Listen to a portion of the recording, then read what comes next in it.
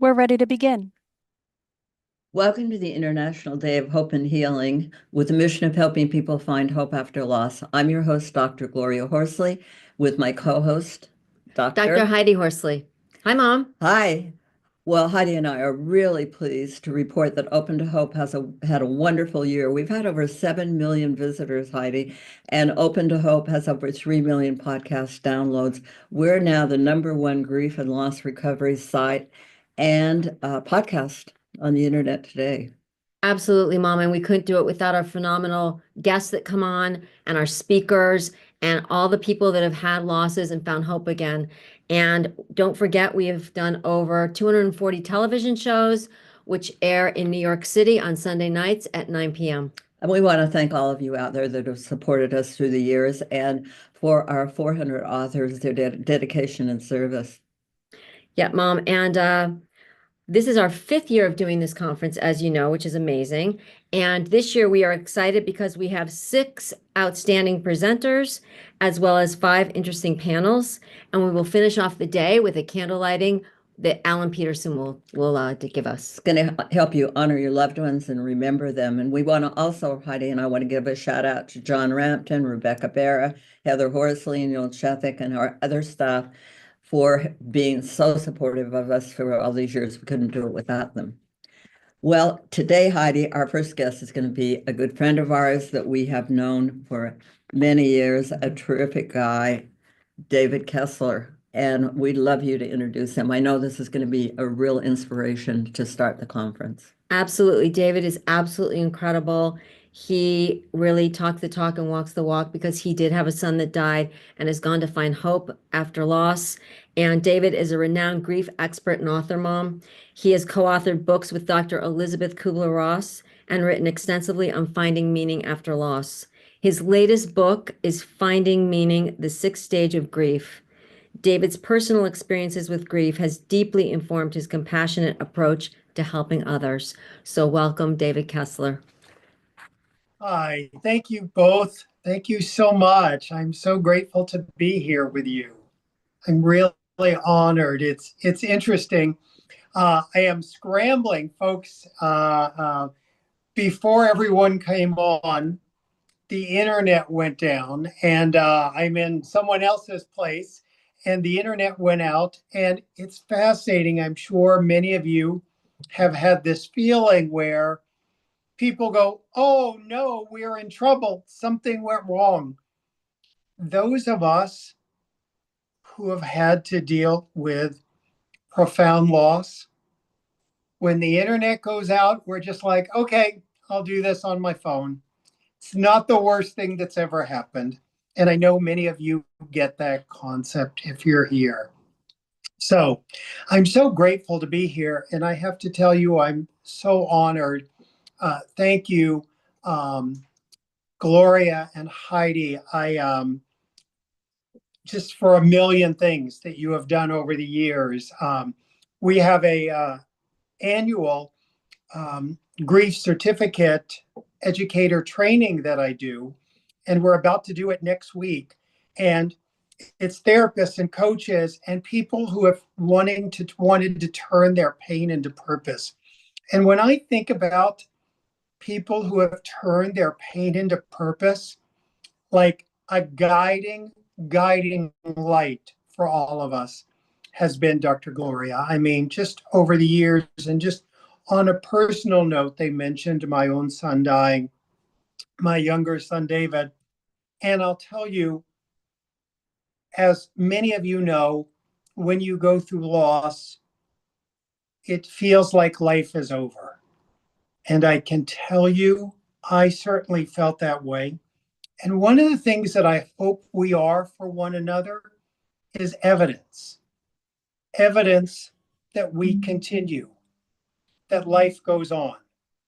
And so I want folks to know that literally Gloria, Heidi have been evidence for, I'm sure, millions of people that there is hope after loss. So I just want to say so much to thank folks and thank them. You know, I think about this idea. I want to talk today about how do we grieve in a world that wants us to move on? How do we grieve in a world that wants us to hurry up and get over loss? It's almost an oxymoron, the concept of hurrying grief, hurrying the feelings. And on top of it, we live in a world now that has 5 easy steps for anything.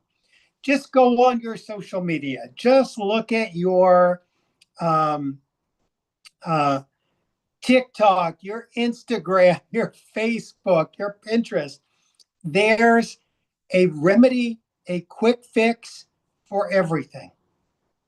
And they're all designed to make fixing something look easy. But here's the challenge. We can't fix grief. We can't fix grief mainly because we're not broken. We are not broken. And grief, this part of life that isn't fixable, needs to be sat with and sat in. And it's a whole different paradigm than we're used to. And life, more than ever, I think in 2025, feels like it's moving faster. The news is faster. Everything's faster. I would say our internet speed is faster, but not for me today. But everything's faster. And when you're in grief, your world has come to a halt, has come to a standstill. And I'll tell you, many of you know my story that when I was 13 years old, my mother was dying in a hospital at the same time that in the hotel where we were across the street, a fire and a shooting started. It turned out to be one of the first mass shootings in the US.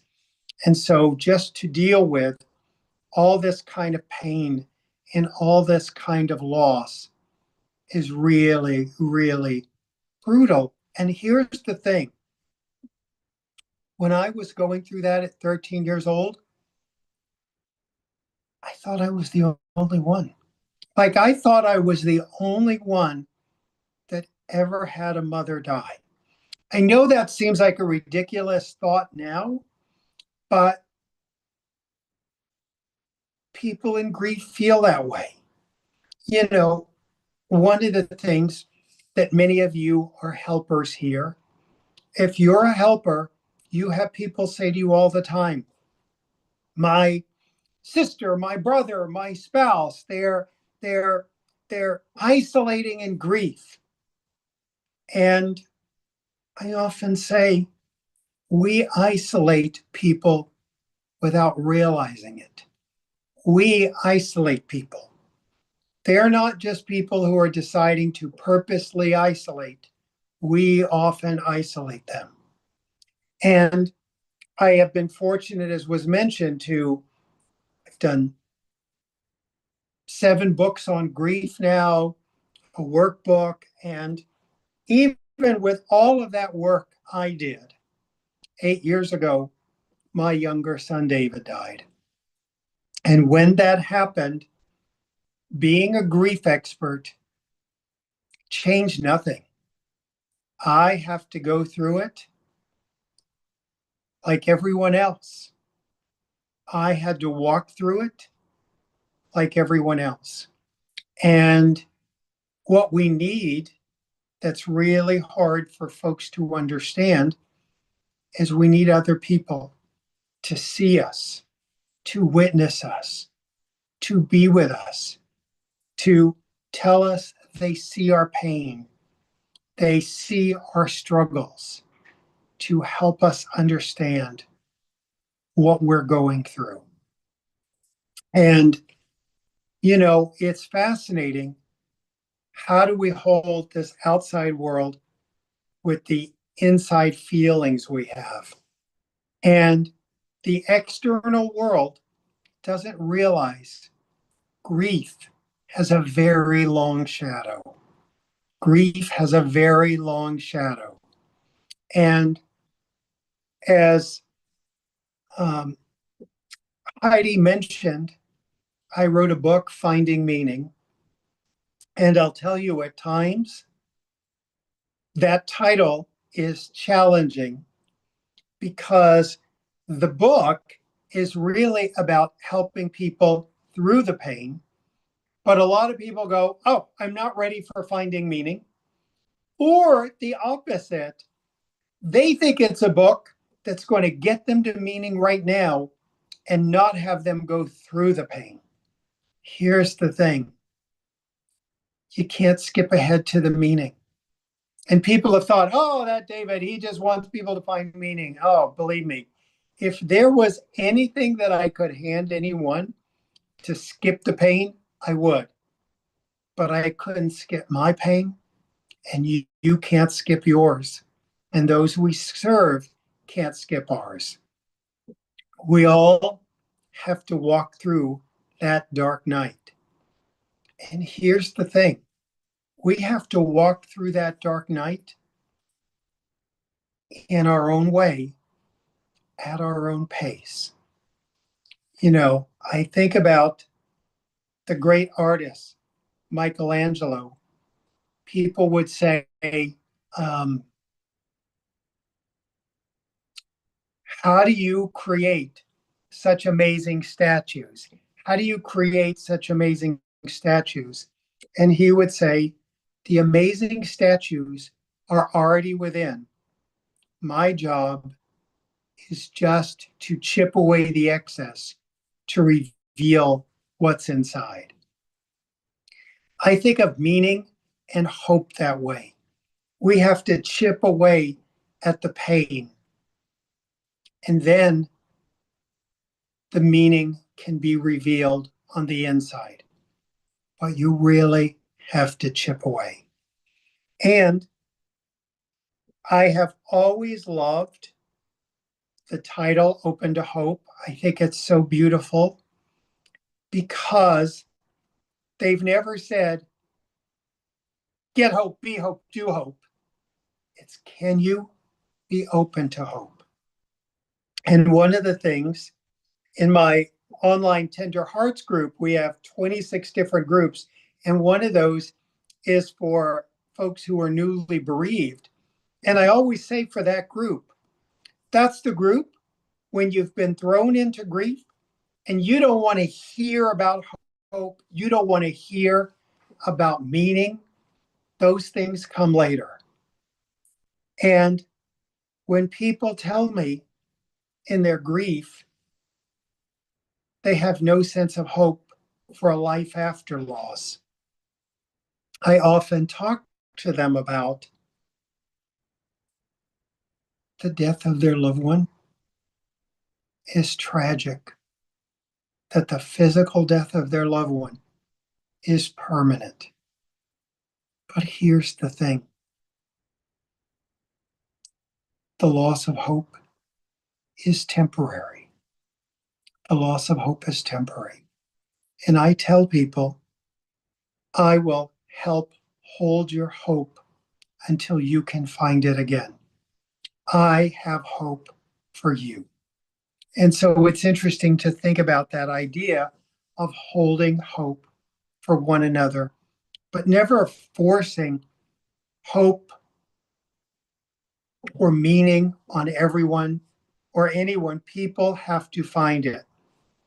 One of the things I often try to teach clinicians is this idea that we can never want a client or a friend to move faster in the grief than feels right for them.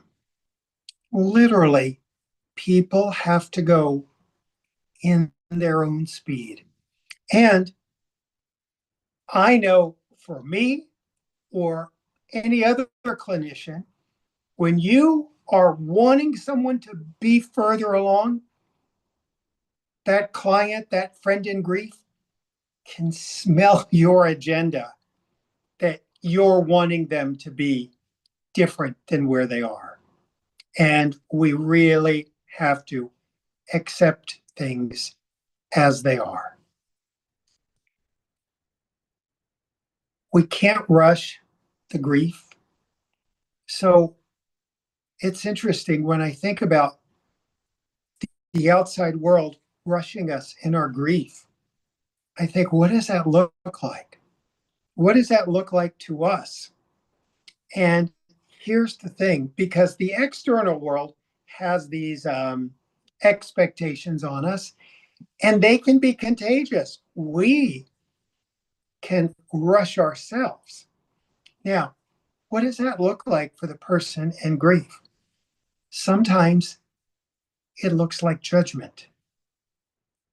The outside world is judging our grief, and we might be judging our grief.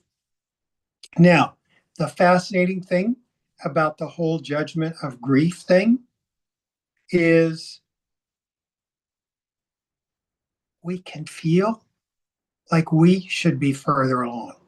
Now, when I say to anyone, I want to invite you to consider if you're judging your grief, they might say, no, I'm not judging my grief. But I try to gently help them understand. If you say things like, I should be further along in my grief, that's a judgment. I should be further along in my grief means where I am, I think is the wrong place. Even when we're like, I'm stuck can sometimes be, I think my grief should be faster. I think I should be going faster. And you need to go at your own speed. Stuck can also mean you haven't been taught the tools that you need to know to help with grief. Interestingly enough, I often think I'm teaching people what our great-grandparents knew. They knew how to be with the grief. We know how to run from pain. And here's the thing. This idea of we're primitive beings at our heart that, of course, want to run from pain. And the problem is, this is one of those things you might think about, what we run from pursues us, and what we face transforms us. So it is about being with this. Even at those times where maybe we go, oh, feels like we're plateauing.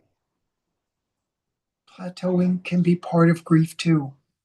Sometimes you have to take it in. You know, it's interesting. When my children were young, I would be with the other parents early in the morning as they were waiting to go into kindergarten. And there was another parent there. And she knew at the time I had a book coming out. And she got a copy of the book. And she said to me, I read it in the afternoon. It was a quick read. It was basic. I was so hurt. I mean, number one, any of you who are authors or have written things know you. It takes years. You put your heart and soul into it. And she was like, it's a quick read. I read it in an afternoon. And I was just so hurt by her. The shocking thing is I ran into her like 10 years later. And she goes, oh, I don't know if you remember me. And I'm like, of course I remember you. But she said that her mother had just died. And she remembered she had my book. And she said she picked it up and she said this one sentence hit her and she sat with it for a week and it helped her so much. And I remember how, oh, no wonder like the book didn't resonate with her because she wasn't in grief and she zipped through it. These are feelings for us to sit with. And sometimes a feeling takes a week for us to be with. I did my first workbook recently. And one of the reasons is we always talk about grief work and people go, what exactly is grief work? So I wanted to do a workbook that like went through what my dream was if I was sitting with someone at their kitchen table doing grief work. And one of the things that I think gets confusing about some of the terminology like grief work is people think grief work is self-help work. Grief work is not self-help. Grief work is self-acceptance. Grief work is accepting where you are and what you're going through. And here's the craziest thing. I'm talking about self-acceptance in a situation that we don't want to accept. We don't want to accept that our loved ones have died. Why would we ever want to accept that? People sometimes think mistakenly that acceptance is liking a situation or being okay with it. And I always say acceptance is about acknowledging the reality. Doesn't mean you like it, doesn't mean you wanted it, any of those crazy things. It means you're acknowledging the reality. And here's the other part. There's not one acceptance. There's a million acceptances. There's a million little acceptances that we have to go through. People think, oh, yeah, I'm going to try to find acceptance someday. Like you're going to discover, oh, it was in the top drawer. No. You find a little bit of acceptance when you just show up for the funeral. A little acceptance at the year point, maybe at the 2-year point.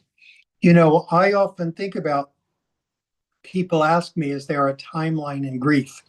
And of course, I say there is no timeline in grief. Not only is there no timeline in grief, when someone says, how long will I grieve? How long will my sister grieve? How long will my spouse grieve? How long will my loved one grieve? I always say, how long is a person going to be dead? Because if they're going to be dead for a long time, you're going to grieve them a long time. Now, it doesn't mean we will always grieve with pain. To me, one of the goals of grief work is to eventually grieve with more love than pain, but in our own time and in our own way. So think of this isn't self-help. We have to accept where we are on that road, in this pain, in our dark night, in grief slowness.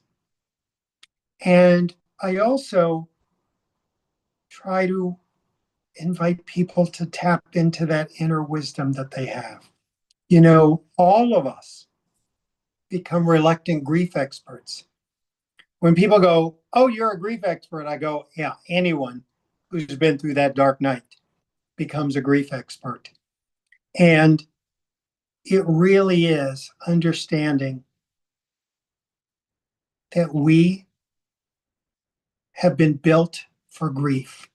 Sorry to say that, but we are designed to take a number of huge hits this lifetime.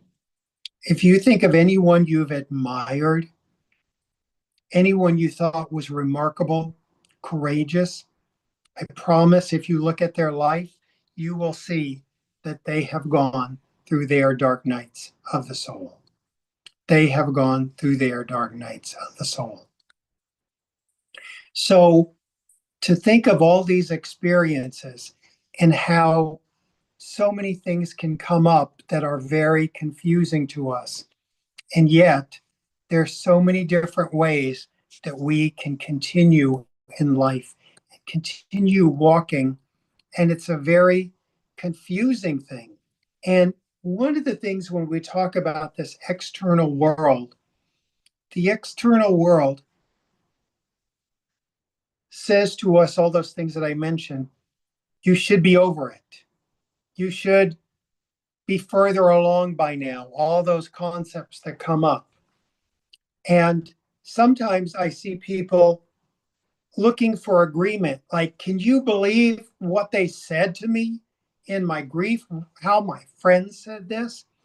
And the interesting thing that happens to all of us in grief, your best friend who gets everything, your sister who understands you better than anyone, your spouse who knows you through and through, you get in grief, they might not get you anymore. Grief is a time when strangers can feel like family and friends, and our family and friends can feel like strangers. The other thing that's interesting in this process is I always say, when the outside world doesn't get us, it's sad in this grief illiterate world that you have to be the teachers. And yet, when we're ready, not at first, it's important that we do teach. And one of the ways I try to do this is when someone says something to me that I think is just horrible or just so stupid, I have to say to myself, when I feel myself judging it, what if it's just a question? What if it's just a question? Let me give you an example of that. As I mentioned, it's been 8 years since my son David died. I was at the cemetery and stopped there in the morning. As I was leaving the cemetery, my cell phone rang in the car driving away, and it's a good friend of mine who's an accountant. So keep that in, that's the context, an accountant. He said, "Hey, what are you up to?" Without thinking, I told the truth. I said, "Oh, I was just at my son's grave, David," who he knew. I was just at David's grave. And he said to me, "Still?"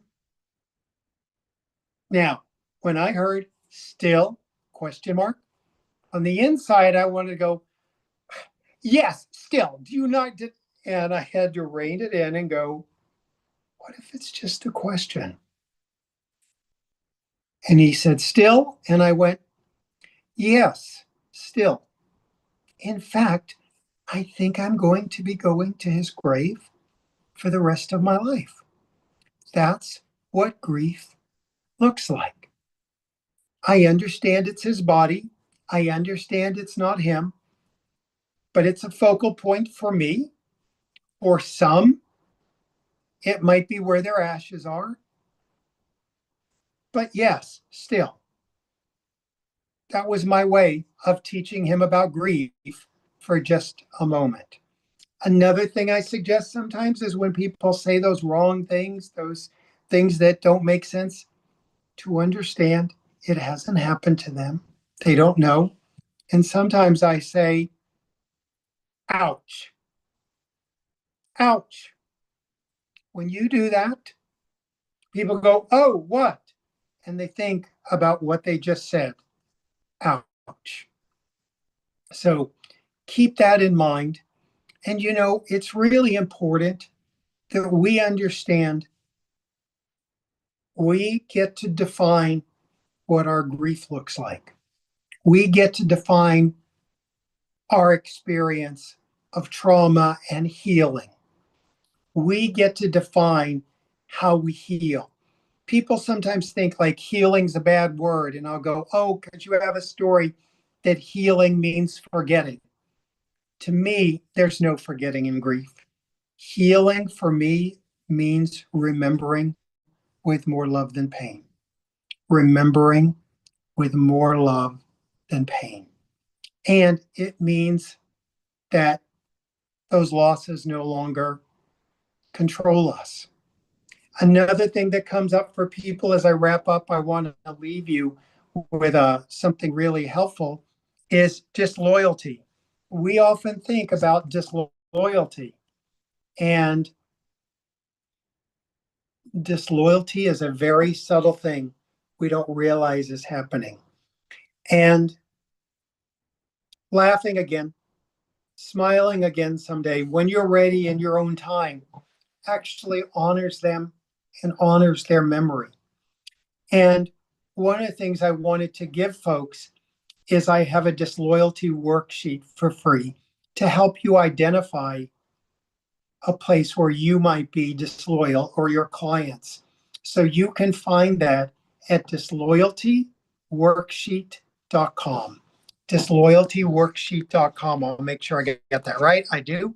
Disloyaltyworksheet.com, because disloyalty can be really subtle. I want to thank all of you for your time, and I want to thank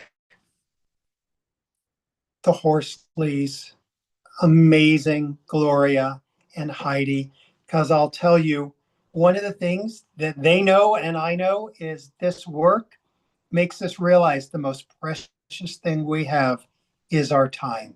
So thank you for giving me your time today. David, you're so fabulous. Thank you for being on. And I just want to say to you, you are an amazing person and you do hold the hope for many, many people. We hear from you loud shouts. And I want to remind people that they can look at this on YouTube and listen to it on podcasts after we come on their show. Yes, thank you so much, David. And I love chip away at the pain, and then the meaning can be revealed. Absolutely. Well, now we're going to have another great guest that we really Yes. enjoy, Heidi, Donna Sherman, and she is fabulous and has been a good friend for years. And she's going to talk about 5 life lessons from teens who are grieving.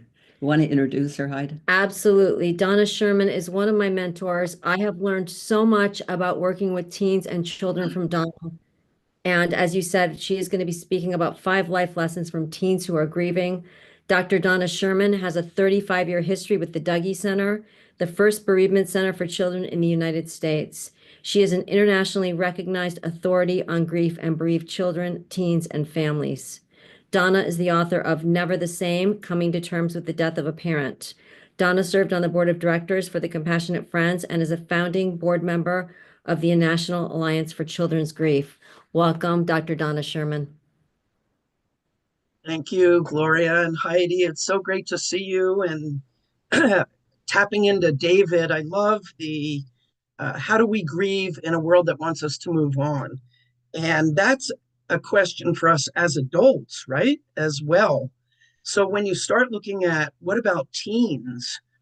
How do they grieve in a world that wants us to move on? I was also struck by David talking about at 13, he thought he was the only one whose mother was dying. So I think moving into just sharing 5 life lessons from teens who are grieving, believe me, there are probably 50, 500. Every teen who comes to Dougy Center has 1 or 2 life lessons that we who've worked with them, listen to them. It doesn't matter how long, we still can learn things from them, and they're learning from each other. So before I mention those 5, and again, I just chose 5 that are very common ones that we hear in our groups at Dougy Center. Next slide, please. For those of you who are not familiar with Dougy Center, just do a brief overview. We have been around. Our first group was held in December of 1981. So we're entering our mid-4th decade of working with children, teens, young adults, and families who've experienced the death of someone in their family. So we do bereavement groups. The second photo there from our Esperanza Spanish-speaking groups. The third photo there represents our Pathways program, which is a program support groups for children and families who have a family member with an advanced serious illness. And then the fourth panel, LIGHT, LYGHT, which stands for Listening and Led by Youth in Foster Care, Grief, Hope, and Transition. So we've adapted the Dougy Center model to work with youth in foster care because very often, most often actually, in speaking with them, we found that their grief and loss issues were not being addressed in ways that were helpful to them. Next, please. Next slide, please. We have probably, I want to say, close to 80 different support groups going on at any one time. I mentioned the Pathways group. We have teen groups, littles groups for 3 to 5-year-olds, kids groups, 5, 6 to 12, teen groups. We have young adult groups. We have specific groups for after a death from violence, after a death from suicide, after a death from substance use, after a death from long-term illness, and also sibling groups. Next slide, please. Our kids groups are for 3 to 12-year-olds and their parent, caregiver, or sibling groups. Our teen groups are for 13 to 18, and they could be a parent, caregiver, sibling, or, as we know for teens, close friends as well. And then our young adult groups, 18 to 40, they're 18 to 24 and 25 up, could be a parent, caregiver, sibling, friend, partner. Next slide, please. And then our Pathways program for kids who have a parent, caregiver, or a sibling with an advanced serious illness. We added this group, I'm not sure, I want to say 10, 15 years ago.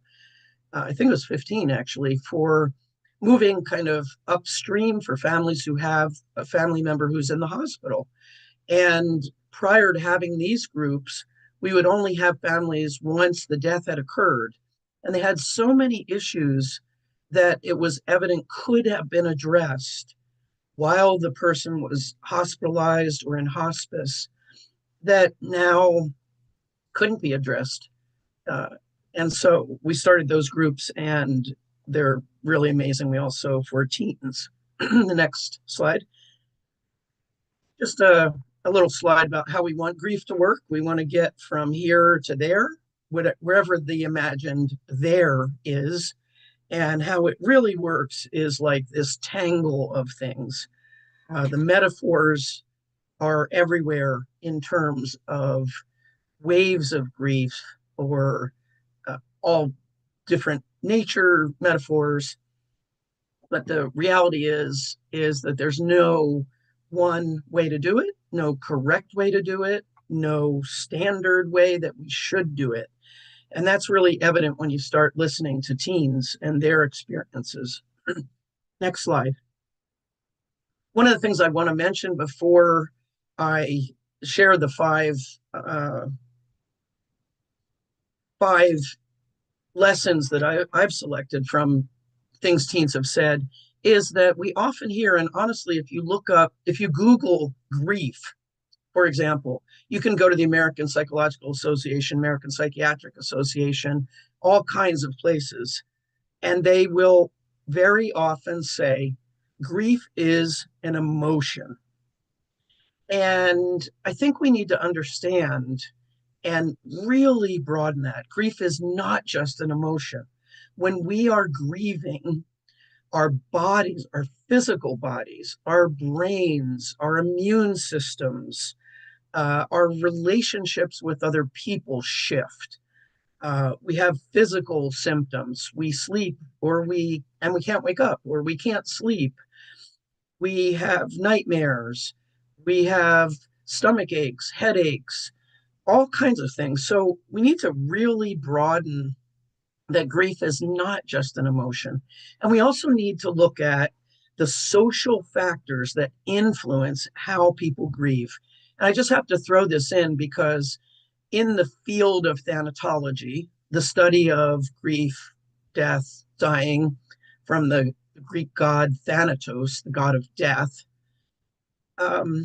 there's this increasing and very strong movement to pathologize people who are grieving too long, yearning too deeply, and the standards by which those assessments are made are questionable foundations, which I can't go into right now. But I want to say that sometimes teens, especially, and middle school age youth, are acting out the pain, the anger, the frustration, the aloneness, the loneliness that they're feeling inside after someone in their life has died, because their whole life has shifted, and they're often medicalized. Oh, they can't sit still, they have ADHD, they can't sit still, they're depressed, and prescribed medication and over medicated, especially youth in foster care who are medicated at 3 to 4 times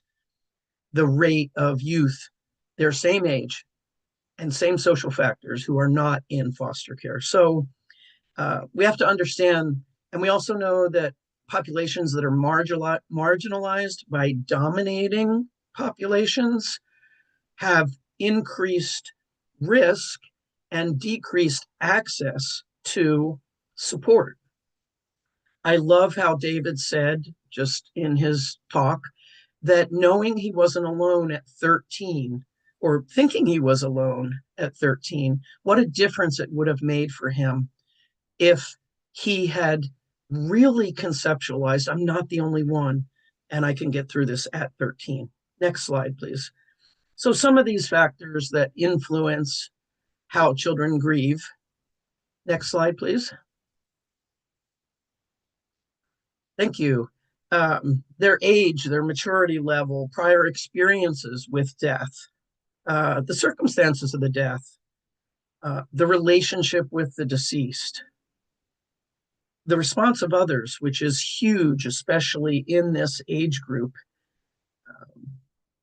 family history, and also generational history and history of their identity, whether those are identities that are marginalized because their ethnicity or their sexual identity is marginalized by the dominating society, and cultural aspects, and also so critical, what is the social support that they're receiving or not receiving?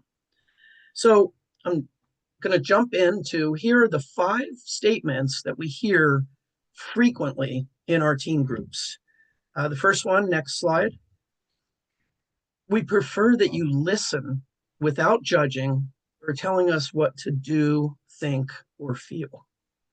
Now, I would say this is probably true of the majority of adults in our parent groups as well, or caregiver groups, that there is no shortage for people who are grieving of people who want to tell them that they're doing it wrong, or they should, whatever it is, you should start dating, you should get out more. The shoulds become overwhelming. And one of our parameters, guidelines in our groups is there's no advice giving. No advice giving. Now, if someone says in the group, I have this issue and I really need advice from all of you, fine, but not jumping in with advice. And if a lot of people who are grieving, teens especially, are saying, as soon as I start to share how I'm feeling, these adults, whether they're parental figures, relatives, teachers, coaches, they want to make it better. They want to kind of take away my pain. They want me to feel better. And of course, I understand that they want me to feel better, but I need to be listened to. I need to be understood. I need to have that compassion that respects. If I don't ask for your opinion, please don't give it to me. Next slide, a second common kind of statement from teens who are grieving the death of a friend, a relative, someone in their life. You know, we do use the terminology frequently in our world for people who have died, the term loved one. And we also have to make room for not so loved one, or somewhat loved but frequently irritating, or even the option for a child, a teen, to be able to say, you know what, I hated my dad. I'm glad he's dead. My life is better without him. And where are the avenues that you do that? Fortunately, I would say in our 44 years at Dougy Center listening to teens, it's not common for them to say, I'm glad my dad's dead, or I'm glad this person is dead, but it happens. And we need to not glorify automatically and call every deceased person a loved one, because that may not be that teen's experience. We need to make an opening for them. I remember a teen in one of the groups, was a sibling teen group, and there was a 15-year-old sitting next to me, and he never talked in group. He just passed every time there was a question. And one day they were talking about, actually, the question that came up was, did you see your sibling's dead body? And that was a very lively conversation. And that was generated by one of the teens in the group. And this teen sitting next to me said, me and my brother didn't really get along. And that was the very first thing he said in the group, while everybody else was saying, my sister was so cool, my sibling was this and that. So we need to make sure we understand the language that we use and how it makes it open for teens to share. So a statement from teens, we want and need opportunities for expression, but they may not be what adults around us are offering. So I'm a big fan of schools in particular who say, well, we don't want to glorify a death. We don't want to romanticize a death or this person. And I always respond, well, you don't want to demonize them either. So how do you find avenues for expression? Because if you don't create avenues for expression and offer them, teens will find their own, and they may not be the things we really want them doing. But we've had kids like what helps me is working on my dad's car. What helps me is chopping wood. What helps me is being with my friends. What helps me is being alone, poetry, all kinds of things. So finding out from them what is helpful versus imposing what we think might be helpful. Next slide, please. A third statement. We want honest information and do not ever, ever want to be lied to. I started as a volunteer at Dougy Center in 1986. Our founder, Bev Chappell, and I started the first group for kids 6 to 12 who'd had a family member in that very first group. It all happened to be a parent who had died of suicide. And the kind of stigma and judgment, not that it's gone away in 2025, but it was maybe even less understood in 1986. The kinds of things that people would say to kids around how the person died. They died in their car. Yes, they died of carbon monoxide poisoning. It was a suicide death. And what we try to say now to people is your kids probably know, even if you haven't told them. The way social media is now, the way adults talk in front of their kids, you can't hide things. And I'm not suggesting you should, but I have never in any culture I've ever worked in, at any country, and I've done trainings in South Korea, Taiwan, Italy, Germany, foreign areas like Los Angeles, and I have never heard one child or teen say, I'm glad they lied to me. about something that had to do with the death. I've heard many, many, many kids say, I can't believe they lied to me. And I found it out from a friend. And now I question everything I've been told. So never lie. Number 4, next slide, please. Because our friends are our chosen family and we're wanting to be independent, we may or may not choose to share how we're doing with a parent or other adults. We have to understand that in teen years, what they're striving for is really independence. They're trying to pull away from adult supervision, whether that's school, home, and find their own way. So they're not always looking for adults or parents to share with. I will say we do have teens who really identify more with our adult facilitators than they do with the other teens. So it's not a hard and fast rule, but we shouldn't be surprised if there are aspects of what they're coping with that they want to share with other teens. Okay, the 5th and final life lesson for today is it helps if we can find ways to still have fun and not have to grow up so fast. So a lot of teens who have a death, particularly, whether it's a death of a parent or a sibling, they have to grow up really fast. And they need to still find ways to be a kid. Next slide. The world tends to respond to things with platitudes, euphemisms, awkwardness. Every cloud has a silver lining. They're an angel now, all these kinds of things. And what they really need, I think if you hit the next thing, we'll get the second column here on this slide. What they really need is reflection, acknowledgement, understanding, acceptance, space to grieve, listening. I want to share a closing quote from one of my mentors, Phyllis Silverman, who started the Widow to Widow program way back in the early 60s, who said, if the language that we use is that of illness, then typically we want to seek a cure. We talk about grief in terms of symptoms, closure, getting over it, healing, and recovery. These words that we use all the time are the language of illness. There's no penicillin that will make grief all better. It is not an illness or condition from which one recovers.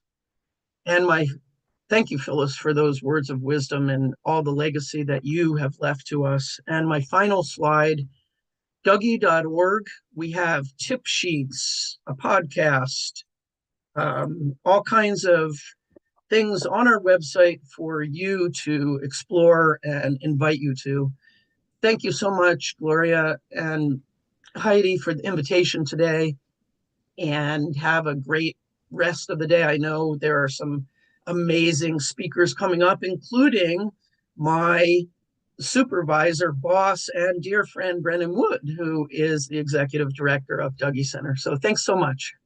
Oh, thank you, Donna. That was fabulous. And I know that one of the main concerns I had years ago when my son was killed was my teenage kids. And, it's a tough time. And I want to remind people that they're going to be able to get podcasts, your part of the program on podcast and on YouTube. So share it with friends and family. Absolutely. And I just want to please tell you, visit the Dougie Center.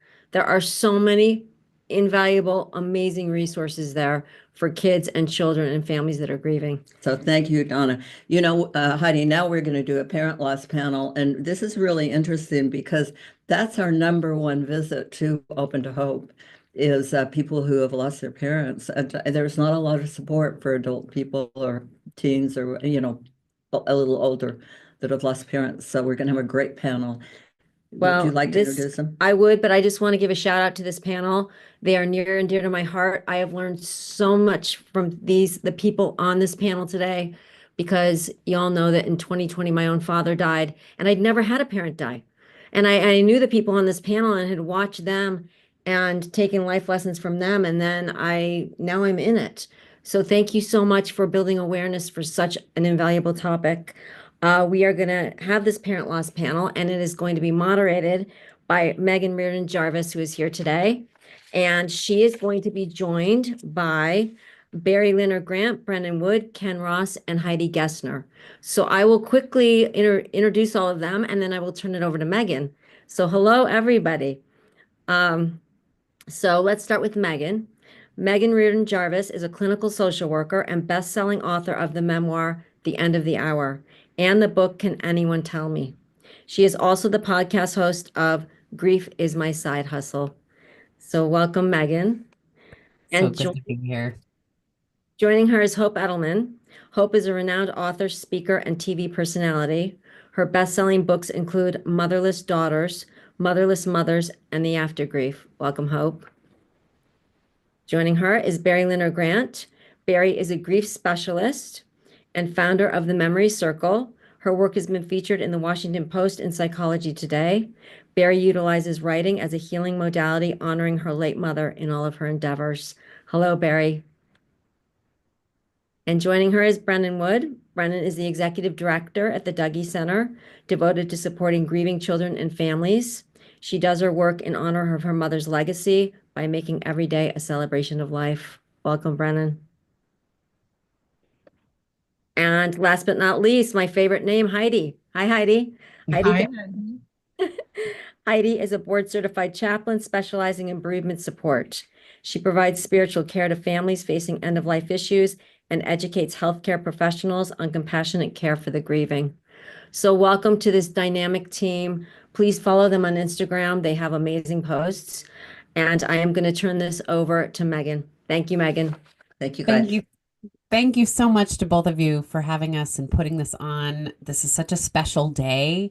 It's, you can bring your coffee and sit down and hear from such extraordinary voices. Like I've listened to Donna and David beforehand, and I'm so happy to be here with this panel.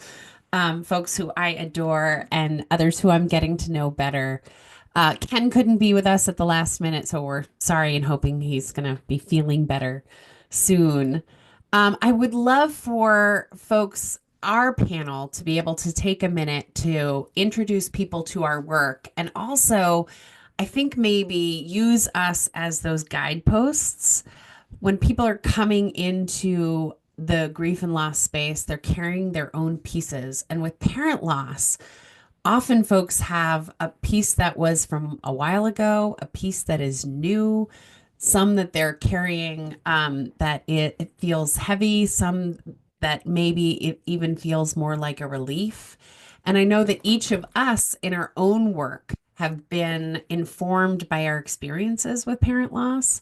So I wanted to ask about both the piece that I think gives the hope, which is how do we carry the legacy of the person that we lost? How do we honor them? And I'd love for you guys to answer that professionally or personally. What is it that you do? Is it a regular practice? Is it something that, it infuses your work? And or how do you carry the grief? We know that grief has seasons to it, that it has components where what people believe before they go through it is it's going to be linear and it's just going to lessen and eventually peter out. And those of us that have carried loss over lots of time and work with grievers know it's far more complicated than that. And so I'll just start by saying one of the things I've been talking about recently, even though we're headed into the warmer weather, is I was really stunned this particular holiday season by, and maybe I taunted the universe because I had said openly multiple times, I've done pretty well. My dad died in 2017 of cancer. My mom died suddenly in 2019, it just absolutely stunned me and made me ill. I was so undone by her death. And I said out loud a couple of times, the holidays just really haven't been the time that's been really hard for me. And lo and behold, 5 years after my mother's death, 7 years after my dad's, I was just brought to my knees. I cried every day. I can still have a little choke in my throat.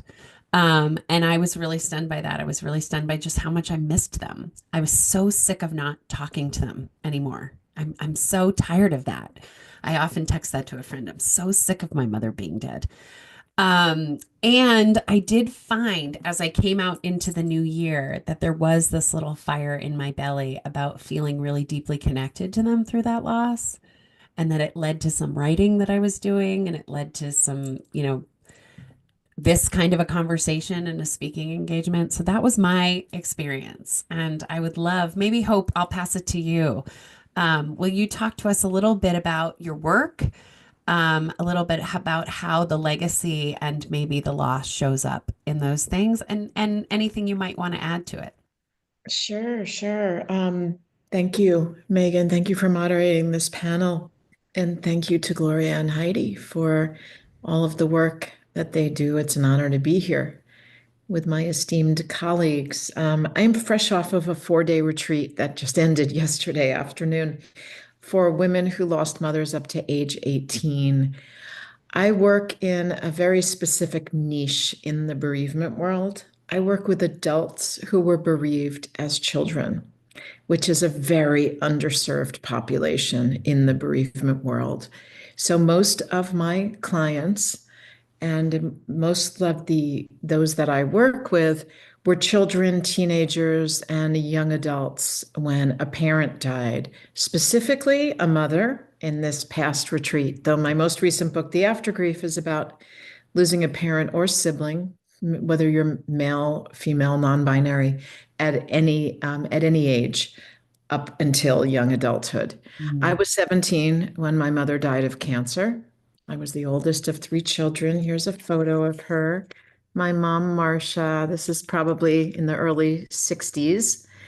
And I think I honor her every day through my work. I run online support groups. I run in-person retreats. Brennan has been to one. Barry has co-facilitated one. It was the 27th retreat yesterday. 12 women up to age 18 when their mothers died. And we're exploring how that early loss and the lack of support, since most of the women in the room lost their mothers in the 1970s, 80s, 90s, when grief support and places like the Dougie Center simply weren't available, and grief literacy was at an all-time low. And so we look at how that loss continues to show up through their lives, and it does in some very predictable ways. Megan, as you were saying, grief is seasonal. It is cyclical. I work with women who will have upsurges or upswells of grief decades after their mothers died. Yeah. It will come at holiday time. It will come on an anniversary of their death, especially a big round number like 10, 20, 30 years. It will come when they realize that they have lived longer without their mother as they did with her. It will come when they approach and reach and pass the age of their mother's death. It will come when their child reaches the age they were when their mother dies. So I'm kind of a one-stop shop for women who reach those milestones or are just feeling stuck in their lives because the coping strategies that they develop to get through losing a mom at an early age and not having her during formative experiences shows up in their lives in unexpected ways many years later. Does that answer the question? Oh, yeah. It's so beautiful. What it makes me think of is that phrase traumatic growth that everybody wants, but sometimes it's hard, particularly in early. Yeah. And Post-traumatic sometimes it's growth, hard right? in early or fresh grief to kind of know, or even be able to hope what that might look like, right? When you're really in your pain, hearing from folks that something good might come of this can make us feel minimized or uncomfortable. And I think Right. when you're describing your work, what it's reminding me of is that there's lapse of this. That kind of growth continues for people, just the same way the pain can also continue for people. Absolutely. And the needs of the recently bereaved are very different than the needs of the long-term bereaved. And we do have a support group every Thursday evening just for women who lost mothers, adult women who lost mothers in the past 2 years. to recognize that the kind of community and support they need is very different than a woman in her 40s who lost a mom when she was 12. Hope, it's so beautiful. Thank you. Thank you for answering the question that way. And also, I just know it's got to be a tired morning for you, having held space and been with people, and just a gift to have you with us this morning. Brennan, will you tell us a bit about your work at the Dougy Center and maybe your loss and the legacy and how you carry those things? Sure. Thanks, Megan. So happy to be here with all of you. Yes, so my mom, Doris, died 3 days after my 12th birthday in 1987, which led me to walk through the doors of Dougy Center for the first time shortly thereafter. And you're so right, Hope. I was so lucky to live in Portland, in a place where Dougy Center was started. It was the first of its kind in the country. A lot of the work that Dougy Center has done is to try to train folks across the country and around the world on not just becoming grief informed, but also how to support children and families who are grieving, so that less of us or more of us get the support that Dougy Center gives, or a place like Dougy Center gives. And so I'm so grateful for the support that I got at Dougy Center, and yet also, right, we carry both things for the rest of our lives. We carry grief with us, and I appreciated Donna's words, as always, around the pathologizing of grief, and that if we treat it as an illness, then the only thing is a cure, versus it being a lifelong, natural, normal experience that we're all going to go through. My father died when I was 36. He died the day before my birthday. My mom died 3 days after my birthday, and he died on the day where I was turning 36. My mom died when she was 36, and I had lived 2/3 of my life without my mom. So yes, to Hope, what you were saying about those big milestones, right? I think the thing for me that is so present always is that I don't want to forget about my mom. I don't want to not have an ongoing relationship with my mom. And so if that means that I then carry grief with me for the rest of my life, then that is what I'll do. And I think that, I often think of my work and kind of my life as a prayer to my mom, as my prayer to my parents. And that there's so much in that, right? And it's not just one thing, it's so many things, and it can be beautiful and hard at the same exact moment. And I think we, in general, don't give enough space for people to hold so many different things at once, and all of them to be true.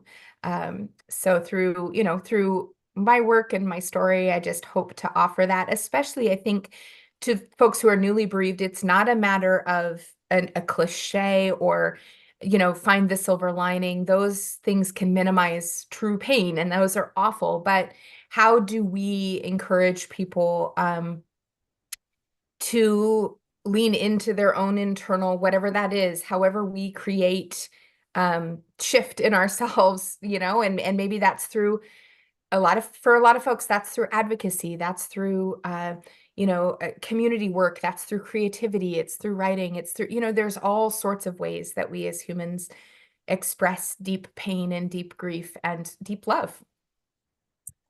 God, that's so beautiful, Brennan. And one of the things I love so much about your story, I think a lot of folks will say, I wrote this book, I started this organization because I did not get the support that I needed. It was not there. One of the things I love so much about your story is that you were supported by the same organization that now, lives the legacy. I think that's so extraordinary. It's such a beacon of hope in and of itself to be, receive it and then also be it. I just think that that's so great. Thank you for being with us today. Heidi, will you introduce yourself and maybe, you've heard the question enough now. Yeah. Talk about the legacy and the loss. Right. Thanks, Megan. And again, I'm so grateful to be here with everyone. Thank you. And, just sharing and talking about our experiences, I think normalizes it for people, in so many different ways. And so much of what each of you have said, I relate to. my mom died 3 days before my 60th birthday. My dad died when I was 30. So, I mean, feeling different about those. As far as my father, that was really my first experience of death. And I really kind of found my life through that, which I'm sure many of us here can relate to. And he was a type A businessman who, when he was diagnosed with terminal lung cancer, his authenticity, his genuine humor, we connected on ways we never had before. And I feel so lucky to have been able to journey he lived 4 months with that. And one of the things he said is, I just don't want to lose my dignity. And we heard that. I have 3 siblings and my mom, and we had hospice at the end. And it was really quite amazing. Like, his cat was on his bed and we had friends. And I, like you, Brennan, I felt so much support through this from the universe in ways of serendipities and signs. And, songs would come on the radio that I was thinking of. And then even acquaintances, people I didn't even know that well, leaned in and helped me. So remembering my father's, wish of not wanting to lose his dignity and experiencing all this depth and support, I went into hospital chaplaincy so that I could support other people in the way I was supported and have, provide as much dignity as recreating that in the hospital setting. So started a bereavement support program where I was working at University of North Carolina hospitals, and then actually left the hospital during COVID, fast forward 20 something years, because my mother had advanced Parkinson's. So with COVID and masks, I stepped out and was her main caregiver for, through COVID. And I moved her 3 times in 2 years during that. And somehow wrote my book about my whole experience with chaplaincy, Pockets of Grace, and my experience of the grief I experienced with my father, that also was such a growth time, that and supportive time, and finding the sacred that I hadn't before in my life, what matters, using creativity and writing and sharing that with hospital staff, and in nature, like finding solace in nature and support. So it's interesting with my mother's death 2 years ago, this past December, because I was a caregiver. And maybe, I'm sure there are some people who are caregivers were parents. And I was so exhausted when she died that I don't think I really started a grief process the way I am now 2 years later. So what you're saying, Hope, about, it can be whenever it shows up. When she first died, it was a relief for me. And I was sad, but I was happy for her too, because she was just not in a good place and in pain. And just now, over this last few months, I'm remembering her when she was healthy, which I couldn't do at first when she died. I'm remembering her, like, funny little sayings will come to mind, and I'll be saying them, and I'll be like, oh, thanks, Mom. So I feel like she's very much with me, but back to before she was so sick right now. So it's interesting, just kind of feeling it and just being aware of her around me and missing her.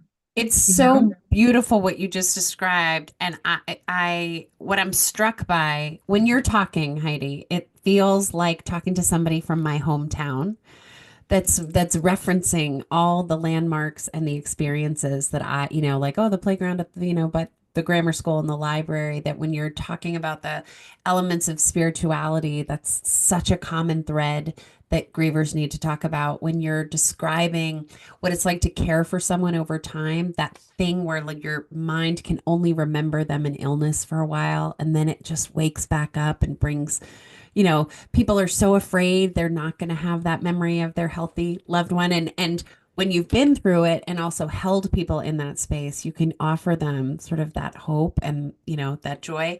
I was moving my camera because it's so tiny, but I have my little 333 necklace on because in the early days after my mom's death, I just was I was so unwell that any spiritual message, anything that could, allow for there to be some kind of connection to something larger was really turned off in me. And actually, I'm so excited to introduce Barry, because I feel like Barry has been in constant conversation while that has been lighting back up and growing in me. Barry, will you introduce yourself and talk about your legacy and loss? Yeah, sure. Thanks for having me. I owe so much of my experience to Hope's book, Motherless Daughters. In 1993, I lost my mother, Ellen. In 1993, nobody was talking about grief or grieving. And the message I got from the universe at 27 and society was, and my stepfather, that we were all just going to return to work. At the time, I owned a public relations firm in New York, and I think the message I got was I was very much a grown-up. You got this. You had her for this much time, and you're good. You're cooked. You're an adult. And I think the one thing that has been certainly profound for me was not only meeting other motherless daughters, like that this is going on, and it has gone on before, and it will continue to go on. But there is so much loneliness and there is so much isolation when the world is telling you one thing and you feel something so wholly different on the inside. So when I found Hope's book, I found all the women on the pages, all the people she had interviewed, there they were. And suddenly I was not alone. And it gave me the permission that I felt I needed in opening up conversations. And those conversations, I almost felt after that, like I must be wearing a magnet or some neon sign on me, because I met motherless daughters wherever I would go. And having these conversations, I realized like there was nothing about me that made me the sad girl, which I think I was fearful of if I had had those conversations aloud and shared my feelings. So a lot of those feelings were like in a little diary and bunches of journals. And I've been a writer for as long as I can remember. And it certainly helped me make sense of the world. But then my world grew when I started to have these conversations with other motherless daughters. I realized, as different as our relationships might have been with our moms, there was so much that was so alike. If you had told 27-year-old Barry, fast forward, that she would be on a retreat sitting next to Hope Edelman and helping co-facilitate, I wouldn't have believed you. It was such an honor. And also, again, just that affirmation that we really do need to show up for our grief in a way that is on purpose and with purpose. And I call that a grief tending practice. And once I realized like it would not make me the sad girl, and it actually would make me what I say now is a hope dealer. And that is like a little nod to hope. And also so that when I say I work in the grief space, I don't clear a room, and I just say, I'm a hope dealer. And I think what my interest in and I loved what you shared, Heidi, about keeping my mom's legacy alive has been not only to start my company, which is called the Memory Circle, where I too sit with folks one-on-one and lean heavily into writing and the science of writing and why that works and why that helps, and how we can be our own story witness, perhaps if we don't even have one, and we can make sense of the grief outside of our body when we see it on the page. I keep my mom's memory alive in so many ways, partly because she didn't have a lot of stuff. My mom died when she was 50, and it looked like she knew she was going. She died suddenly in a beach chair, an ending my mom may have in fact written, her favorite place on earth. But there was very little stuff. There was very little to like hold on to. And so I became a crazy memory maker. snippets of handwriting in frames and charms and tattoos. I have a 444 on my body that would totally horrify her, but it was a number that I kept seeing. So I think the idea of keeping her memory alive and her legacy alive has been the honor of a lifetime. And sadly, I have to update my bio between the time that I said yes to being here today. I also lost my dad, Neil, and I was his caretaker with my siblings for over 10 years. He lived with memory loss. It's a muscle I'm learning to flex for sure, saying that I am now a girl grappling with that, what it feels like to no longer be a caretaker, what it feels like to get in the car and not want to like go visit him. You know, I feel like I'm on autopilot. So allowing, as Heidi was saying, the before dad that I never allowed, those before memories to come rushing back in, flowing back in, is so different than the sudden loss of my mom. So a grown-up orphan, I think we need our parents forever. So no matter what age or stage you are, just remember that. I think there's this, whether you're 60 or 6, there is this changing of the guard that makes us official grown-ups, unofficial grown-ups, if you will, in the world. And I think just give yourself the grace and space and honor that at every year, whether you become their age or grapple with their birthday or your birthday or whatever it is. Just remember to give yourself the grace and space. Hey, ladies, thank you. It's been fabulous, and what great information, Yes. and what a great panel. And we're so sorry to cut in, Barry. My heart goes out to you. I love the shout outs you've given about your dad on the Instagram. And I love how all of you are keeping the legacy of your parents alive. Thank you so much for being my guiding light during my time of grief as well. Okay, thank you. And now we have another Thank great, you, everyone. bye-bye. We have another great guest that's going to be coming on, Eric Brewer. Hi, Eric. Eric is a pastor and a good golfer, Heidi. He's actually Dr. Eric Brewer. And, yeah, you've earned it. Yes, yes. Dr. Eric Brewer.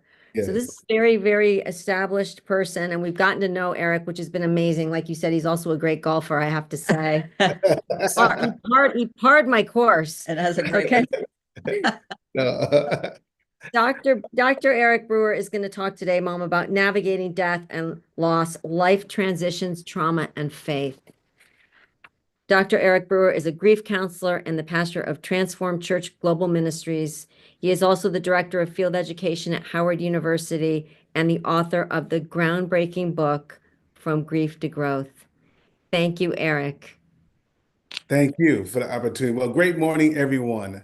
And I want to thank you, Doctors Gloria and Heidi Horsley and the Open to Hope staff for this opportunity to share on International Day of Hope and Healing. It is truly an honor to stand before you today and speak on a topic that touches each of us at some point in our lives, navigating death and loss, life transitions, trauma, and faith. Death and loss are universal experiences, yet when they strike, they can feel deeply personal, isolating, even overwhelming. Whether you are grieving the loss of a loved one and facing major life transitions or healing from trauma, I want to assure you that you are not alone. There is hope, there is healing, and through faith, there is renewal. I want to tell you my story. I've been pastoring for over 20-something years, and where I pastored, it was in Hackensack, New Jersey. It was ground zero for COVID-19. I am a COVID survivor, but I also became a COVID widower. I lost my late wife of 21 years. And so I had to go through my own grief recovery.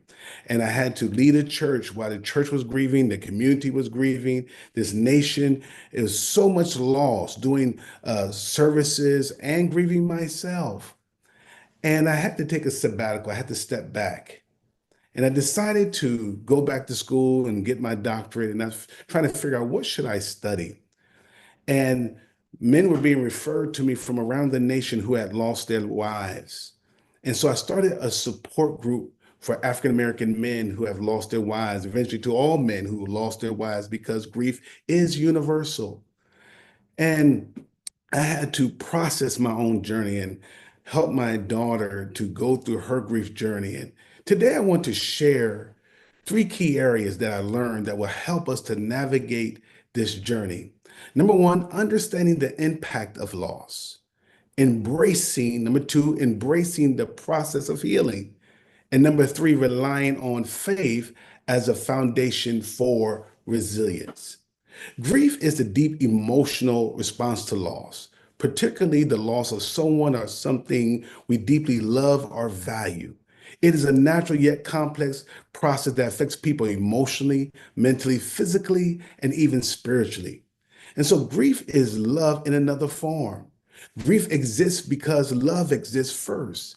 It's not just about sadness, it's about the love that remains even after a person, relationship, or a phase of life is gone.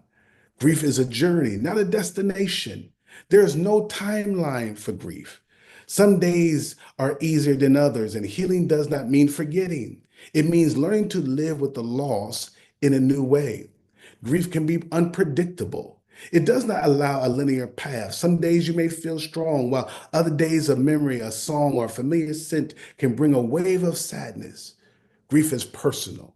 No two people grieve the same way. Some may express it openly, others, it may be privately. There's no right or wrong way to grieve, but grief can be transformative. Though painful, grief lead to personal growth, deeper empathy, and a renewed sense of purpose. Over time, it teaches us resilience, gratitude, and the value of the love we have shared. And so let's talk about understanding the impact of loss. Grief is often described as a storm. Sometimes it comes in waves, and other times as a sudden downpour. Some days it feels like it's just a rippling effect. Some days it feels like a tsunami. It affects us emotionally, physically, and spiritually. Some of us may feel deep sadness, anger, guilt, or even numbness. Others may question God, their faith, or their purpose. Even Jesus experienced grief. We find this short as yet one of the most powerful verses that Jesus wept. This was at the death of his dear friend Lazarus. It shows us that sorrow is not a sign of weakness. It is natural part of being a human being. It is natural. It is normal. It is necessary to grieve. And so even though so many people say, well, I'm going through this stage of grief, I've read Dr. Kubler-Ross' book on the author of death and dying and the 5 stage, I'm in denial or anger or bargaining or depression, acceptance. But she was writing that to those who had experienced, they was on hospice care. And while these stages may provide some insight to the grieving process, but it's a journey. Grief is not linear. And so people move through different, through the stages or process. The emotion, the way a person emotes can be so different at different times. Most people are functional grievers. Let me just pause right there.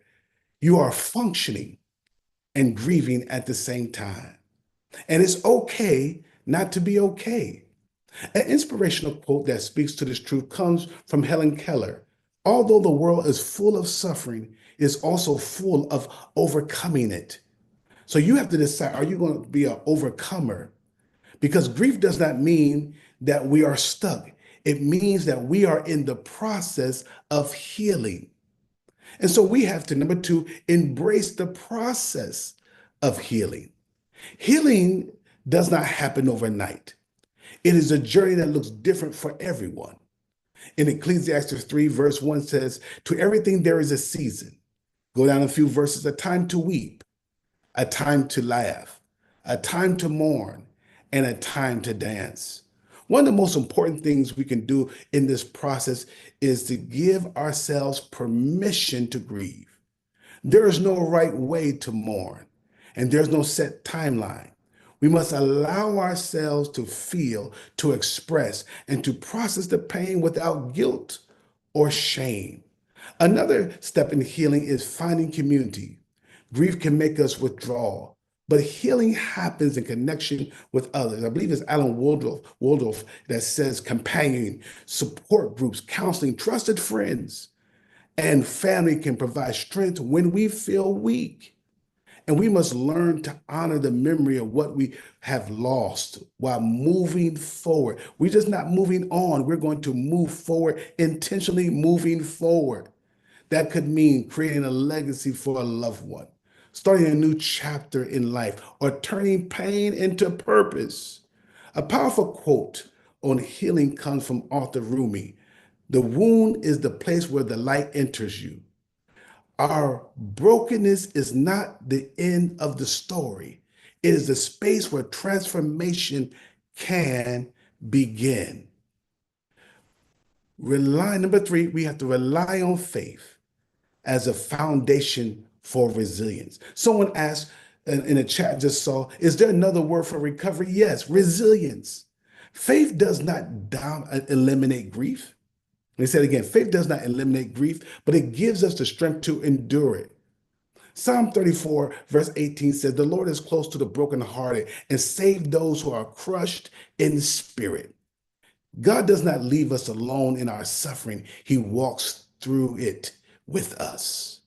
When we experience loss, our faith may be shaken and we may ask difficult questions. Why did this happen to me? Where was God in my pain? How do I move forward when I feel so broken? And these are valid questions. And God welcomes our honesty. Even in his deepest suffering on the cross, Jesus cried out, my God, why have you forsaken me? Yet through that suffering came the ultimate victory over death. So when we lean into our faith, we can find hope in these truths. God is our refuge and strength. God is our refuge and strength and our ever-present help in trouble. We are never alone. He said, I will never leave you nor forsake you. There is eternal hope beyond this life. We will wipe away every tear from their eyes, and there will be no more death or mourning or crying or pain. As the great theologian C.S. Lewis once said, hardships are often prepared ordinary people for extraordinary destinies. Let me say it again. Hardships often prepare ordinary people for an extraordinary destiny. Our faith allows us to endure suffering with the knowledge that God is still working even when we cannot see it. And so as I come to a close, we have to find purpose in the pain. As we walk through grief and loss, we must remember that pain does not have the final word. Our sorrow can be transformed into strength, our suffering into testimony, our loss into a renewed purpose. God has taken my pain of being a widower and helped me to build a platform to minister to other men and to lecture around the world about grief. If you're grieving today, I encourage you to give yourself grace. Healing is a process, not a race. Stay connected. You don't have to do this alone. Trust God's timing. He is still working in your life, even in the season of pain. One day, joy will return. One day, laughter will come again. Until then, may you find comfort in God's presence, peace in his promises, and strength in his unfailing love. I have found life again. I have found the time to laugh again. And even I found love again. I'm remarried to a wonderful woman, Judge Tiffany Williams Brewer, who's also a professor here at Howard University, where she's at the law school. I'm at the divinity school. I believe she filled out the application so she can have a driver to work. But I leave you with these final words from Maya Angelou. I can be changed by what happens to me, but I refuse to be reduced by it. Thank you for this opportunity, and God bless. Eric, you're fabulous. We're not letting you. Thank you, Eric. You're fabulous. Thank you for the opportunity, Gloria and Heidi. And you know, I couldn't let you, Gloria, beat me on the golf course, so I just had to. Eric, I love that you found life, love, and laughter again. And you know, my mother has found the same after the death of my dad. And she's written this book, as you know, Open to Love. Yes. We have much in common. And I love that you said it's natural, normal, and necessary to grieve. Yes, it is. Thank you And so much. it's so important that we appreciate life and live life to its fullest. Absolutely. Well, hit him along the straight, Eric. Most definitely. Thank you. Take care, Eric. Awesome day. Awesome. Thank you. God Yeah. bless. God Well, bless you. Heidi, we've got a fantastic panel coming up because we're going to talk a partner in a last panel.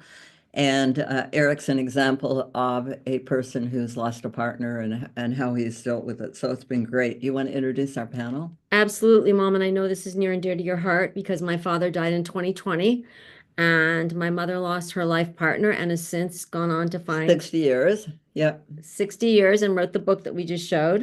Open to Love. Showed again the secrets of senior dating. We wrote it for all those out there who've had a loss of a partner and are hoping to find love again. You can get it on Amazon. So I'm looking forward to hearing about this panel right now because everyone on this panel has lost a partner that has been near and dear to their heart. And today we are going to have Jill Johnson-Young moderate this panel. And Jill will be joined by Abel Keogh, Dr. Red Hoffman, Don Nargi, there she is, and Taisha Scott. Welcome, everybody. I will introduce you, and then I will turn it over to Jill Johnson-Young, and she will moderate this. So, where's Jill? Oh, there she is. Hi, Jill. Hey, Jill I'm Johnson- here. Jill Johnson-Young is a licensed clinical social worker. She co-owns Central Counseling Services and is the author of several grief books, including The Rebellious Widow, A Practical Guide to Love and Life After Loss. Joining her is Abel Keogh, who is a relationship coach and the author of several books, including Dating a Widower. And Abel offers guidance through his YouTube channel. Then we have Dr. Red Hoffman, who is an acute care surgeon and one of the few U.S. surgeons board certified in hospice and palliative care. She has personally experienced multiple traumatic losses, including the murder of her father and the suicide of her boyfriend. Welcome. Welcome, Red, and welcome, Abel. Then we have Don Nargi, where there Don is. Don is a grief counselor and executive director and co-founder of the W Connection in New York City. She provides support to women who have lost a partner, creating a community for those navigating profound loss. And then we've got Taisha Scott. Taisha is the founder of A Widow's Voice, an organization offering support to widows and widowers. She provides resources and community to those grieving the loss of a spouse. She does her work in honor of her husband, Phil, and that was my father's name also. Okay, so welcome. I'm going to turn this amazing panel over to Jill. Thank you, Jill. Thanks very much for having us again, Gloria and Heidi. It's always fun to do this every year. This is a great panel for those of you who are joining us. We've spent some time talking by text, by chat, by Facebook, by email, and in person before this because we wanted to make sure we covered all the things that all of you might want to hear about, and we got a short time to do it. We've all been introduced. At the end, we're going to have everyone put their information in the chat. So if you want to reach out to Abel or Red or Dawn or Taisha, you can find them, or to me even. But some of the topics that I would like one of you guys to lead off with that we came up with as a group in a variety of ways is things not to say to a grieving partner, finding love and intimacy after loss because it's fun, but it's hard too, how to support a grieving partner. One thought you'd want to share with someone who's new to our group, because when you join this club, it's not one you choose, but it's sure one that you have to learn to navigate. And usually you don't have experience. I did. I've been widowed twice, but the first time's a learning curve. Right. The importance of boundaries. That's a Jill moment. You got to have the boundaries when you're doing loss, because otherwise people will try to help you do it. And they're not you, and it's not their loss. Additional losses that come with partner loss, which is a hallmark feature of a partner loss. Financial issues, social isolation, what grief does to us physically as partners, and the importance of getting to the doctor. Loss of productivity and concentration. Kid losses, which includes little people and big people, because big kids tend to think they know what's best for their parents when they're not their parents. And little people need a lot of support when there's a loss, if they're still little when it happens. My kids were all teens when I lost both my partners. And the risks that come with all of this, and what the difference is between being widowed or becoming a widow or widower when you are young versus middle versus end, and where do you land on the spectrum? Are you going to be Betty, who went and volunteered with all the dogs, cats, and zoos and never remarried? Or are you going to be Jill, who, okay, I'm widowed. I've been doing this caretaking thing for a long time and I'm ready to remarry like now. So let's talk about all of that. Who would like to lead off? I'm happy to start. I Okay. think, thanks. I think one thing that I would love to, or actually two things I'll mention that I learned in the last couple of years. One, I'd ask that anyone who is supporting someone who is a grieving partner try to not make any assumptions about what was going on in that relationship before the partner died. So in my example, I found out about a lot of awful things after my partner died, and my partner died very angry at me. And so when people would say, "Oh, this will be the love of your life," well, I hope not. I'll always have love for him. And then two, he'd want you to be happy. I'm like, I can guarantee, I know this person, he probably would not want me to be super happy right at this moment. And that's okay. You know what I mean? So I think that was a big thing, is not making assumptions. And then the other thing is that it's okay. As you mentioned, we all lose partners at different times in our lives. I mean, I was in my 40s and I was like, I wasn't ready to have a relationship right away, but I think it's important. Like, I wanted to have sex. Like, I wanted to be intimate. My partner was very sick before he died, and I missed all of that stuff. And again, to those who are supporting us as grieving partners, just to try to withhold the judgment that may come up, and, be grateful that perhaps you haven't walked in our shoes, and just kind of walk alongside us, as like what Dr. Brewer was saying, like, as we try to find that joy. Because the biggest thing for me was feeling utterly, I used to tell my mom, utterly devoid of joy in a way that was so painful. And finding that joy again is great for everyone, myself and everyone around me. I love that you brought that in with humor, and I love that everyone on this panel laughed through that, because we've all been there. And people who watch us and haven't been here, when they see us doing these things, they're sort of like, ooh. And then when you say you're a widow, they go, oh, they get that look on their face that we all hate. So I love that you brought in the joy and the humor that comes from finding where we are and finding where we need to go and not assuming. I went to my brother-in-law's funeral and I was like, I think I'm at the wrong one. They're describing someone I did not know. Right. Right? Taisha, you are coming right in. Tell me where you are. Yeah, I'm in connecting to all of this, finding that balance of joy and pain, that grief and all of its pain gives us an opportunity to also become anew. I found that at one point I said, I am sick and tired of being sick and tired. Absolutely. I'm sick and tired of being, the pain was so intense that I needed to find something of joy and support, finding the widow's support, finding a voice, finding my voice in this journey. And that's when I began to say, I am not the same person I was June 20, 2020. So in that change and in that ethos, then who do I want to be? First, I need help. I need to make sure I'm physically okay. I had to get my daughter through college. I had to find a little bit of joy and not listen to people say, don't worry, you're 53 when he died, you'll find somebody. You'll get married again. Or you can't hang out with this crew anymore because we're the couples crew. So it was that part of me dying as well. The loss of friendships. So I decided, how can I allow something creative in my life that I've always loved to help me? And I thought, if I have other widow voices saying, what creative part of your life can you do? Can you go take a sculpture class? Can you go paint? Can you do something that will give you joy, even for an hour, and build on that as time goes on? So it's the loneliness, it's the grief where you just say, I have got to do something at the moment. It doesn't say it's going to change the loneliness and the grief, but it's a moment where you can just pivot and ground yourself and let it in. Yes. Right. A little bit. Mm-hmm. Find something to pivot a little bit. while you're getting support and therapy and grief groups and the W connection and soaring spirits, right? And all of And these all those things. and reading Open to Love that I've read twice and I've gifted to 5 people. And reading the books about widow fire, which are really important and not talked about. Boy, go to a therapist conference and talk about widows and widowers wanting to have sexual relationships, and people lose their minds. Right? It's really kind of funny to watch. We're supposed to be Havisham from Great Expectations. Exactly.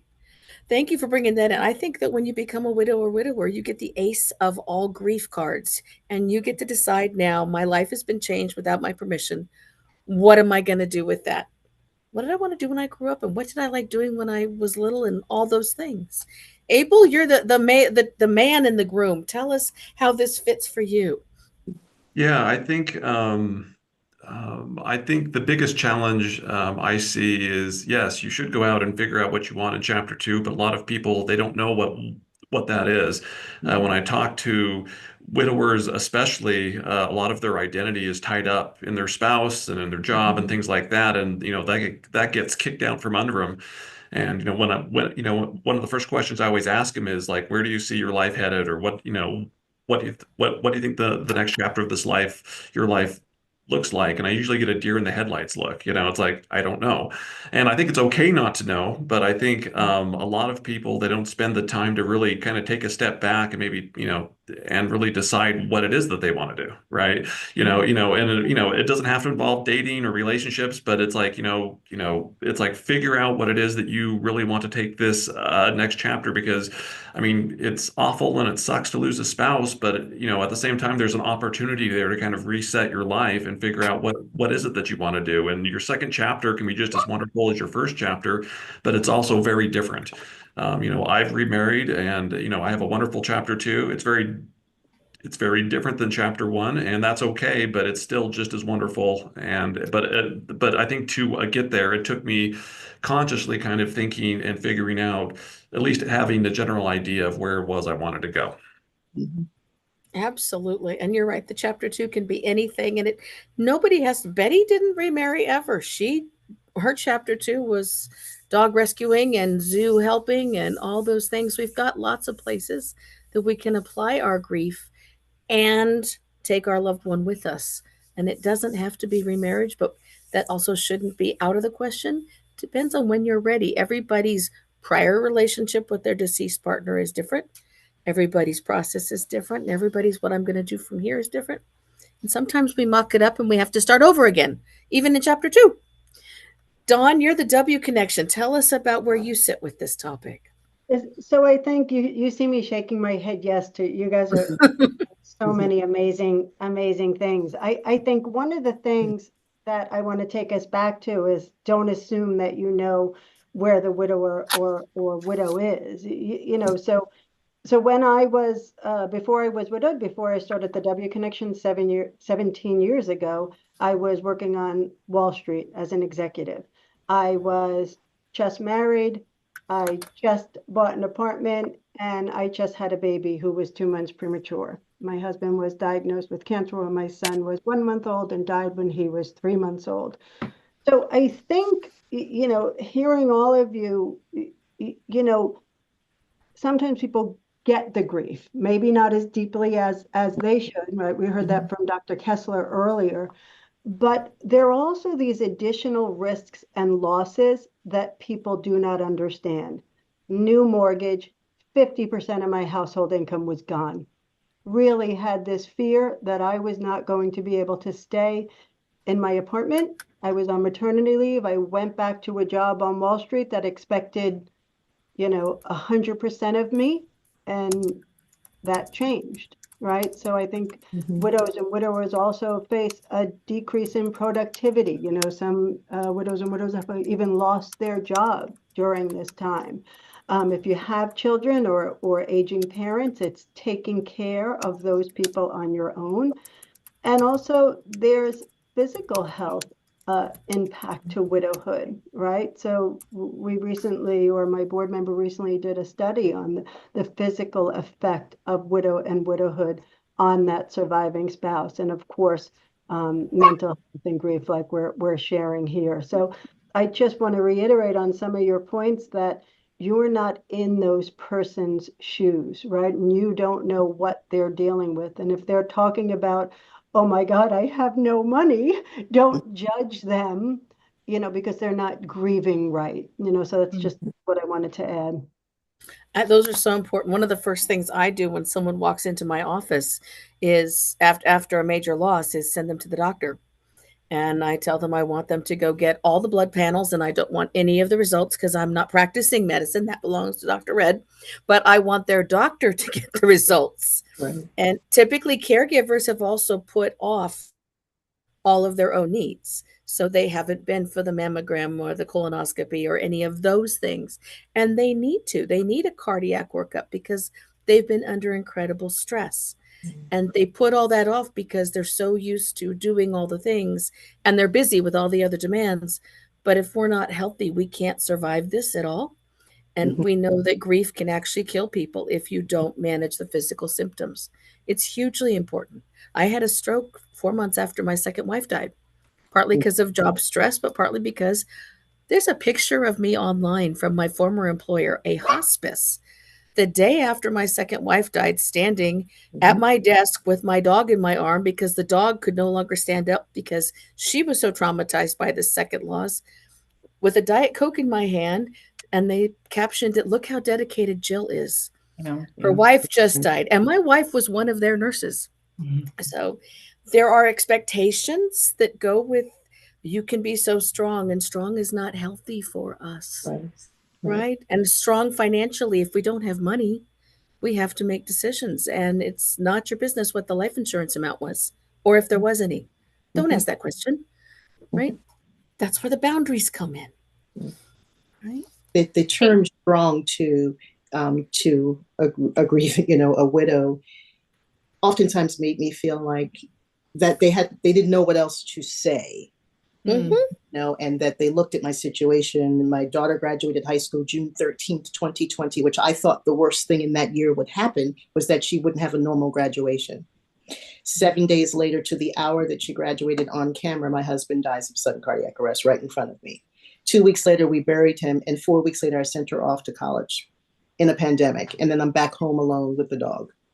So people because life doesn't stop when life you become does a widow. not stop. That tuition needed to get paid. The mortgage had to get paid. And I had to resume some normalcy for her so she could get through. And she was our child that we were going to travel. That was our second, that was our empty nest child.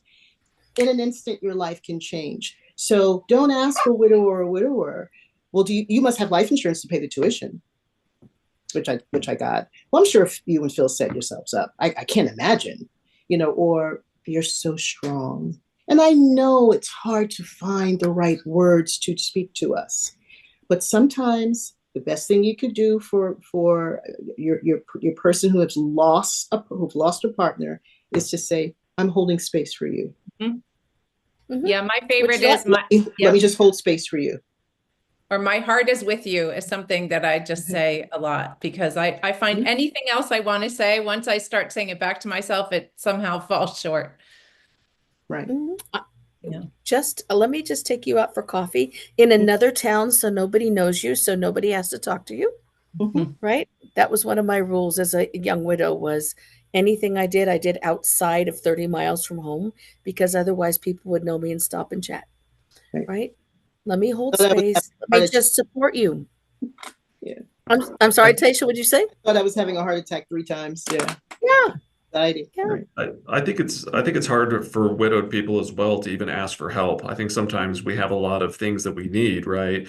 And I think a lot of times it's like our life is so turned upside down, and maybe people have already helped so much. It's hard. At least I see it in my clients, and and partially in myself. It was hard. I knew I needed help in certain things, and I think it can be difficult for them to even reach out and help. So anyone who has lost a spouse or a partner, I would just encourage you. It's okay to reach out and ask for help, and find a friend. If you just need to go out and talk to somebody, reach out to that friend and go out and just say, yeah, let's go travel 30 miles away and go do something. But it's like, I need to get out. And I think being proactive in that can just asking for help or just even asking for 5 minutes of somebody's time can be very beneficial. And I think, Abel, some of the things we say at the W Connection too is that, people will come to you and they'll say, hey, so sorry for your loss. What do you need? And it's like, we're new to this too. Like, I think people forget that I don't know. Nobody gave me the list of things I would need as a widow.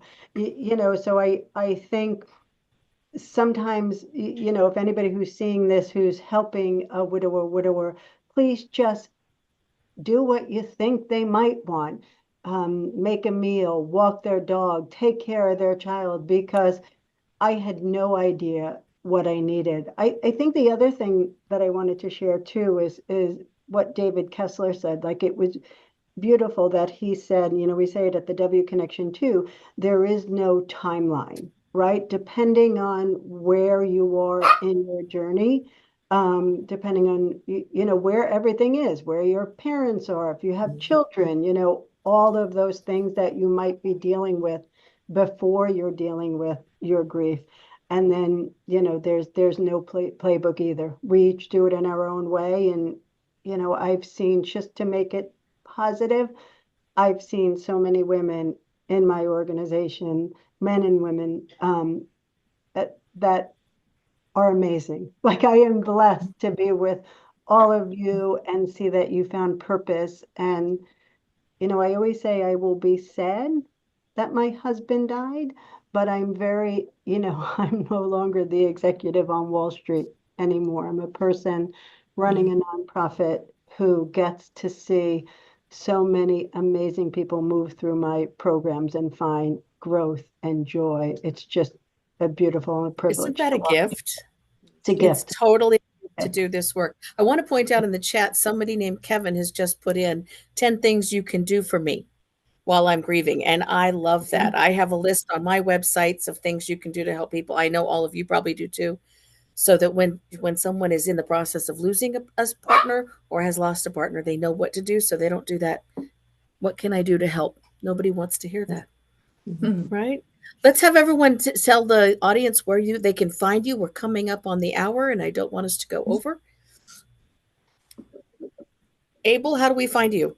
Sure. You can find me on my website. It's abelkeogh.com, ABELKEOGH.com. Excellent. And Red, where do we find you? On my website, Red, like the color, HoffmanMD.com. And also, if you want to watch my TED Talk, which is on making meaning after violent loss, you can just Google Red Hoffman TEDx, and that will come up. Very nice. And Taisha, how do we find you? You can find me on my website, theaterforlifedevelopment.com. And always email me at TaishaScottConsulting@gmail.com. I'm typing as fast as I can. Okay. All right. And Dawn, how do we find the W Connection? So it's as easy as saying wconnection.org is our website address. We're also have a new product called Last Laughs, which encourages families to have end-of-life conversations. So it's wconnection.org or lastlaughs.com, which is coming soon. Wonderful. I think I'm going to put that in my stuff when I speak at the International Death, Grief, and Bereavement Conference in Wisconsin in June. Wonderful. Thank you, everyone, for being here. This has been a great topic. Any last thoughts for those who are in this process? I'll just say you are not going to die. You are going to feel like you're going to die because your partner or loved one died, but we are all proof you're not going to die. But go to the doctor anyway to make sure you're not going to die. Thank you. Or have a stroke. Yes. Be stronger. You'll come through it a stronger and better person. Be kind to yourself. Love your. Yes. Yeah. Great. Don't forget to love yourself. Be kind. Just be kind to yourself. And Dawn? I may steal Dr. Kessler's. I love that he said, you'll always grieve the loss, like the loss is permanent, but loss of hope is only temporary. I thought that was such a beautiful thing that he said. So there's hope. It comes back. There is hope. Gloria and Heidi, thank you for having us. Thank you. Oh, thank you all. I learned so much from you fabulous. And as a widow, and I would have to say as a widower, courage. You guys have such courage, and I know you don't want somebody to say that to you that's not a widower, but I will say as a widow, courage is what I see, and it's amazing. The one thing that I learned from this is it's okay to laugh. Yeah. You had me laughing. Humor is a great way to grieve and to honor those healing. who died. And it keeps you alive. Yes. Uh-huh. Well, Absolutely. thank you all. It was marvelous. So our Thank next you. Thank you. Ours, Diane. Thank you, Jill. Thank you. We've known her for years through child loss. She had a child loss and I had a child loss, and you had your brother die, and we got to know her through Compassionate Friends, didn't we, originally? We have known Diane for over 20 years, probably. Yeah. She is a dear friend. And like you said, she has walked this path. She has shown us that hope and joy are possible because she is an optimistic person that is definitely changing the world and helping others find hope. And she's doing it in honor and memory of her wonderful son, Austin. Exactly. So I am excited to introduce her. Yep. And she's going to talk to us about the long tail of grief, change, communication, and community. Yes, Hi, Diane. I Thank love you. that title, The Long Tail of Grief, Change, Communication, and Community. Okay, so Diane Gray is a nationally recognized speaker and writer on end-of-life care, grief, and bereavement. She serves as the global ambassador of the Elizabeth Kubler-Ross Foundation, and her work focuses on improving care for the dying and supporting those who are grieving. Diane, thank you for joining us today. Thank you, guys. I am so honored to be here. I love you both. You know, I always tear up when I talk about Gloria because really, Gloria, you are pivotal in this talk today. You know, when we started this conversation about participating, I thought about what do I have to share? And even though people say, okay, I lost a child, but I also have lost many children. I've lost 6 children through miscarriage, and also my son. And I've lost both parents now. And I lost my bio dad when I was 9. And I really have started to look at things, but I looked at this lens through a very long view. You know, in 2011, NIH called me and said, would you do a talk, Diane, about pediatric palliative care? And Dr. Ira Byock got up on the stage, and I don't know if any of you know who Dr. Ira Byock is. He's the preeminent palliative care physician in the States. He's a mentor to me and a friend. And he did this talk on taking the long view about end of life and, in his world, hospice and end of life. But I thought about you, Gloria, when we were talking about, you know, what to talk about today, because for me, I looked at that talk about the long tail of grief. And Gloria, you were there for me in the very beginning. I'll tell a quick 1-minute story. If ever any of you have lost even a part of your families, you know that there's a day that maybe is a little harder than others. For me, it was Sunday, and I would just spiral down. I didn't do great. It was a really rough day because my family was missing somebody pivotal, my son. And Gloria would call me at 9:30 on Sunday night because she was in San Francisco and I was in Florida, and I was like, but it pulled me through. Mm-hmm. It pulled me through those early days when you would just call and you would just talk, and it became a part of my restructuring and my reordering. So when it came time to create this talk today, I thought about Dr. Ira Byock, but I also thought about you, Gloria, and Heidi as well, through our 20-year affiliation. And that's where I wanted to go into this long tail of grief. Because as a scuba diver and someone who loves the ocean, I thought about the stingray. And for those of you who know what a stingray, they have a long tail, and it can zip around sometimes, and it can zing you when you least expect it. And you can, in grief, in 2005, when my son died, it felt like that tail would come all the time. And then further along, every now and then, I would be in Publix at the grocery store, or I would be somewhere else, and something would zing me and just create this hyperventilation and my nervous system. And it just was overwhelming for me. And then I had to reset. And I started thinking about what I wanted to share with you guys about some very important facts 20 years on. 20 years past the initial death, what does the long tail of grief feel like? It doesn't mean that it will never come back and zing us again. It doesn't mean that it's not there, but the love is there, and the profound grief can leave us. And I thought about building resiliency. And resiliency is, like, in a simplified definition, it's the way that we rebound from loss. It's the way that we bounce back, because we know that one loss is not the all and done. You don't check the box and you never have to go back. We know that other losses happen. So what are some core components for resiliency? For me, it was a lot about accepting, for example, change, which, if you know me, I love change if I decide that I get to change. If it's change that I don't want, I'm not in a happy place. It takes me a while to reorient. But a lot of that acceptance of change came based on my idea that I needed to control things. And Gloria, you taught me something. We were on a boat in San Francisco Bay, and you were talking about Dr. Byron Katie. And you said that what Dr. Katie taught you was that there's my swim lane, you know, my business, your business, God's business. Did I get that right? I hope so. Is that right? So, Yes. Yes. If you right? Yeah. And it stayed with me forever because it applies to change too. There's my business, your business, God's business. And sometimes what I have in mind for my business is not how it works out. And grief is a lot about that. It is a lot about acceptance of change, that, to David Kessler's point, that you don't ask for.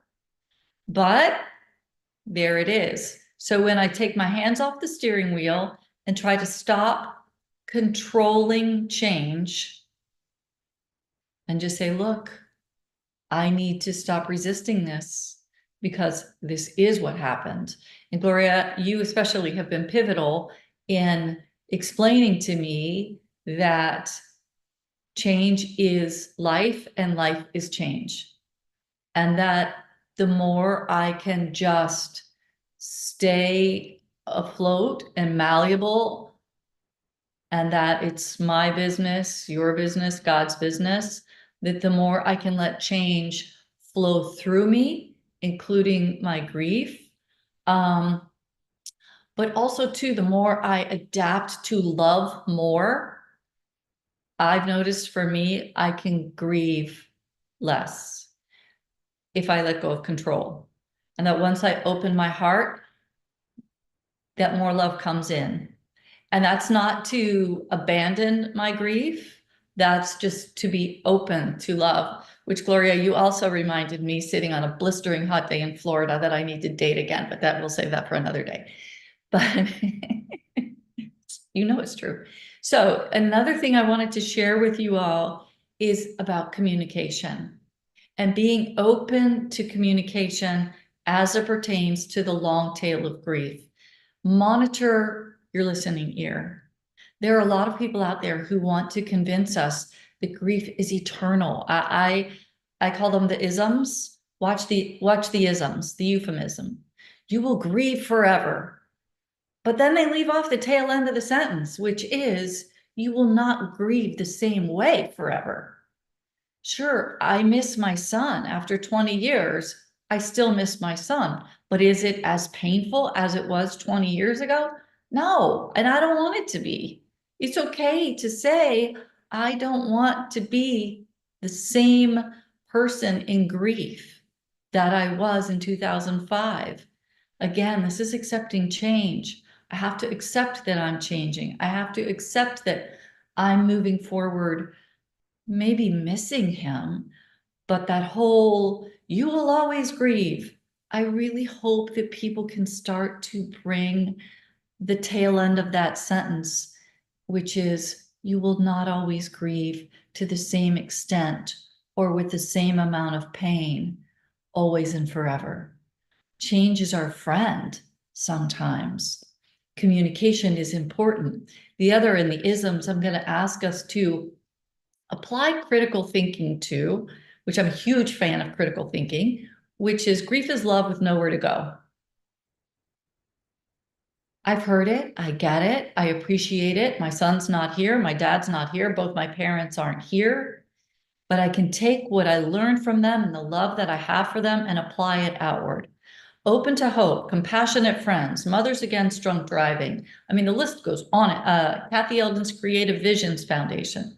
All of those are built because love has somewhere to go. It does.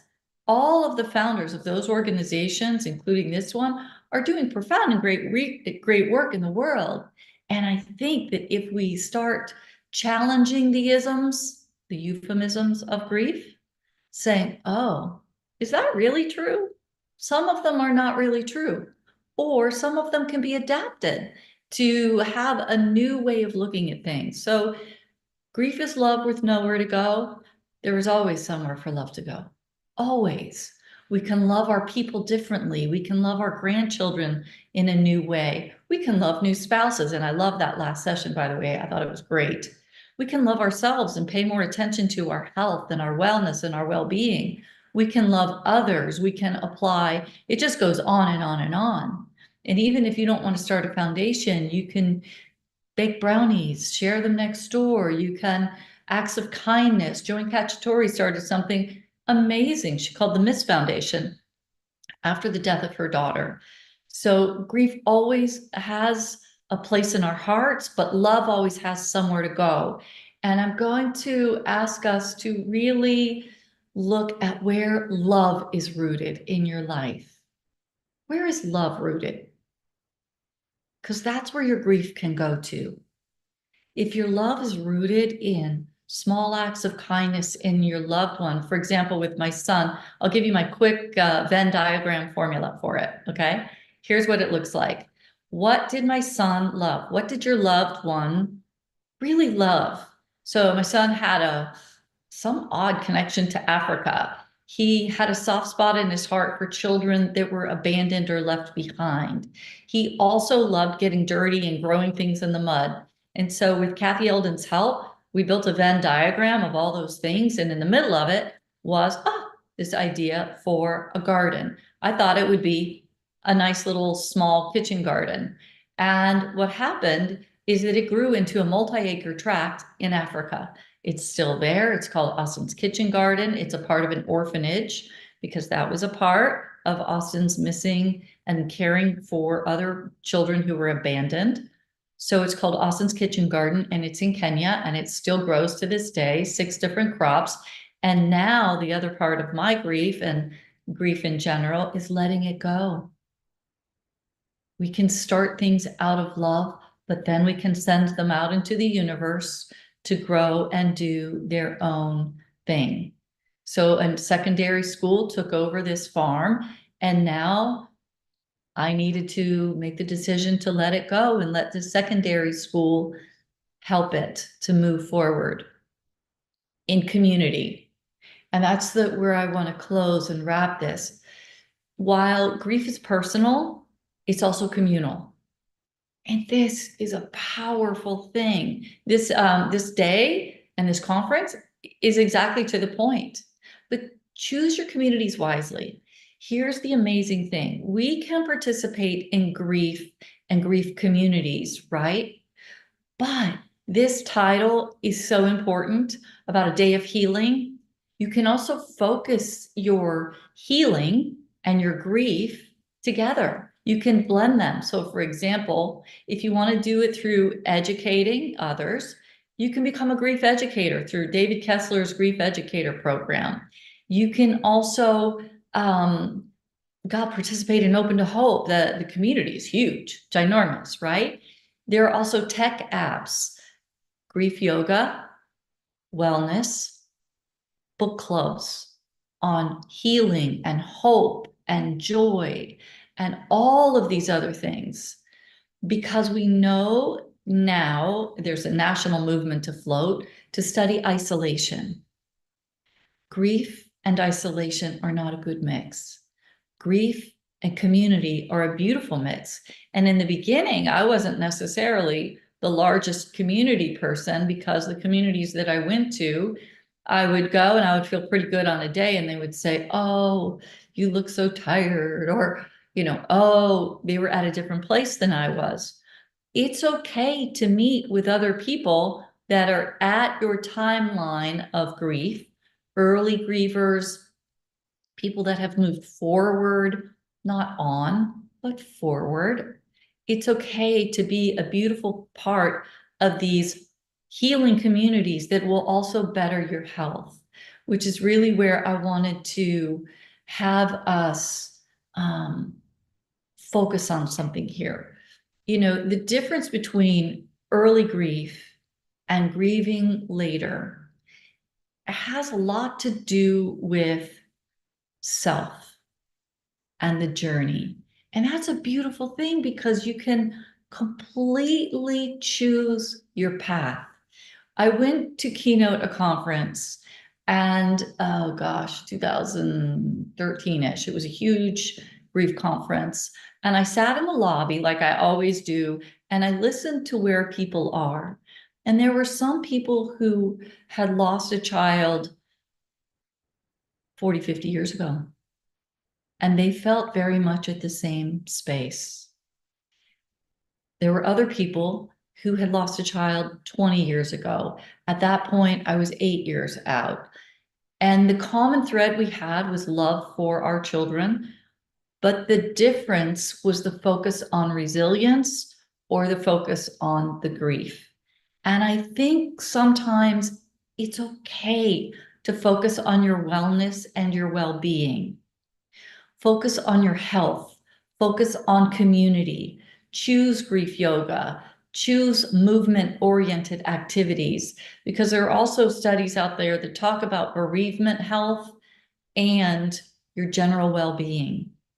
So it's okay to say, I accept that my loved one loved me and that I need to focus on building my resiliency and my well-being. And I want to share this with you in closing.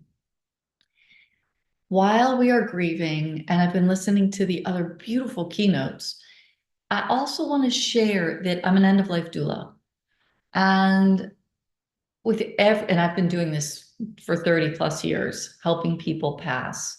And one of the most beautiful things about it is that even if they were pretty darn angry when they went into the pipeline of what I call the birth canal of death, even when they angry as hay at their different people, when they got closer to death, they really wanted everyone in their lives to be happy, find joy, find peace, seek reconciliation, expand your life, not stay rooted in the loss.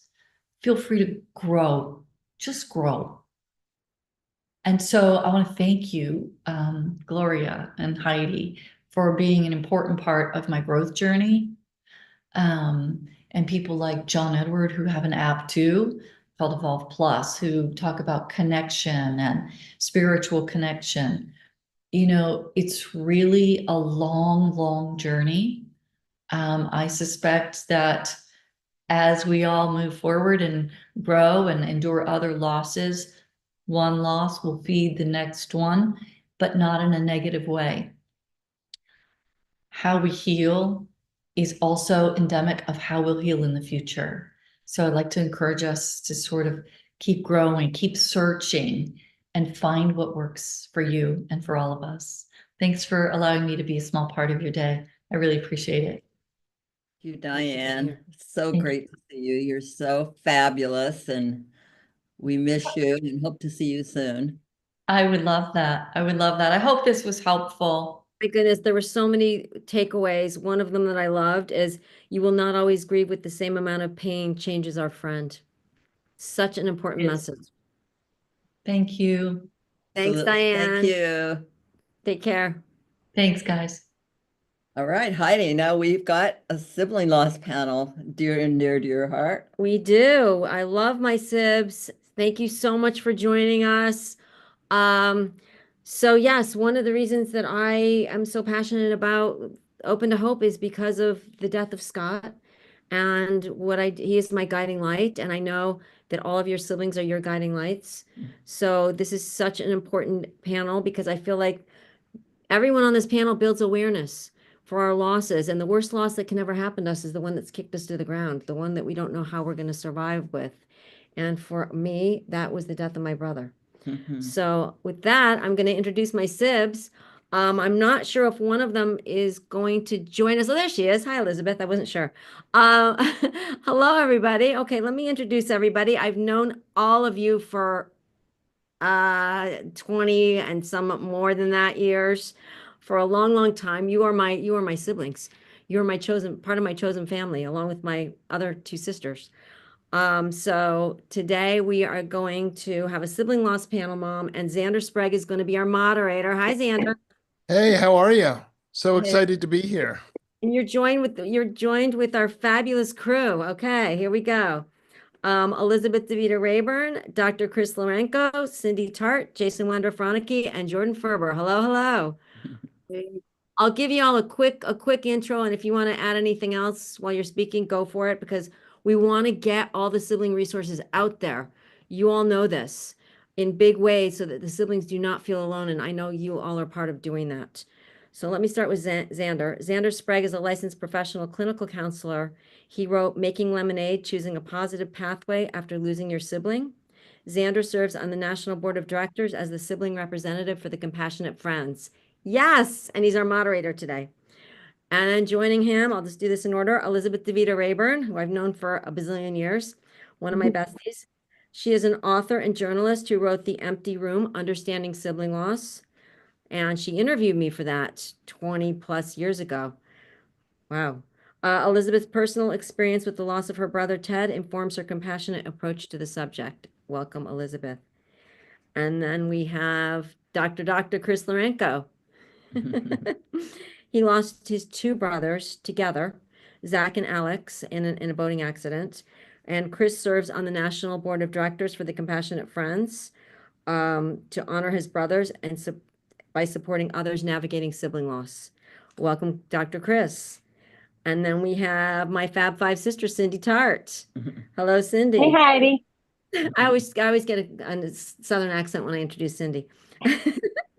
Cindy is a clinical social worker with over 35 years of volunteer experience. After the death of her brother Dennis, she recognized the need for greater awareness of sibling grief. She has worked with the Compassionate Friends as a workshop presenter and a board member for the Compassionate Friends. Welcome, Cindy. Next, we have Jason Wander Fronicky. Jason has a master's degree in psychology and is a certified yoga instructor and co-founder of Shine the Light on Grief, an organization offering yoga and meditation to support those grieving. And then last but not least, Jordan Ferber. Oh boy. Hey, Jordan. He's our comedian. He keeps us Waka laughing, waka. which is a good thing. We need that sometimes. Jordan is a podcaster and a public speaker. He lost his younger brother, Russell, in a car accident, and he hosts the podcast, Where's the Grief? So with that, I have my amazing sibling team. I'm going to turn it over to Xander. Thank y'all. Thank you.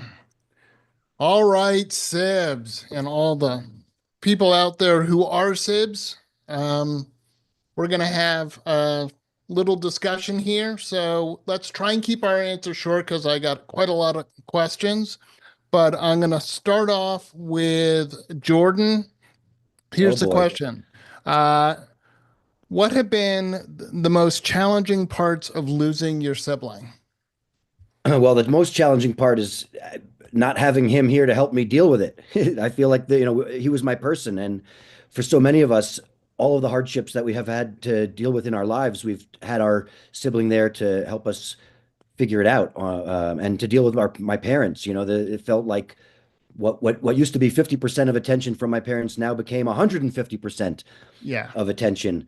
And I really felt very isolated. It became, I really felt so alone in the world without my brother. It was one of those things that reminded me how alone I am in the world without him. And it's been very hard to rebuild my identity without him, without having that counterbalance. And so, yeah, I mean, there have been lots of things that have made it harder and in other ways as well. But I'd say that's the overarching theme for me is the isolation and the recognition that I'm on my own in so many ways in dealing with it. Definitely. Thank you. Chris?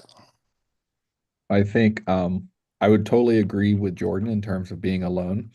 That was always the most challenging part to me. And I think also, it's been a really long time for me. I think for a lot of us, it's been a long time. It's been over 20 years.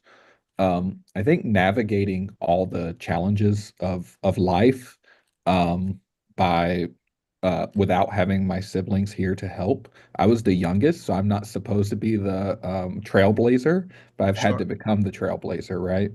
And that's very difficult. So I'm having all the firsts, and I never expected to be the one who had to deal with all the first. So that's very challenging, having to just navigate life by yourself. Definitely. Elizabeth? I resonate with everything everybody is saying. And again, it's been a very long time. My brother died in 1980. I think initially I was 14 when he passed, that the isolation, the not knowing that this had happened to anybody else, and this sort of masquerading my way through life, pretending to be like other people and not expressing this, not even knowing it was my loss because of the whole sibling loss thing of it not being acknowledged as a loss.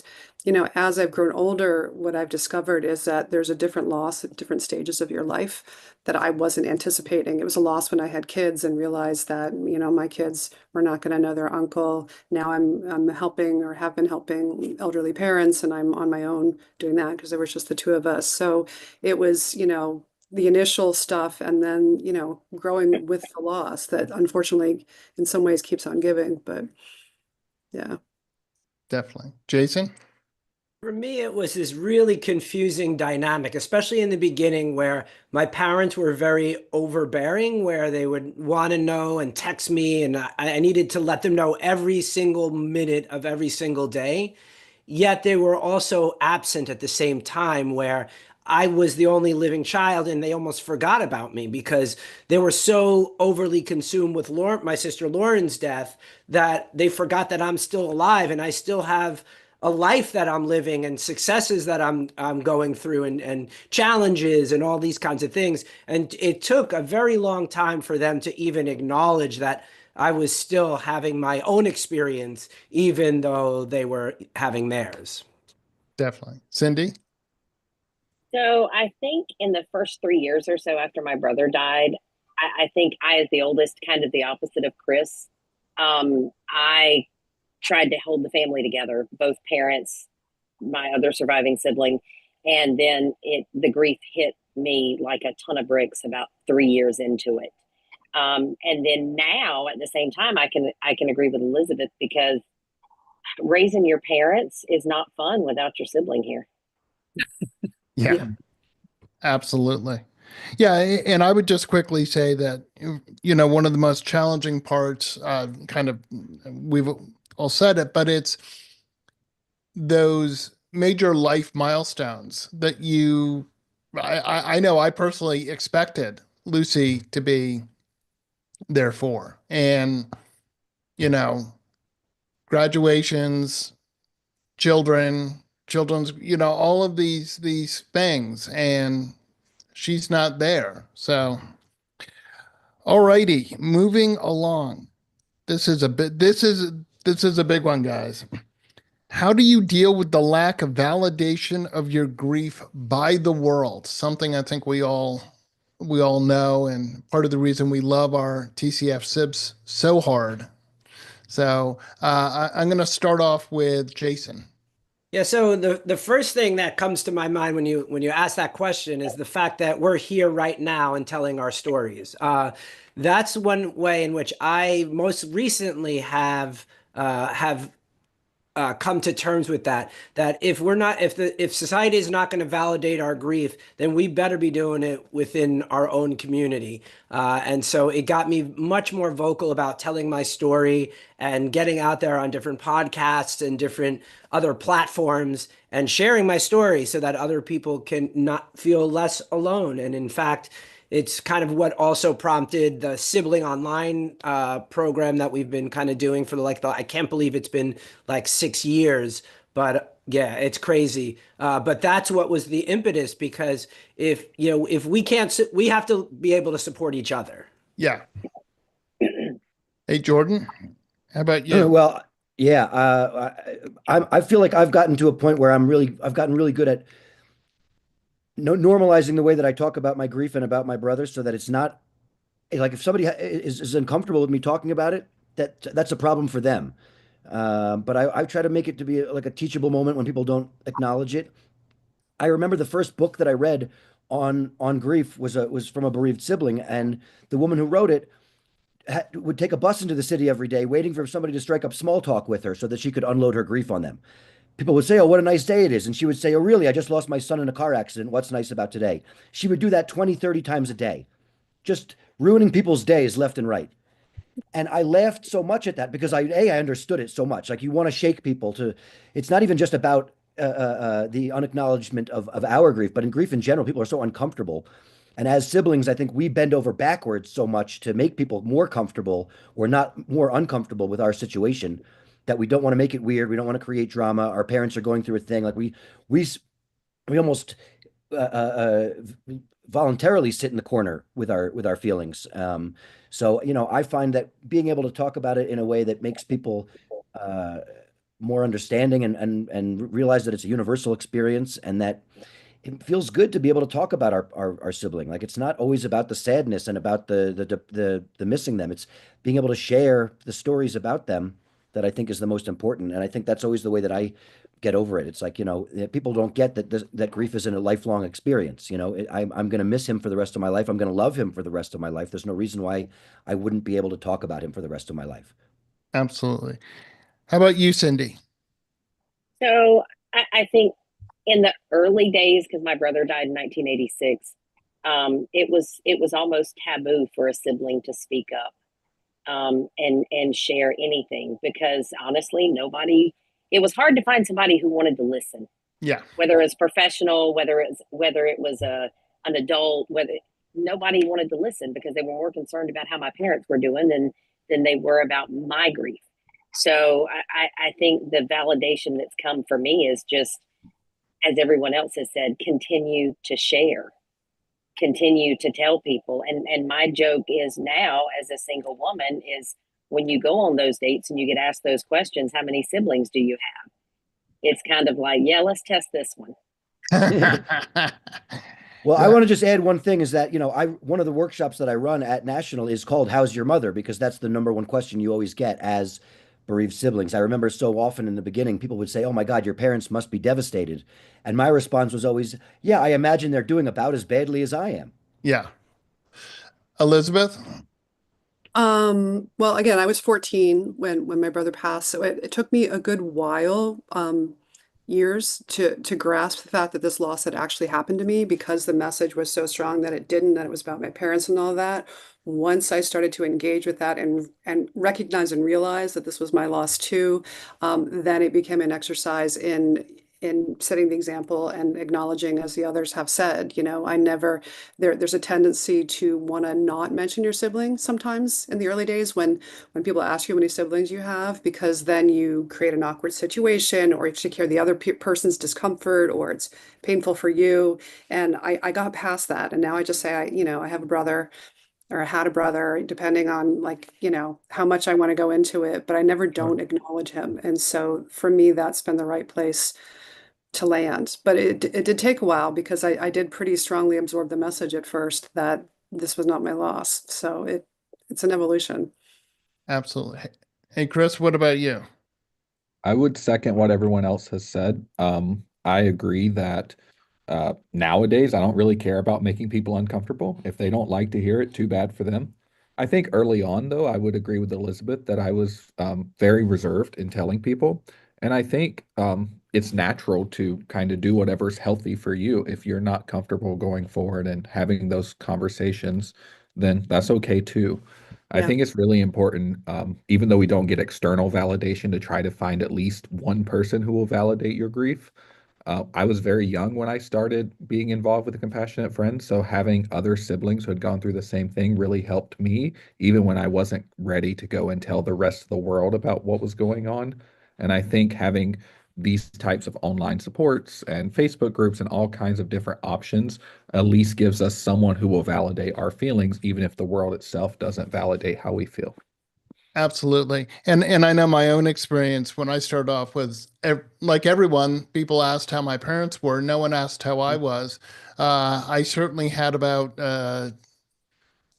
year and a half, 2 years where I thought my loss was less significant than my parents, but I came to the realization that it is indeed just as significant. It's different, but equally as significant. And it took me 19 years to find TCF, and I must admit I'm a little bitter that I missed out on so many awesome years with my sibs, but so happy that I found my chosen family and that I can get that validation, because I think for lots of people who've lost a sibling, it has a profound effect on them, and it in many different ways, and sadly, some of them not as positive. So. Sandra, before we just kind of go, I want to just address a little point that Chris said is about it's sometimes, especially when you're new to grief, it takes practice to talk about your sibling and about how they passed. And in the introductions to our online meetings, that's what it's all about. It's trying out different languaging. Is it my sister or my brother, is or was, like the past, present? Mhm. And for each one of us, it's so different. And so having, it sounds ridiculous, but we kind of need to practice how we want to talk about it. And it's good to do it in a safe environment before like unleashing it on the public, Absolutely. Yeah. Very hard to find the vocabulary that we need to talk about it in a way that doesn't feel like an emotional landmine for us, Absolutely. Okay, and our next question is, do you ever have conversations with your deceased sibling? And if so, what do you talk to them about? Cindy, I'll start off with you. So my brother, his name is Dennis. So you can only imagine he fit the description of Dennis the Menace. So my favorite conversation is when he was alive, he would love to put bugs, insects in my bed, just the typical little brother annoying. So now if a bug or an insect finds its way into my home, immediately out of my mouth, I'll say, Dennis. And my family knows there's a bug or there's an insect. That's one of the ways I talk to him. That's good. How about you, Chris? I do not. I'm not a religious person, so to me, like I don't really get anything from talking to them. I do like to think about kind of what their lives would have looked like if they were still here, and think about that kind of thing. So that's kind of a way of keeping the memory alive, but I do not talk to them. That's fine. How about Elizabeth? Here and there, sometimes, like my mother passed last year too. So, I'll see a daisy pop up or a schnauzer and I'm like, hi, Mom. I just think it as a nod, a hello. I kind of have a lot of beliefs about the presence of energy from the other side being with us here. So I tend to take things as little messages, but I don't have in-depth conversations. Sometimes if I visit his grave, I'll chat with him. I'll do an update, but I wouldn't say it's a regular conversation. Totally fine. How about you, Jordan? I talk to Russell all the time, although, I mean, I also talk to myself with frequency. So really, it's just a great narrative device to make me sound, make me feel a little less crazy about it, I guess. But I talk to Russell all the time. I'm actually about to go skiing today. I'm going to be skiing all this week. I talk to Russell a lot when I'm skiing. I talk to him when I'm having a good moment, or I talk to him when I'm in strife, like, oh, what a pickle we've gotten ourselves into here, Russell, that kind of thing. But I do talk to him quite a bit when I don't expect anything back. I feel like sometimes I hear him in my ear, laughing at me. And those are moments that I talk to him a lot, like, I know. Yeah, I hear it. I get it. Those kinds of moments can be fun to laugh at myself about and just, be able to have a little bit of extra self-awareness about what my process is like. And I have often told people, though, back in the day, it's nice to have headphones that have Bluetooth in it so nobody thinks you're actually talking to yourself. Exactly. Very How easy to about make you, people Jason? believe there is actually someone you're talking to. Right. So actually, in the early stages of my grief, I did have actually a formal practice where I would sit down and I'd close my eyes and imagine like kind of like a park bench and the two of us sitting on the park bench and connecting. And it was a really important part to keep her still alive in my world. And I would fill her in. I'd fill her in with what was going on with me, just like as if she were really sitting next to me. And I would imagine her responding so that I would intentionally play out the whole scenario of the conversation back and forth in my head, because, as brain chemistry, when what we imagine, it's just as if it's really happening. And so I felt like it was a great way of inviting her into my life, even though she's not here in physical form. And then fast forwarding, all of my professional work right now is kind of like is dedicated to her. So we collaborate on stuff all the time. So Definitely. That's awesome. Yeah, I would say with Lucy, not all the time, but I certainly have times where I have a conversation with her, kind of have a question, lament that I need her advice, or laugh about how she might call me, a dummy, or, something like an older sister would say. So I think it's fine. I mean, whatever works for you is great. I think it is. You're right, Jason. It's a way to keep them alive in our life, right?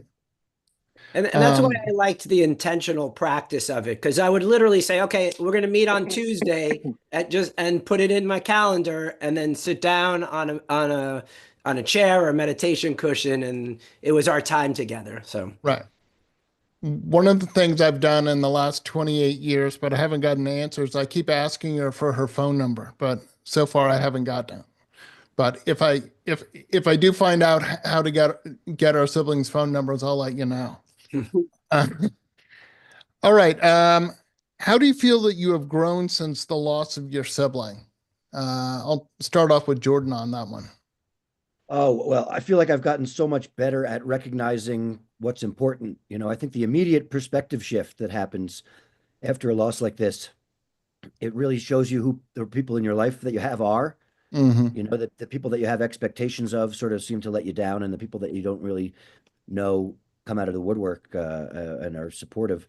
I think that's one of the biggest things. Really, it helped me figure out where and who I wanted to spend my time with, and what I wanted to spend my time doing.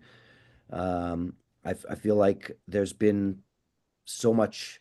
It's not always about the. It's interesting that I talked to somebody on my podcast once who said that going through this kind of a loss is a part of human existence. So it actually adds value to your life by going through a thing like this. And it's a hard thing that was a hard pill for me to swallow in the beginning about how what kind of value this might add to my life. But over time, I'm really try to embrace all the silver linings that have come out of it. I would give all of those silver linings up to have my brother again. But I've really tried to focus on those positives, on the things that have allowed me to be a better friend, a better son, a better person in the world. I'm more empathetic towards other people. I'm better at recognizing when I can be of service to other people. And I'm better at talking about my grief in a way that lets other people know that they can talk to me about their hardships and their grief and the things that they're going through in a way that's not weird for them. So I think that's, talking about this stuff really brings people together and brings people in so many ways if you allow it. And that's finding my vocabulary to do that has been a real boon to my existence. Absolutely. So the rest of you, we have to have quick answers because I think our time is almost up. But Chris, I'll ask you, how do you think you've grown since the loss of your brothers? Well, I would agree with what Jordan said. I think, I also am not, this is not a natural thing for me to talk about. If you ask me about linear algebra, I can talk about it for 5 hours. If you ask me about grief, it's very uncomfortable for me. I'm not that type of person usually, so it's allowed me to do that. And I think also just something that Jordan mentioned that is important is it allows you to be a lot more empathetic towards others. Just a real quick anecdote. When my best friend, when her dad died and her mom died, she told me I was the only friend she had who would let her talk about them. And that's really heartbreaking to me in that, again, it's one of these losses that you don't get much validation from the world. So I think it's really helped me to become more empathetic towards others, which is a really nice characteristic to have. You've also gotten a lot taller since I've known you. That's true too, yes. Physical growth. And grayer. Elizabeth. I know we're short on time, so I would just wholeheartedly, endorse what Chris and Jordan said. What I'm fond of saying about my loss, and again, I was 6 when my brother got sick and 14 when he died, is just like all my strengths and all my weaknesses came from that experiences. I'm completely shaped by it. And again, I would love to have my brother back too, but I'm pretty happy with who I've become as a result. And it's about making choices to become that person as a result of your loss. So definitely. Cindy. Absolutely. I'm more empathetic. I think I've grown because I'm definitely a better hugger, and I'm definitely a person who will make the time, not just be empathetic, but carve out the time and make the time to listen to others who are grieving. Mm-hmm. And Jason. Yeah, if you had asked this question in the early stages of my grief, like I'd be like, there's nothing good about grief. Like I wouldn't have been able to hear the answer. But looking back, 26 years later, the courage and the bravery that I've gotten out of it, like there's so many things that I wouldn't have done. I wouldn't have taken chances. But I know that my time, I don't know how much time I have left. So it really put an urgency on time for me. And I have to take those chances and I have to make those opportunities work. And if not, then it would be like my sister's car accident killed me too. And I made very clear I didn't want that to happen. Definitely. And for me, I mean, ways that I've grown, things I never thought I'd do. Write a book. I've written 3 books, serve on a board of a organization that represents grief. Try and be a thought leader in the sibling loss community. I mean, I like to say that I'm just a little busier because I'm doing some work for Lucy every day, but it's so rewarding. And, I think one of the big things I learned is that when we lose someone, be it a sibling, a child, a grandchild, a parent, celebrate the rainbow that is their life every day. Don't just focus on the dot at the end, but I mean, Lucy had 30 wonderful years. It's so much better to remember that stuff too. So sure. I guess we get to talk a few minutes longer because I told us, here comes are we Heidi. done? I didn't want to cut off my siblings, and I know that Jordan's dad's ready to hit the slopes because he's behind him getting ready, or he was. He takes longer to get his boots on, so he went down to go get them on. I love it. One of the things that I want to bring up here for everybody is to know that a lot of these folks will be at the Compassionate Friends National Conference, the 225, if you're listening to it then, July 11th in Washington State, Bellevue, Washington. So you might want to consider going to that if you've lost a child, a grandchild, or a sibling. Yeah, July 11th, the Compassionate Friends, Bellevue, Washington. Be there. Okay, thank you so much. You all are amazing, and I love you all, and you're my sibs. So, well, thank you guys for having us on. It's always an honor to be asked to be on this panel, and always a good time and fun to see and connect with everybody here. So, looking forward to seeing everybody in Bellevue. All right, absolutely. Love you all. Love you. Love you guys. Bye. Thank you. Well, now we are going to have a great speaker who's always fabulous, and I call him a wise man. I don't know what else you'd call him, but he's a wonderful friend, and his name is Dr. Ken Druck. Dr. Ken Druck has been in our lives for many, many years. He is a very wise person. He was on our very, very first Open to Hope cable television show over 10 years ago. He was amazing at getting us calm and being a great mentor. And that show won a big award. So he is here and he's done so much with Open to Hope over the years, and we so much appreciate it. And he is going to talk Mom today. Yep, he's going to be speaking, and he does everything in honor of his daughter, Jenna Druck. Yeah. And that's where we met him through some Compassionate Friends, I think, actually. He will be back in the day. talking, yeah, he will be talking, Ken will be talking, Dr. Ken will be talking about the path forward after a loss, what to say yes to.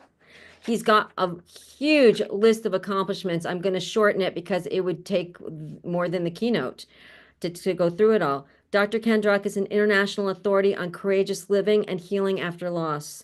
Following the tragic death of his daughter, Jenna, he has dedicated 45 years to guiding individuals and communities through grief, basically all over the world. Dr. Ken is the author of several books, including Courageous Aging and the bestseller, How We Go On, focusing on resilience and personal growth. Welcome, Dr. Ken Druck. Welcome, Ken. We love you. So be with both of you. Seeing your faces lights up my heart. So I'm so happy to see both of you. And congratulations on another great year. I hope nobody takes for granted what goes into you guys putting on this day. I'm so honored to be a part of it. You're wonderful. We appreciate it. Thank you for being here, Ken. So we have such an interesting opportunity today to talk about what things do we say yes to. But I first want to start by saying, if you're listening to this, there's a good chance that you have suffered a loss. And I want to let you know I am so sorry for your loss.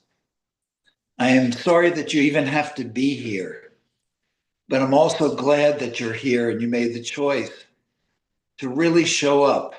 Because when we talk about what to say yes to after we've suffered a loss, showing up this way, putting ourselves in a community of healing, open to hope. Isn't that an amazing 3 words? The idea that we open ourselves to the possibilities of going forward, of the path forward.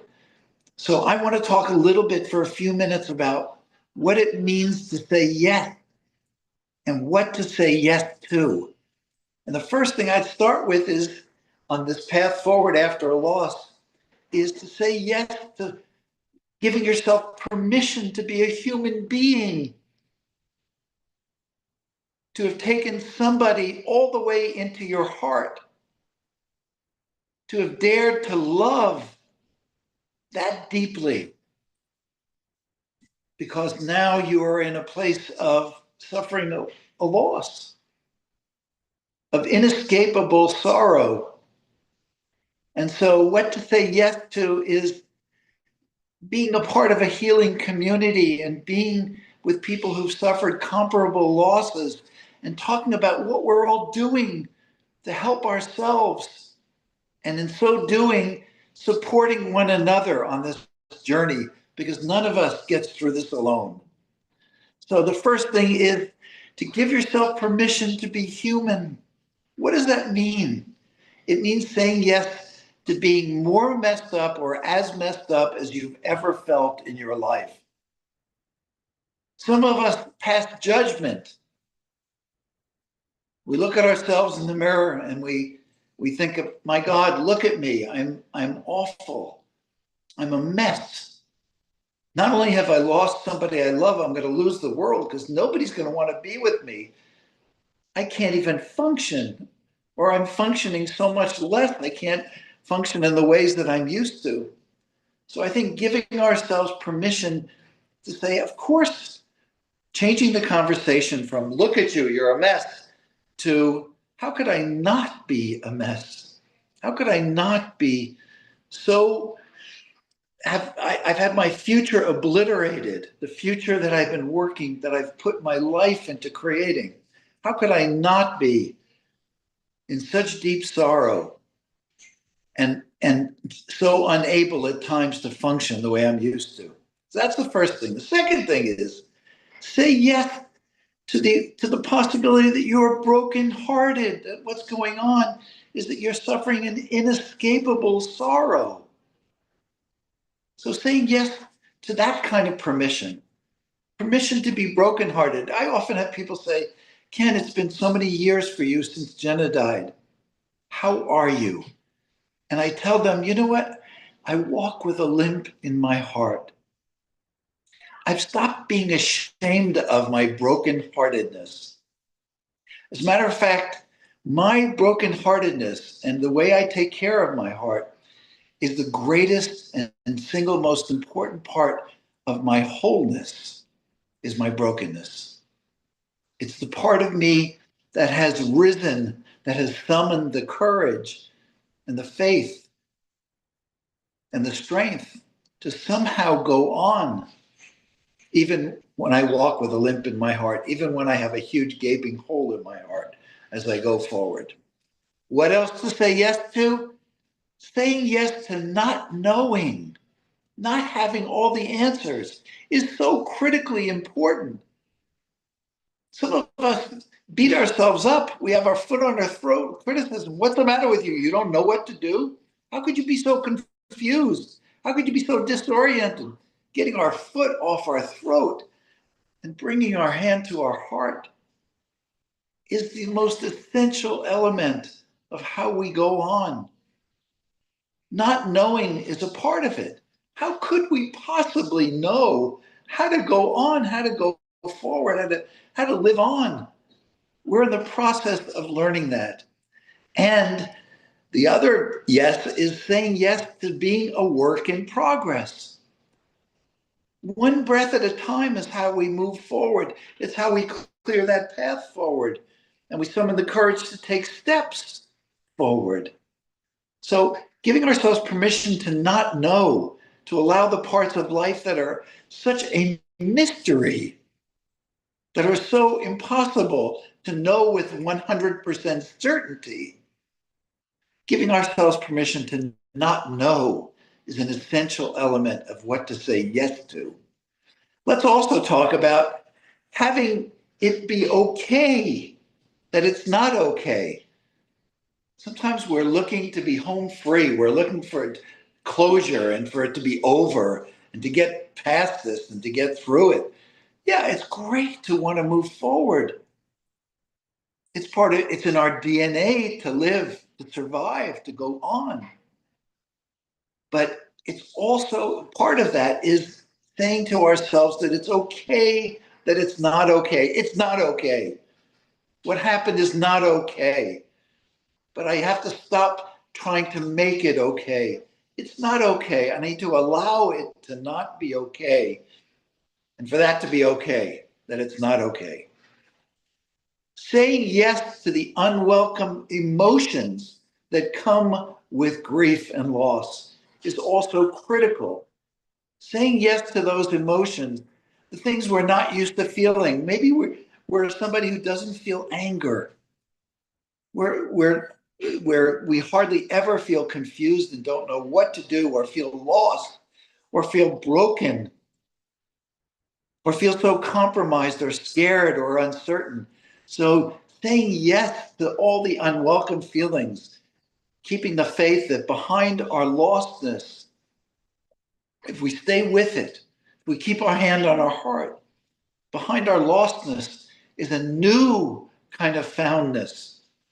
Behind our emptiness is a new kind of fullness. And keep the faith that that's possible. Keep on keeping on. Saying yes to going on even though we're lost. We try to go on and we say to ourselves, I can't go on because the old normal has been obliterated. How about the new normal? Has the old normal been obliterated in most of our lives? Yes, a great deal of it has.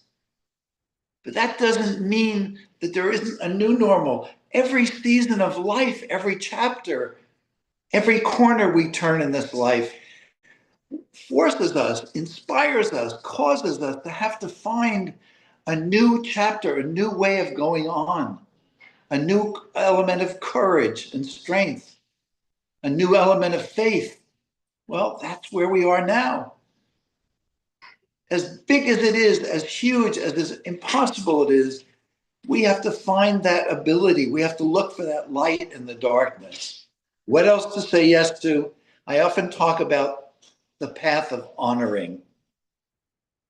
The path of honoring is something that I've said yes to. What does it mean to honor my daughter, her life and her spirit? Number one, it means to practice self-care. I've had to learn self-care as I've never had to practice it or use it before. The second thing is to do something good in her name. That's an honoring. Something good could be lighting a candle. It could be having compassion for people who are suffering comparable losses. Whatever it is, doing something good in their name, whether it's related to how they died or how they lived, is such an important way to honor them and to say yes to them, to say yes to life.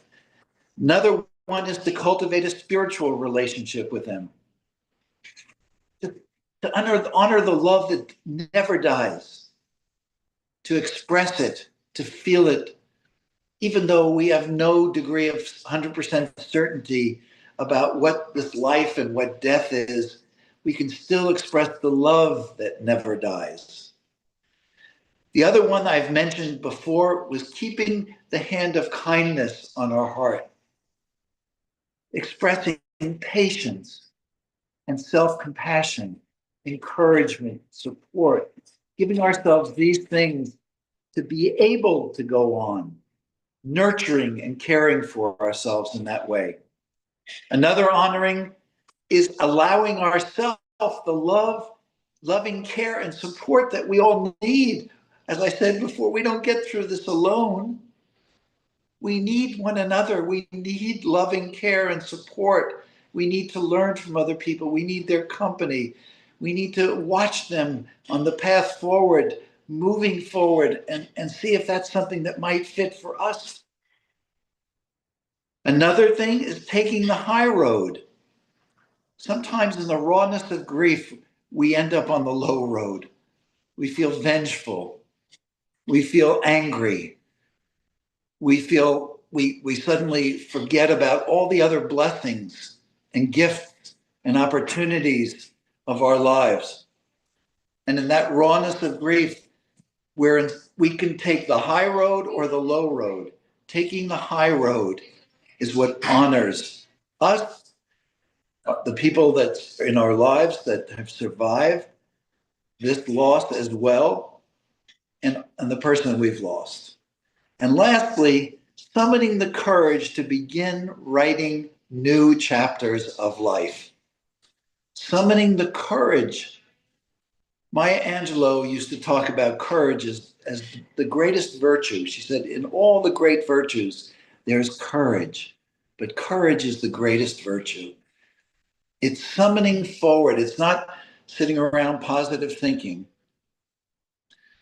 The courage that we need comes from deep inside of us organically. It arises from within us as we take care of ourselves, as we say yes to the things that bring us back, that allow us to go on with life in this new normal. That's where the courage comes from. And it's allowing us to believe and to breathe and to go on. And today is such an amazing opportunity for all of us to be reminded, if we already knew or if we already had a sense of what we needed to do, and to learn new things that we haven't tried, and to try new things that make sense, that intuitively feel like this is going to help me clear the path forward. It's going to help me go on and live out the rest of my days in an honorable way and bring meaning into my life. You know, my 5-year-old grandson asked me the other day, he said, "Papi, do you think heaven is real?" And I said, I don't know for certain. He says, "Well, if it's real, you're going to see Jenna there. Aren't you going to be happy?" And I said, "Yes, you will hear noises of the greatest happiness in the world. if that's the way it works out, if there's some way for me to reunite with my Jenna. I said, but I'm also going to be sad because I won't get to be with you in the way that I'm used to being with you. But isn't that life? And he looked at me and he said, Poppy, I think you're telling me that's what life is. That, people finish their life, they complete their life, and new kids are born, and the rest of it's a big mystery. And it's okay not to know with 100% certainty what it all means and what it all is. So anyhow, those are some thoughts I wanted to share with you. And my hope and prayer for you on this day is that this day is a yes for you. It's a yes to you. It's a yes to life, the way life really is, life's real terms. And it's a yes to you being able to go on with your hand on your heart, with your foot off of your throat, with your arms welcoming the love and support of other people, and giving yourself the love and support that you need. And with that, I'm again so grateful and honored to have been able to spend a few minutes with you today. Oh, thank you, Ken. That was fabulous. You're always so wonderful. Ken, that was so moving. And I love that you said, keep on keeping on, say yes to going on, even when you're lost. Because you have definitely done that. We love to. Have a fabulous day, and we hope to see you soon. Love is with you, and my deepest gratitude. There's a gratitude that's bigger than the word gratitude. And that's what I have and hold for both of you. And my good thoughts and prayers are with everybody as the day goes on. I'll be with you. Thank you. Love you. Thanks, Ken. Well, now we're going to have a musical break with Alan Peterson, and we want to remind you that he's going to be doing the candle lighting later. So you want to stay on for that. We want to remind you that all these shows are going to be on our podcast. You'll be able to get them at Open to Hope. And now we are going to have a break. Then we'll come back at 12:15, and we're going to have breath and movement. We will, Mom, we will come back at 12:10. Oh, 12:10? We will come back at 12:10. So you've got, 5 minutes to take a break. And then we're going to have breath and movement. So make it fast, Gloria. Okay, break. Thanks, everybody.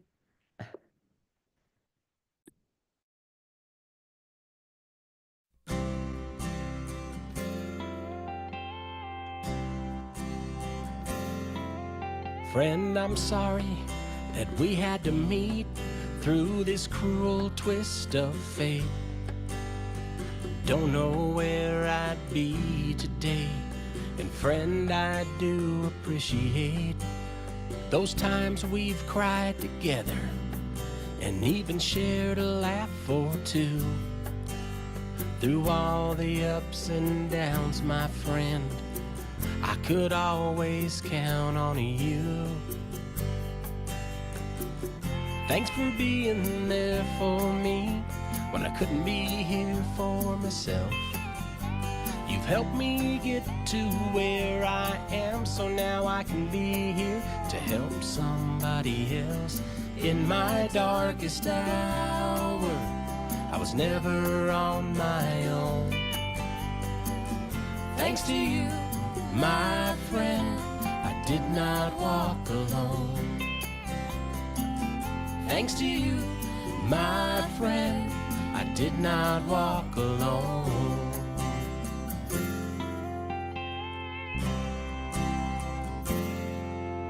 We've walked this road together. Now some years have passed us by. It's good to know that even now you're a shoulder when I need to cry. There's one thing I know, after all the things we've done, two broken hearts are always stronger than one. Thanks for being there for me when I couldn't be here for myself. You've helped me get to where I am, so now I can be here to help somebody else. In my darkest hour, I was never on my own. Thanks to you, my friend, I did not walk alone. Thanks to you, my friend, I did not walk alone. I've learned when you lose everything, there's still some things to gain. Our friendship means so much to me, my friend. I know you feel the same. Thanks for being there for me when I couldn't be here for myself. You've helped me get to where I am, so now I can be here to help somebody else. In my darkest hour, I was never on my own. Yeah. Thanks to you, my friend, I did not walk alone. Thanks to you, my friend, I did not walk alone. Yeah, thanks to you, my friend, I'll never walk alone.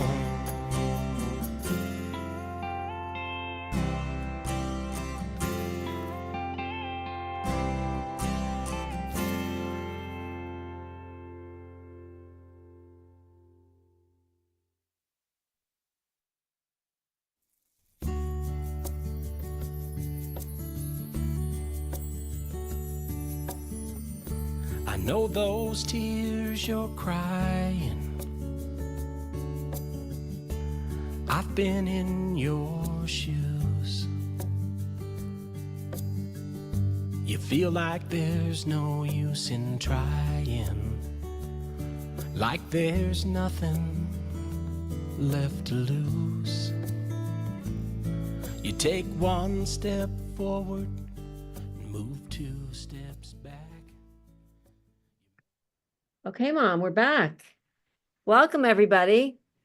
Yeah, welcome back from the break. And now we are going to have a wonderful breath and movement. I can't wait. This is going to be so relaxing. This is a great way to get your body moving because, you know, grief gets trapped in our body. And as Dr. Bessel van der Kolk said, the body keeps the score. And we had him on 3 cable shows, and it was very, very important. It's important to move our bodies, and it's important to get the grief out. And that's what we are going to do right now. And we are going to have a phenomenal person on, Paul Denniston. Wonderful. We've had him on our show before. Paul Denniston is the creator of Grief Yoga and the author of Healing Through Yoga, Transform Loss into Empowerment. Paul has trained thousands of therapists, counselors, and healthcare professionals to use movement as a tool for healing grief. Welcome, Paul. Thank you for having me. Hi, Gloria. Hi, Heidi. Thank you for everybody who's here. Sweet. We're Shall ready. I just go into it? We are ready to move, Paul, because we have been in our grief and in our healing, but we haven't moved today. I get it. I get it. Well, we're gonna move today. So, hi everybody who is here.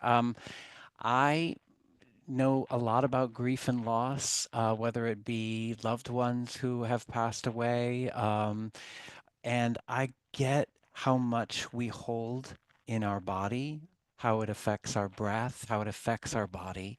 And so what I'm going to explore within just this couple of minutes here is just how we're going to use movement, breath, and sound to take whatever struggle and pain is and just going to move it through in safe and empowering ways. As I guide you, if anything doesn't feel right for you, just pull back and rest. No new injuries. I'm going to do it from a chair and from standing. And yeah. So let's just take a moment and breathe together, shall we? Just take a deep inhale here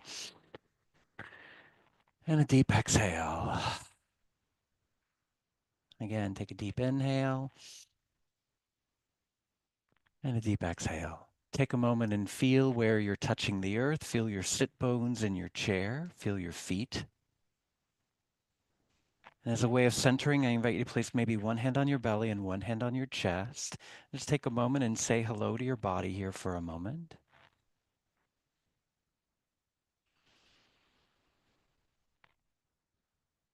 I invite you to place your hands on your chest. Take a moment and feel your hands on your chest. And I invite you to close your eyes or gaze down. And if you want to take a moment and remember someone your heart loves and misses, and you would like to say their name here out loud, please do.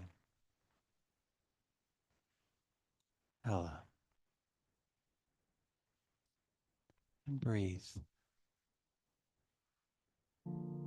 I invite you to bring your hands down by your sides, and we're just going to gently begin to warm up our body right now. Okay. I invite you to bring your right ear to your right shoulder. Bring your left hand and just tap all the way from the ear to the shoulder. Good. And then release that down and bring your chin to your chest. And then allow your left ear to go towards your left shoulder and bring your right hand. Just begin to tap all the way from the ear to the shoulder. And then slowly, when you're ready, come back to center. And then I invite you to just start to move your torso around in a circle here. Just going to get into our bodies real gently here. Take a deep inhale.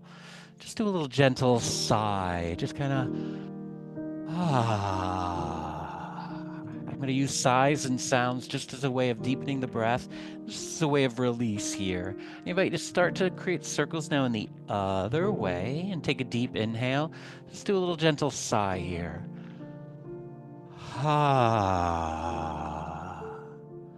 Again, inhale. Exhale, sigh. Good. And slowly, when you're ready, come back to center and inhale through your nose and reach your arms up. And then side stretch. Allow your left arm to come down and your right arm to stretch over. And take a deep inhale. Exhale, open the side of your body here. Then inhale and reach both arms up. And then right arm down, left arm stretches over. Take a deep inhale. Exhale, open up the side of your body. Let's just do one time on each side. Inhale, arms up. Exhale, side stretch. Inhale, arms rise up. Exhale, side stretch. Good. And slowly, when you're ready, come back to center. And then just float your hands down. Good. Inhale, float the arms up. Exhale, float the arms down. Now, good. You can keep doing this floating up and down seated, or I'm going to stand up. You're welcome to stand up if you'd like here, okay? We're going to keep flowing with our breath. Inhale through the nose, lift the arms up. Exhale, bring your hands down by your sides. You can totally do this sitting if you'd like. Inhale up. Exhale down. Good, and just take a moment now and just let your hands move from side to side like empty coat sleeves. You can go really slow here if you'd like, or you can go a little faster if you'd like. Just kind of gently twisting from side to side. All right, good. Tell you what, I'm sure a lot of feelings are starting to come up into this space, so we're just going to use a little more powerful movement, breath, and sound to just kind of move some stuff through, okay? All right, so first off, just take a moment and inhale through the nose, lift the arms up. Do a little faster, hands forward, down, and back, just kind of, good. Anything that you need to release here, inhale up, exhale, hands forward, down, and back. Inhale up, exhale, hands forward, down, and back. Good. Take a moment and shake it out a little bit here. Shake out your hands, shake out your feet. Good. Now I invite you to interlace your fingers together. We're going to do a little more powerful movement, breath, and sound. Inhale through the nose, lift the arms up. Exhale, bring the hands down. If you're seated in your chair, inhale, arms reach up. Exhale, down. Good. And up. And down. Good. Now, if you've got some anger or a little hurt and you want to chop some wood, I'm going to invite you to imagine you're holding a very powerful wood chopper in your hand. And there's a piece of wood that needs a little chopping here. Inhale through your nose, reach this up like a wood chopper, and then just chop some wood here like a good. Inhale, reach up, chop.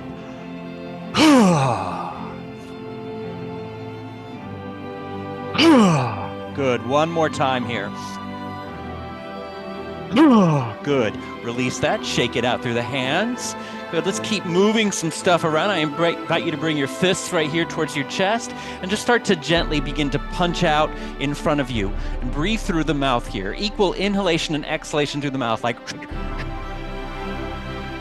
Keep going here for 5, 4, 3, 2, 1. Now bring both fists in and just release something behind you with a inhale. Exhale, release behind you. Good, one more time. Good, take a moment and shake it out. Move your hands a little bit from here from side to side. Okay, good. Now, we're gonna literally do a shakeout here. I invite you to just start to move your body right now and just begin to shake your body here. Shake your feet. Oh, shake your arms. Anything you wanna kind of shake off here.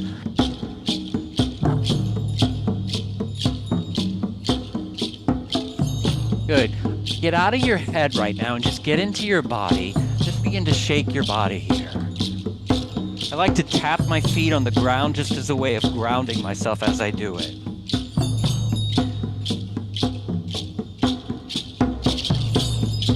Good. Sometimes grief can be exhausting, so we're just going to shake out. And now I'm going to invite you to play around with some power in your legs. Just kind of kick with your legs here. Just kick with the legs.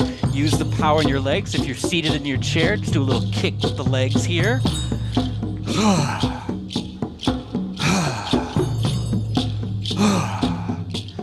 Good. Again, any last little shake, just kind of move it around here. Shake it out.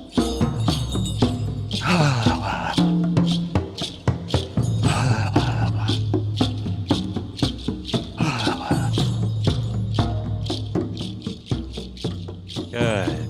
And then take a moment and just feel your feet grounded. We're going to do some chest and heart opening things. Take a moment now, just let your wings, hands go up and down.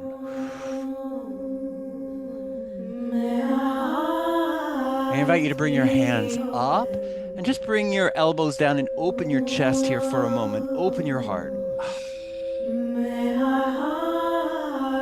Keep letting those wings float up and down.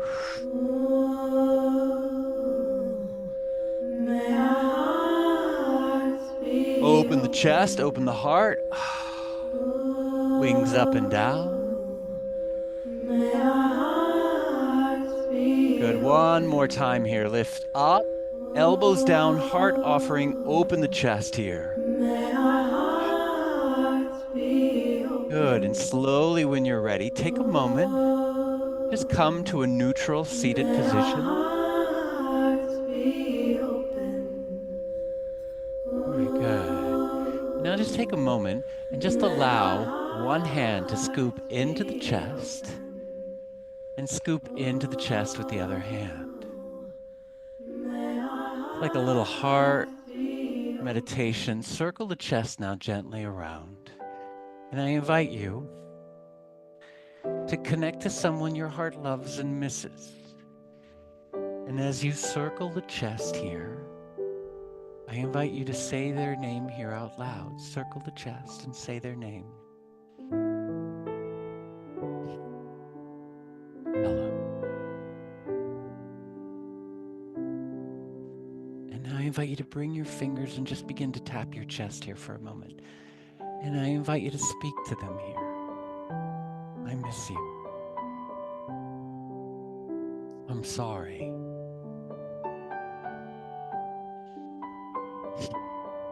If you are hurting or in pain right now, share that with them. Tell them, I'm overwhelmed.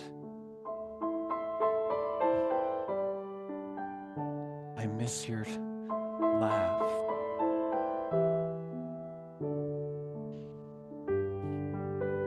I'm sorry I didn't show up in ways that I should have.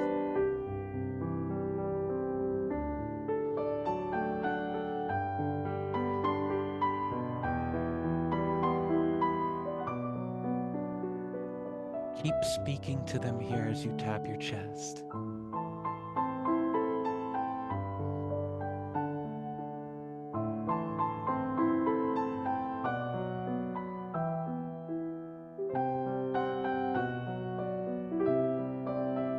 Just take a moment and begin to circle the chest again.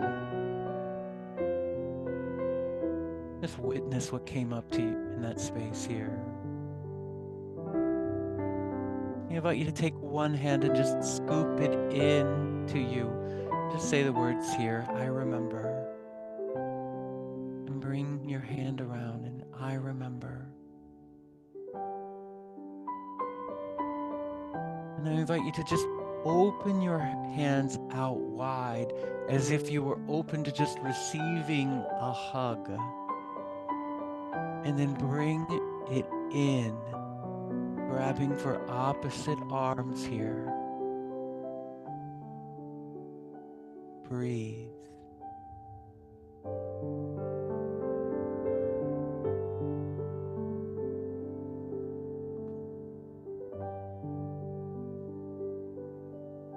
Now take a moment and just begin to feel the earth. Sometimes when we're struggling, just offering something as an offering to the earth is just a way of starting to soften and let go. Fold forward here. If there's any struggle or pain, maybe just as a way of giving an offering to the earth. Breathe into your lower back here. Soften.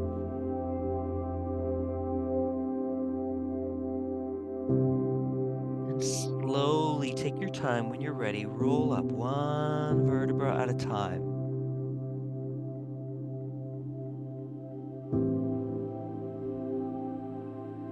Then bring your left hand to your right knee. Inhale, lengthen the top part of your head up. Just gently twist over your right shoulder and twist. Inhale, exhale, twist. Come back to center and bring your right hand to your left knee and inhale. Exhale, gentle twist. Inhale, exhale, twist. Slowly, when you're ready, come back to center. Bring your left foot up to your right knee. Let's just open up the hips here for a moment. Left foot to the right knee. If that doesn't feel right for you, you can also widen your stance to just kind of breathe here into your hips. You're welcome to hold right here, or if you'd like to bring your chest a little deeper towards your shin for a hip opening, you can do that here.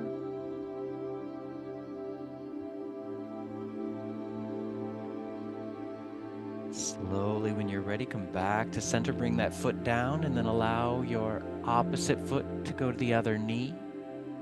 You're welcome to hold right here and breathe. You can also bring your chest down towards your shin to just kind of breathe a little deeper into your hips.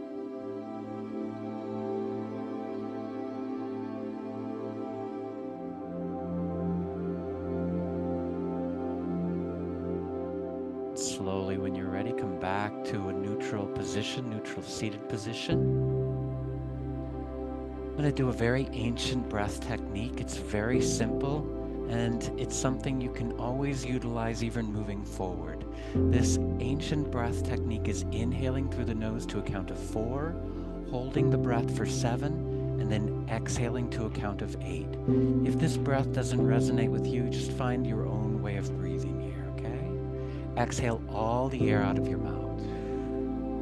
Inhale through your nose to 4. Inhale 1, 2, 3, 4. Hold your breath. 7, 6, 5, 4, 3, 2, 1. Exhale. 8, 7, 6, 5, 4, 3, 2, 1. Inhale nose. 1, 2, 3, 4. Hold your breath. 7, 6, 5, 4, 3, 2, 1. Exhale. 8, 7, 6, 5, 4, 3, 2, 1. Inhale nose. 1, 2, 3, 4. Hold breath. 7, 6.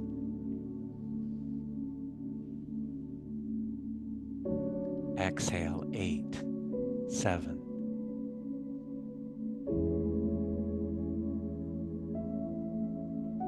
Come back to your natural breath. Just breathe through your nose now.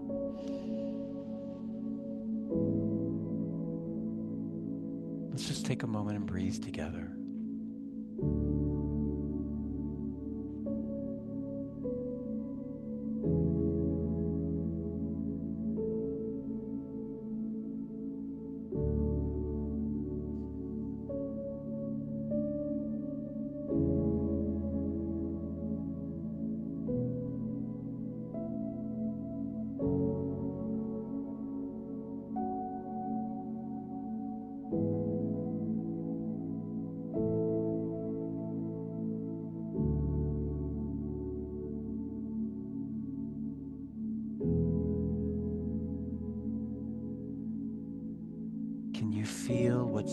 supporting your body right now? Maybe it's your chair. Maybe you feel your feet touching the earth. What's supporting your body right now? Can you notice your breath?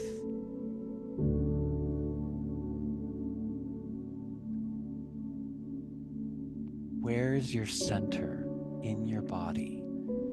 For some, it's at their belly. For some, it's a combination of your belly and your chest.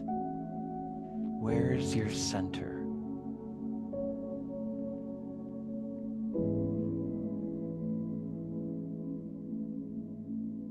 Maybe place both hands on your chest here for a moment. Notice your breath. And we'll take one more remembrance here of those that our heart loves and misses. If you'd like to take a moment and remember them here by saying their name out loud, please do. Nola.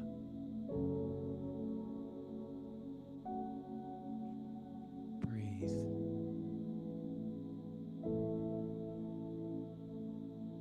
I invite you to bring your palms together in front of your chest. Soften your shoulders and lengthen the top part of your head up.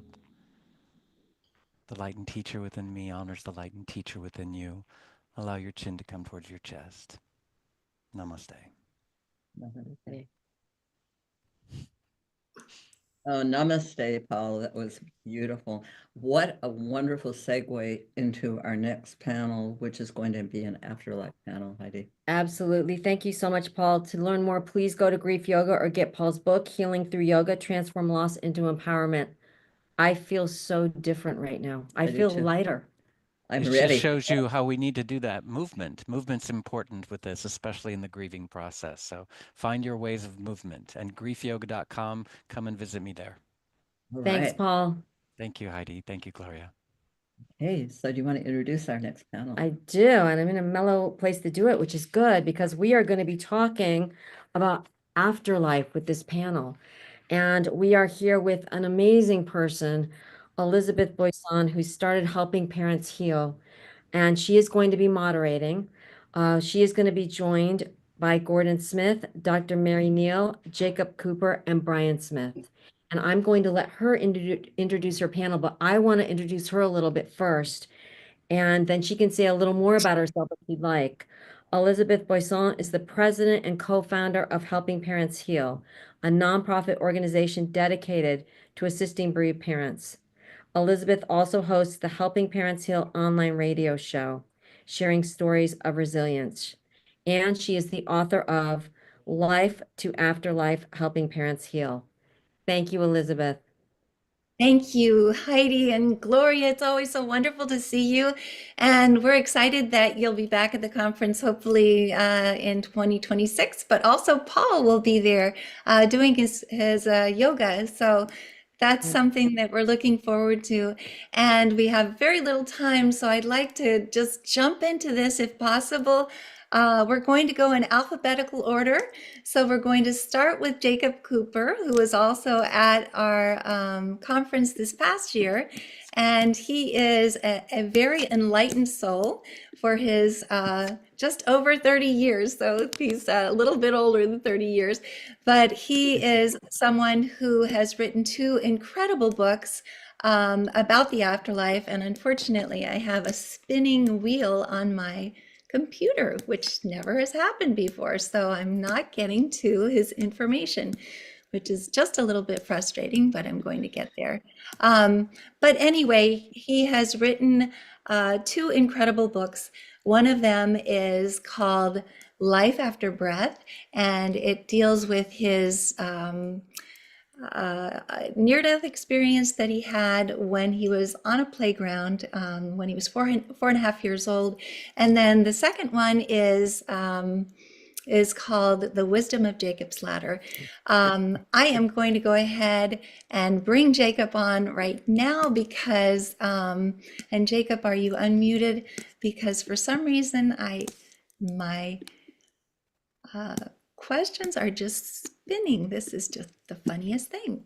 So, Jacob, let's go ahead and ask the first question. And the first question has to deal with your near-death experience and what it taught you here on Earth once you came back. Could you please tell us a little bit about that experience and what it's helped you with here?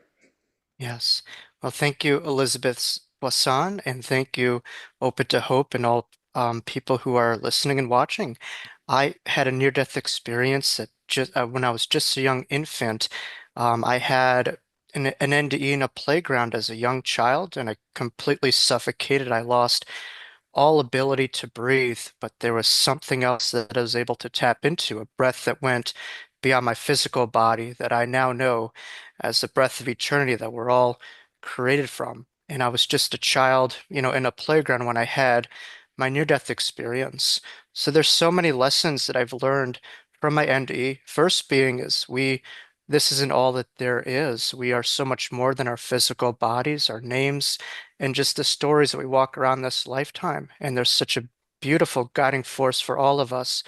And we are far more than just a body. But if there's any lesson that I could take that sticks the most out of my near-death experience is location of it occurring in a playground and how we are all, children playing here in the playground of God, here as our brothers and sisters keeper to try to make this world a more beautiful, more unified world and place. And it wasn't by coincidence that I did have this, but from someone who looked at physical death firsthand. I'm the living embodiment that there is no real death of the soul. The body, of course, can go, but the soul will continue, and your loved ones will continue, and so will you.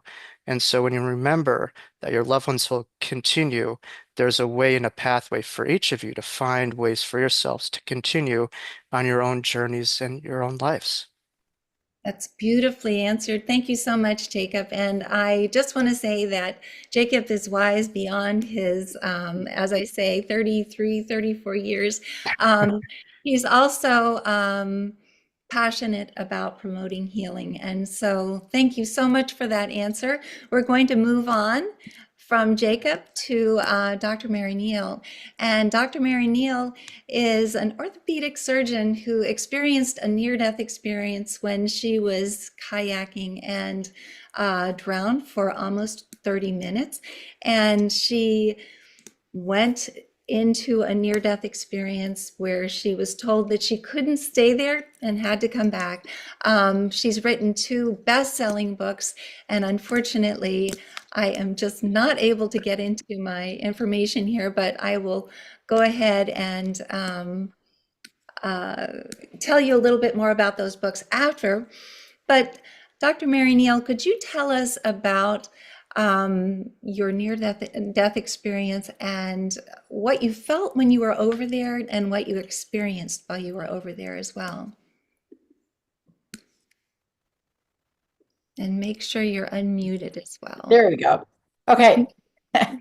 Yeah, the first thing I want to say to all of you, because you've all lost children, is that for those of you who lost children drowning, which unfortunately is a big number of people, your child did not have the experience you probably imagine.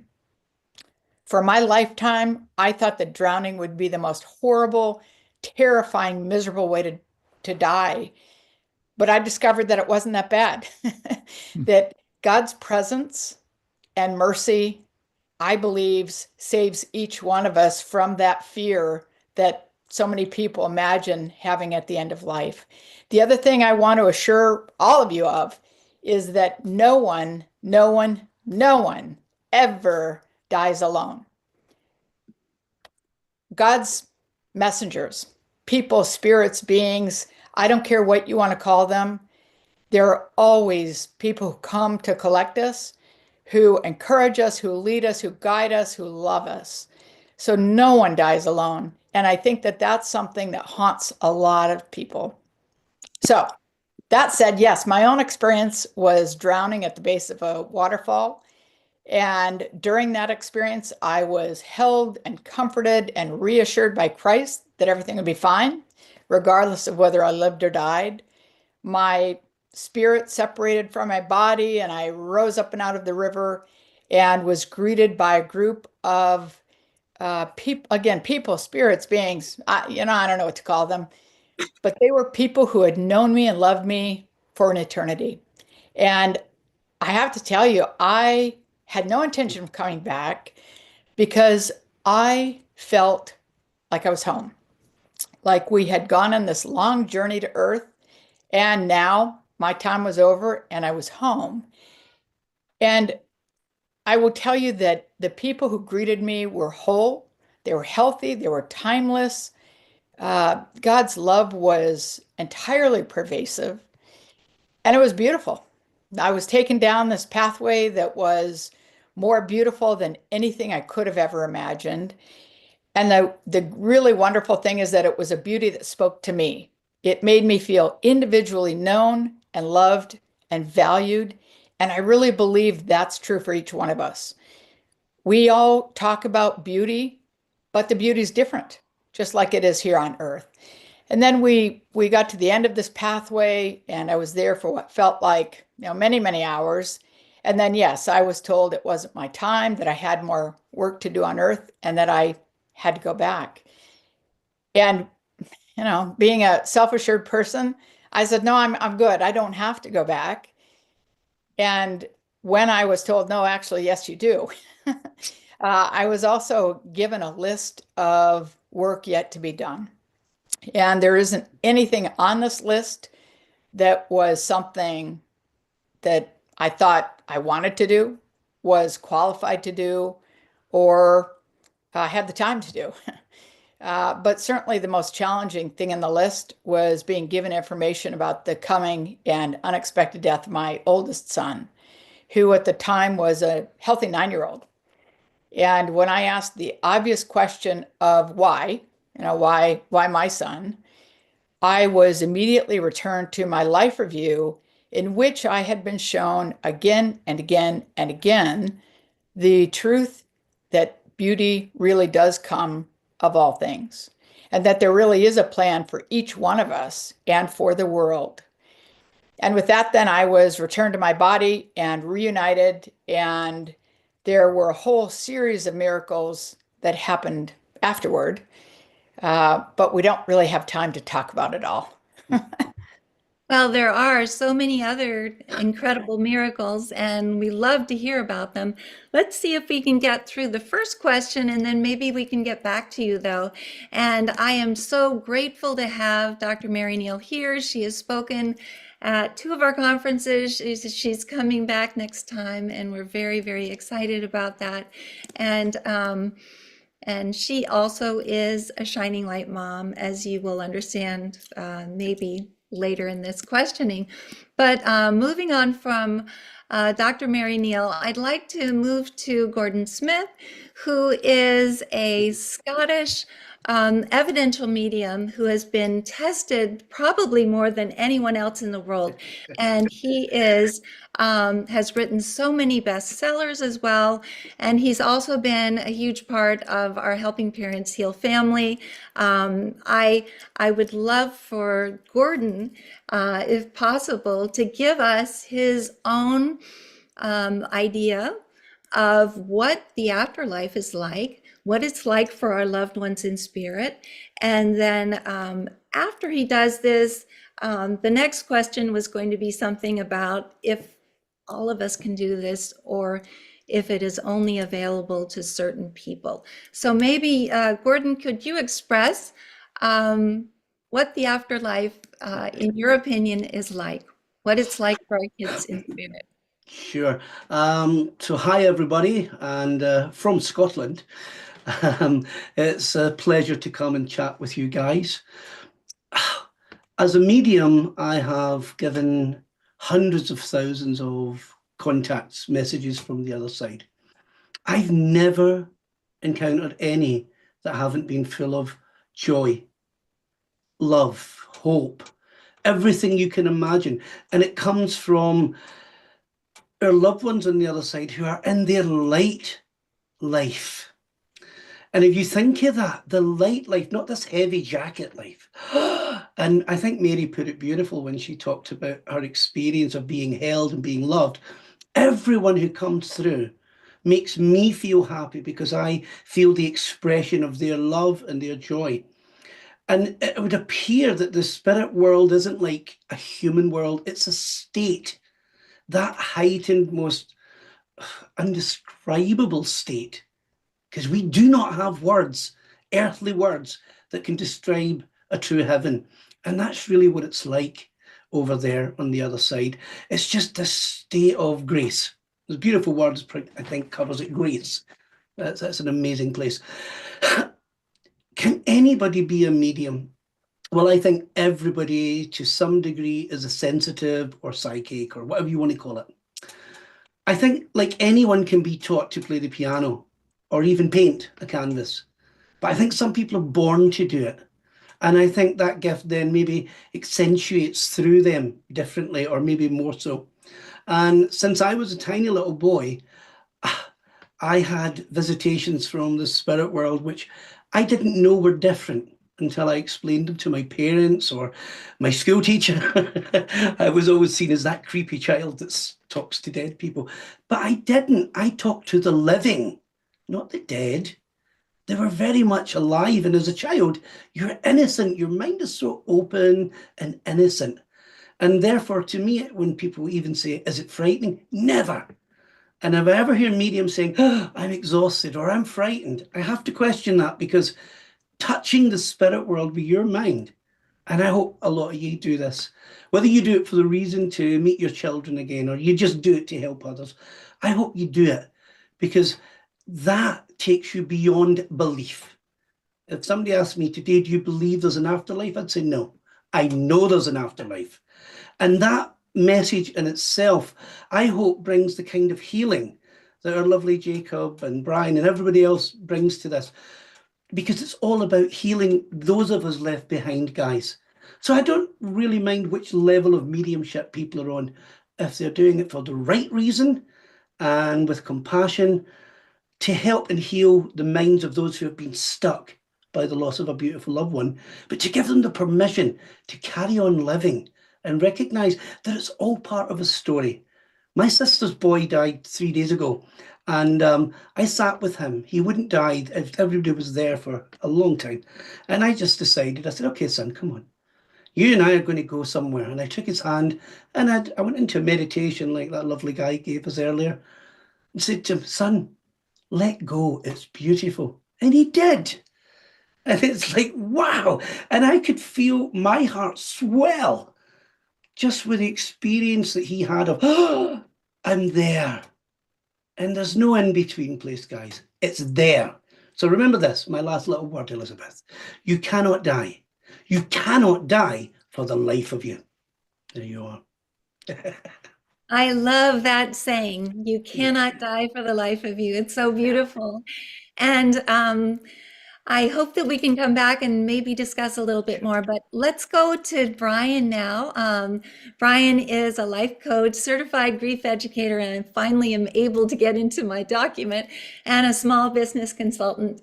He's on the advisory board for IANS and for Helping Parents Heal. He's also the author of Grief to Growth, Planted Not Buried, and he is the host of the Grief to Growth podcast. Obviously, Brian is a shining light parent. He came into this being very religious, from a religious background, and I would love for Brian to describe how those religious beliefs have maybe changed or shifted since his daughter Shayna transitioned. Yeah, thank you. Thanks, Elizabeth. Thanks. It's just an honor being here with everybody. Thanks for having me. In terms of my background, I was raised, as Elizabeth said, in a religious background. It's Pentecostal, very fundamentalist, very, very black and white. You know, as Gordon was saying, here or there, it was a binary thing. It's like when you died, you went to heaven or you went to hell. And I was actually very afraid of this binary situation. So I was always the kind of kid that I wanted to know how things work. So I was like, this is what they told me. So I'm trying to figure it out. So I did this process that we now call deconstruction a lot of times when it comes to religion. So, which is an interesting term because it means to tear something down. And I realized recently it's not really so much deconstruction as it is more like remodeling. So when you start to say you're going to remodel your kitchen, you start by tearing it down, but you do it in the hopes of building something better.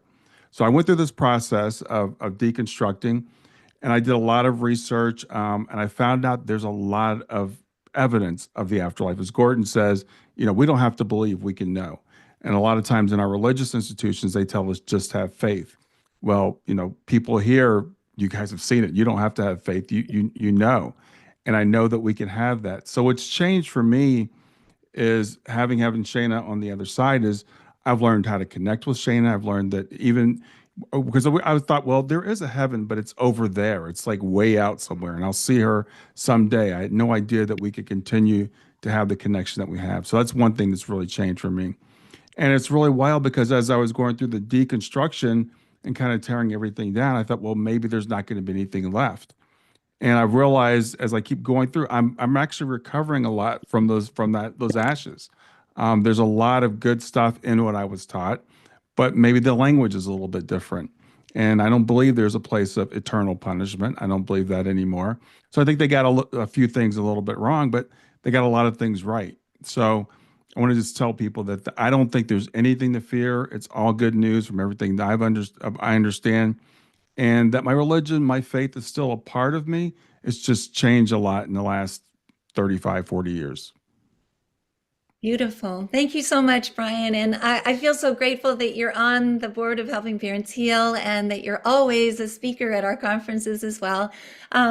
We have just a little bit of time, so I'd like to quickly ask Jacob about, first of all, we talked about his near-death experience.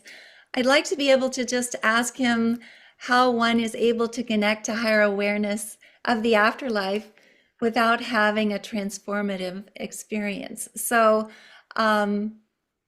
could you maybe go into that for us in as short a time as possible, Jacob? Yeah, absolutely. Well, heaven is not a place where you could, put on your GPS at this point, nor is it outside of yourself. And I think the most important position that we have to ask ourselves is, where are we facing? Are we turning outward or are we turning inward? And when I had my near-death experience, it really reminded me that heaven is really truly within. It's within the innermost part of our own being. And there's many ways to elevate higher consciousness, but for my own firsthand experience where I literally had my brain crack open due to the suffocation, that's when God in the spirit realm came in. I could tell you how important it is for the brain to be very relaxed, and certainly through meditation you could get the brain within the delta as well as the theta waves, to a lot more deepened states. I'm sorry, the alpha waves and the theta waves. Delta is more sleep, but you get your brain into a more relaxed state. That's when you could really tune within, and also through enthusiasm, which you say enthusiasm, what does that mean? It just means entheos, the Greek word for the divine within. So finding the things that you love with passion really connects you to the spirit. God is love. That's all that lasts. And so too do all of our experiences and relationships and memories that we have here. And that's how we build a heaven on earth, where it's not over there, but it's right here, something that we could build and work on and progress through this lifetime. Beautiful. And speaking of heaven, I just want to mention the two incredible bestsellers that I absolutely love of Dr. Mary Neal, which are To Heaven and Back and 7 Lessons from Heaven. And of course, they're based on her profound experience of drowning in South America in a kayak. Getting back to Dr. Mary Neal, I would love for you to just let us know. You've had this near-death experience, obviously.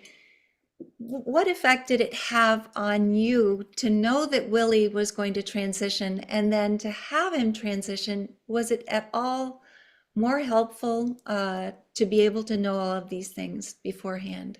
Well, as you might imagine, I spent 10 years waking up every day wondering if that would be the day, because I wasn't actually given a date and time.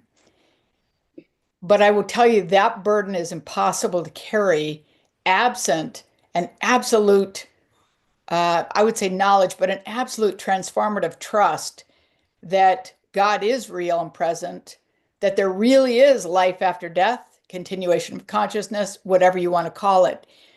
And when you accept that God is real, God is love, God is present and working in our lives, and there's life after death, then it changes your understanding of death. It's not a big scary thing. It's like getting on an airplane and going home after a trip to a foreign country.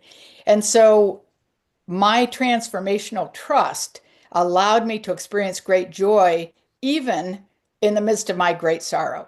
And believe me, I was as devastated as any mother could be.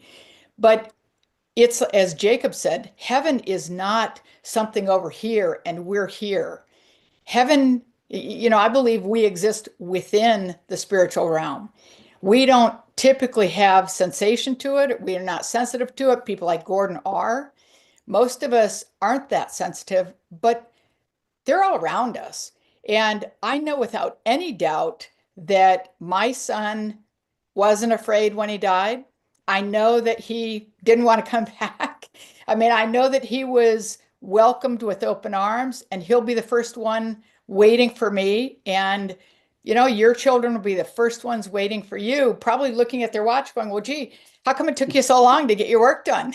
So it radically changed my understanding of death and what that even means. And therefore, what does life mean?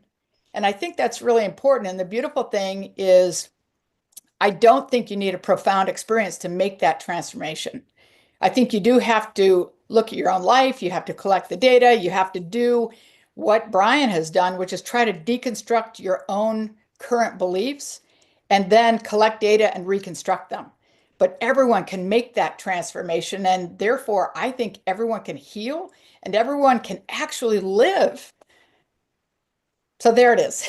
So it made a big difference. Beautiful.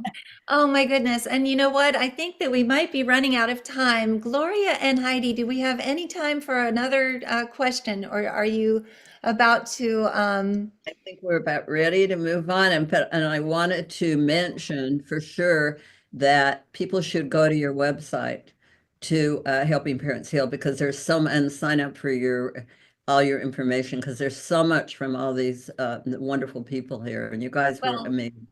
And they'll be back at the conference. So if you guys are interested in being able to meet these people in person, as well as Gloria and Heidi, then please join us in 2026. And thank you so much for having us on today. We feel very Thank grateful. you, Elizabeth, and thank you to the entire panel. Your conferences are so hopeful, and there's just a lightness about them. So I appreciate this message out there that, there's more after someone physically leaves. Yep. And thank you so much. Thanks, you guys. You did a fabulous job in such a short time. Thank you for hosting this. Thank you so much. Thank you. Thank you. And now Heidi, we're going to have our friend Colin Campbell on. He's been on our podcast, great guy. And he's going to talk to us about keeping the community as we grieve, which is hugely important. Colin is incredible. I was scrolling through the internet at 1 a.m. one night when I couldn't sleep. I kept seeing this incredible story about this man finding hope after horrific loss. And I was like, who is this person? I have to get a hold of him because he's got this really incredible story. And he's going to share to us today about, like you said, Mom, keeping community as we grieve, and how do we do that, and how do we find hope? And Colin knows a lot about this. Colin Campbell is an Academy Award nominated writer and director for theater and film. After the tragic loss of his 2 teenage children, Ruby and Hart, in 2019, he turned to mourning rituals of his wife's Jewish traditions for strength. Colin authored Finding the Words, Working Through Profound Loss with Hope and Purpose, sharing his journey through grief. Welcome, Colin, and thank you for joining us today. Yeah, thank you for having me. It's so great to see you guys again. Wonderful to see you too, Colin. Yeah. So I'm going to talk about something very different than what the previous panelists were talking about, which is just very practical. So I guess first I should tell my story. Well, first I want to actually say thank you all for being here. It's tough. It's tough, I know, showing up to talk about grief, right? It's hard for everybody. So I want to thank you all for for opening your hearts and spaces to be here with me. My story is, as was previously mentioned, on June 12th, 2019, my car was struck by a drunken high driver going 90 miles an hour, and she was a repeat DUI offender. And my children, Ruby and Hart, were in the back seat. Ruby was 17 and Hart was 14, and they were basically killed on impact. My wife and I survived. We were in the front seats, and I was driving. And I was thrown into just, an incredible depth of pain and grief and confusion. And I reached out to a lot of grief groups and a lot of grief books. And I encountered this sentiment that kept coming up, which was, you're going to lose most of your friends. And you're going to find out who your true friends are in grief, because most of your friends are going to abandon you. And I thought to myself, wow, I need all my friends, right? I felt like, wow, I need all the support I can get, any help I can get. And the thought that I'm going to lose most of my friends was terrifying, honestly terrifying. And I also felt like, well, my friends love me, and my friends love Ruby and Hart. I know they do. And so how is it possible that I might lose my friends? I didn't really believe it. But then I saw that in early grief, a lot of people didn't know what to say to me or my wife, Gail. They were scared. They were scared of saying the wrong thing. They were scared of hurting me, of causing me more pain. And so in fact, many of my friends became scared to even say Ruby and Hart's names. And I had discovered that I was desperate to talk about Ruby and Hart. I was desperate to talk about my children and about my grief.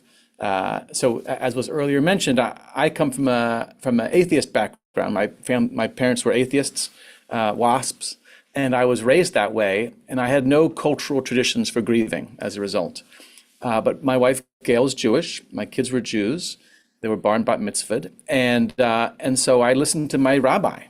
And one of the things I discovered in grieving was the importance of community. And so very early on, I discovered that through sitting Shiva. So for those of you who don't know, Shiva is a period of mourning that lasts for a week after the funeral. Everyone comes to your house and sits with you. And at this, night after night, and I thought, like, what? People are coming to my house? No, please don't. Please don't come to my house right now. My kids were just killed. I can't do this. But I listened to my rabbi, and I said, this is what you're supposed to do, so okay. And then I found everyone's gathered in my home, and my rabbi turned to Gail and I, my rabbi's Sharon Brous, and she said, do you want to say anything to the people who are gathered here? And I discovered that I did. I wanted to talk about Ruby and Hart, and I wanted to talk about my grief. It was really important to me because I had no other way of processing what just happened to me. It was so catastrophic, so out of the realm of my previous experience, that I needed to talk about it. And I needed to talk about Ruby and Hart. They were all I was thinking about. And so once Shiva ended, that's when people stopped talking about Ruby and Hart, because there was a structure during Shiva. And that gave people license, and people would talk about Ruby and Hart to me. I talked about them to them. It was very kind and beautiful. And we all grieved together and felt like, oh, this is what grieving is. We're grieving in community. All the people that love Ruby and Hart and love Gail and I are gathering together, and we're grieving together. And it felt so helpful. And then when Shiva ended, that's when people started to be scared of us. I'm going to talk about some of the very practical things that I did, but I want to make sure that I'm not making anybody feel bad. There's no should in grief, right? In grieving.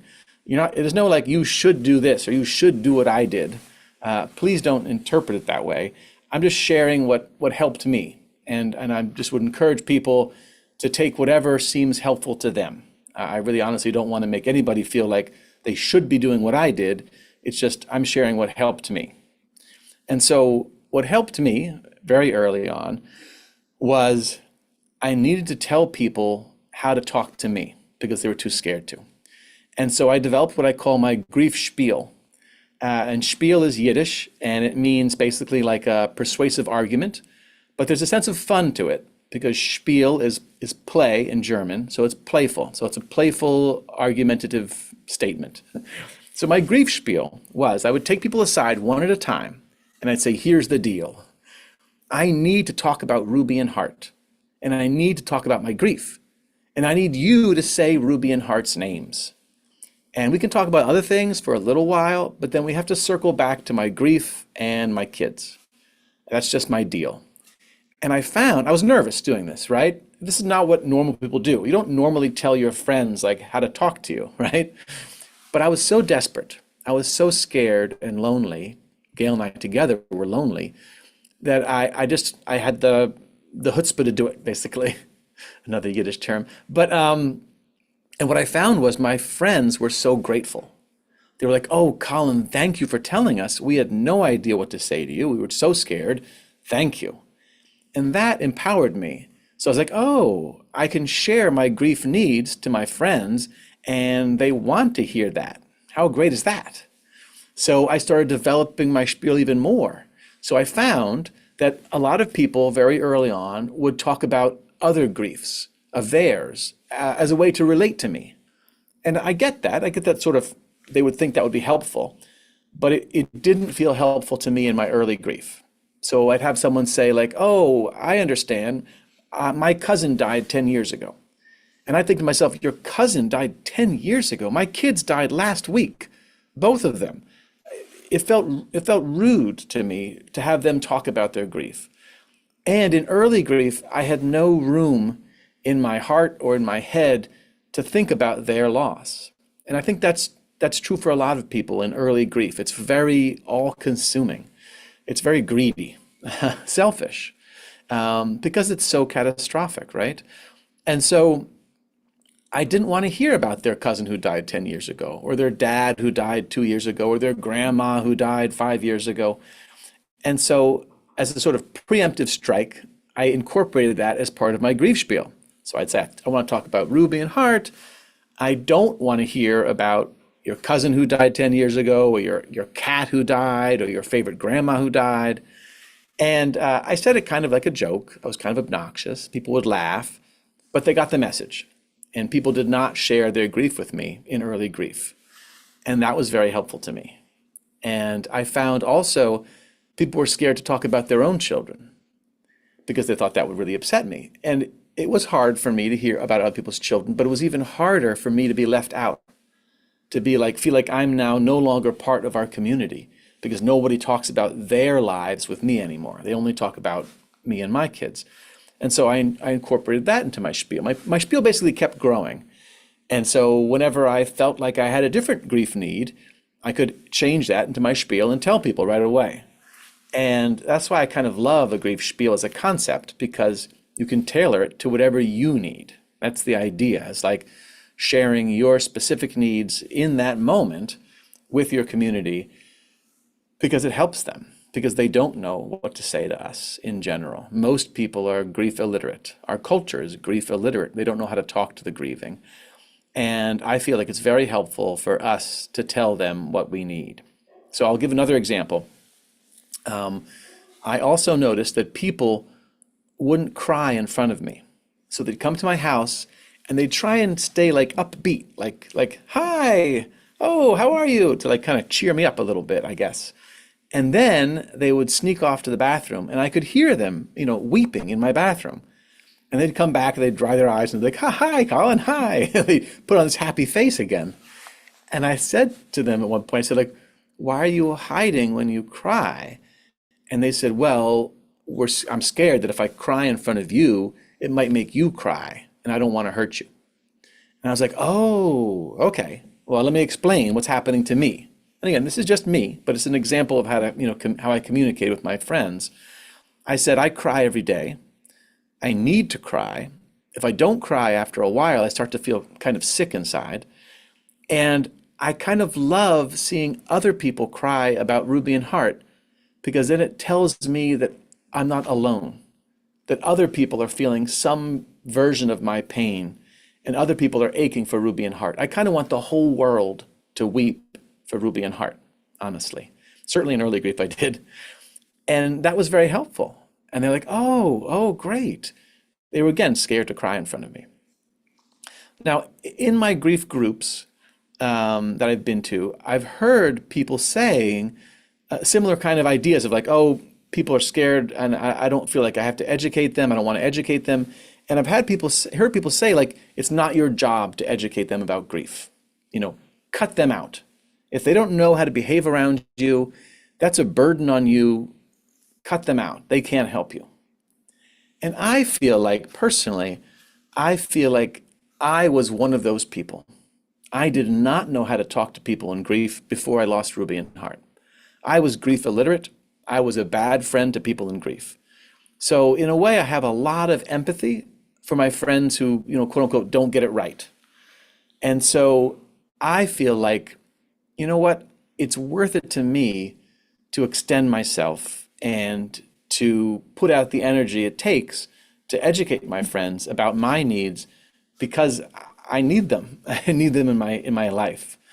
And so I would sort of, gently push back on that sentiment, which I've heard again a lot of times from other bereaved parents. I would say that maybe it is worth it to actually extend yourself a little, to share your grief needs, because you might get a lot back. And I don't want to be a total Pollyanna. There are definitely people out there who you tell them what you need and they don't do it. They can't do it. There are some people that are just so scared of grief, or they're just so self-involved that they can't help you. And yes, those people, I say, well, we can't get much from them, so maybe we do leave them behind. But I feel like the vast majority of the people who love you will come through for you if you find a way to help them help you. And I also say, do it with a lot of love. So one of my favorite ways of communicating my grief needs to my friends and family is through email. And the reason why I like email so much is because I can really think about it for a long time before I send off that email. So my first draft of an email is often like pretty angry, right? Like, you didn't do this. Why did you do this? This is painful to me. How could you not know this, right? And then I'm like, wait a minute. No. I want to keep my community. I don't want to alienate them. So I do another draft. And I'm like, okay, with love, Colin, with love. What's the note that I can give them that they'll hear, and also with love? So my emails are usually like, hi, I love you. Here's something that I want to share with you that's difficult for me. And then at the very end, I'm always like, I love you. I can't wait to talk to you in person. Thank you for all that you're doing for me. And I sign off. And I found that a lot of my emails, I get emails right back, and they're also full of love, and people are able to hear my note that I'm giving them. And again, it helps me keep my community. And I've also discovered that some people when I tell them my grief needs, they deliver full on everything that I'm hoping for. They're there. And some people can only come kind of halfway. And for those people, my first instinct is like, you can only come halfway. Forget you. I'm going to write you off, right? And then I think, well, wait, Colin. No, they love me. They love Ruby and Hart. What can I do? What can I do? And I try to set my expectations lower. And I say to myself, well, they're not going to reach out to me every week, every month. They're not going to invite me on walks, but they will come to me if I have a ceremony. If I host a gathering in honor of Ruby and Hart, they'll come. And that's all that they'll do. They'll come and they'll give me love in person at that moment. And that's enough for me. I can get that from them. I can get other things from other friends who are more present, who are more willing to sit with me long term in my grief. But I try to think in a way of like, what can I get from all these people in my community who love me, even if they're somewhat limited. I try not to axe people out, even if that might be my first instinct. And the next thing I want to talk about really briefly is ritual gatherings. So that is also a great way that I've found for inviting community into my life. And so, for example, Ruby and Hart's birthdays are March 29th and March 30th, coming right up, right, this week, coming right up.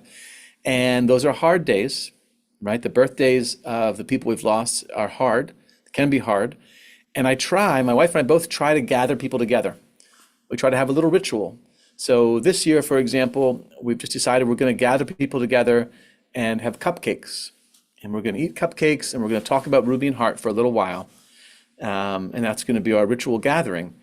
And it's hard. It's hard to reach out to people, to ask them, come join us. But they're always grateful. So that's I know I don't want to run out of time, but that's my sort of last piece of action that I like to take in terms of keeping community. I like to schedule rituals and ask people to come join me and do a little something. Anything's a ritual, any action. And that helps me build my community, keep my community.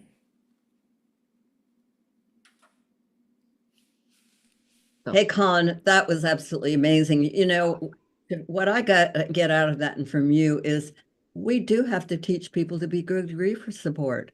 They don't know Yeah. that. And you are such good information about how we can teach people and be proactive. We don't have to just sit back and wait. And thank you. You're a love. Yeah. And you are. Thank you. Yes. Thank you. So much. Take my book. Colin. Oh, I love it. Finding the words, please. Finding the words, working through profound loss with hope and purpose. Please go get this book because Colin not only talks the talk, he walks the walk. So thank you so much, Colin. I'm glad I got a hold of you in the middle of the night. Absolutely. Thank you. Take care, Colin. Thank you. Hey, well, our next panel we're going to have hear me well? An introduction grief and loss panel. And I want to remind you that we're going to have a candle lighting and you need to prepare yourself after Alan Peterson will be singing. You need to get a picture of your loved one, your candle, and all that, and prepare for our candle lighting. And Heidi, do you want to introduce our child loss panel? Yes, this is our child loss panel. And so we absolutely love the people on this panel. We know them well. We've gotten to know them through the Compassionate Friends. And since my mother is also a bereaved parent, she's connected with a lot of these people and it's helped her in her journey. Yes, for the last, I can't even believe it, like 42 years, I've been involved with this, wonderful group of people and, the journey, amazing journey. We've also had all these amazing people on our podcast. So if you want to hear more from anybody today, please go on our podcast and you will be able to hear them. And let me introduce the panel. We are going to have Pamela Hagen moderating today. Hello, Pamela. Hello, can you all hear me well? And we thank you. We know that you were going to be on the panel and Debbie Dulabon was going to moderate today, but she is stuck in jury duty. So plan B, bereaved parents and bereaved siblings, we're used to plan B and anybody that's gone through a lot of loss. So we just roll with it, right? Yes. Can you all hear me? Yes, we can, Okay. Pamela.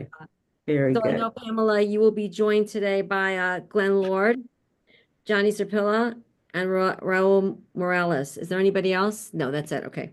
That is everyone.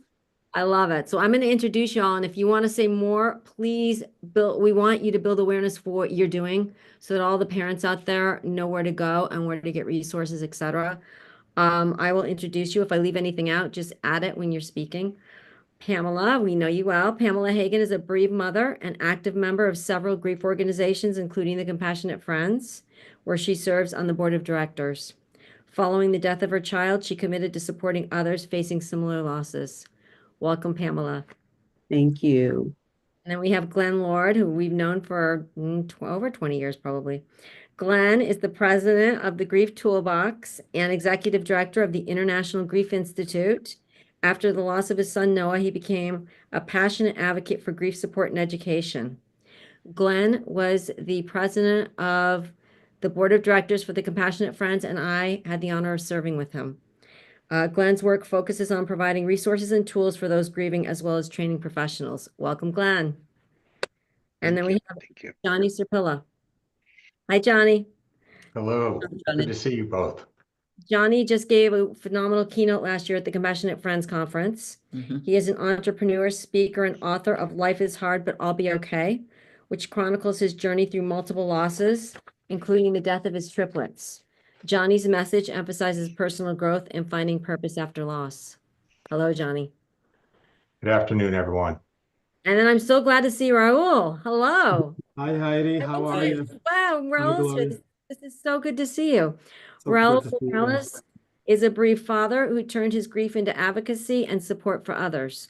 Following the death of his child, he became involved in various organizations dedicated to assisting grieving parents.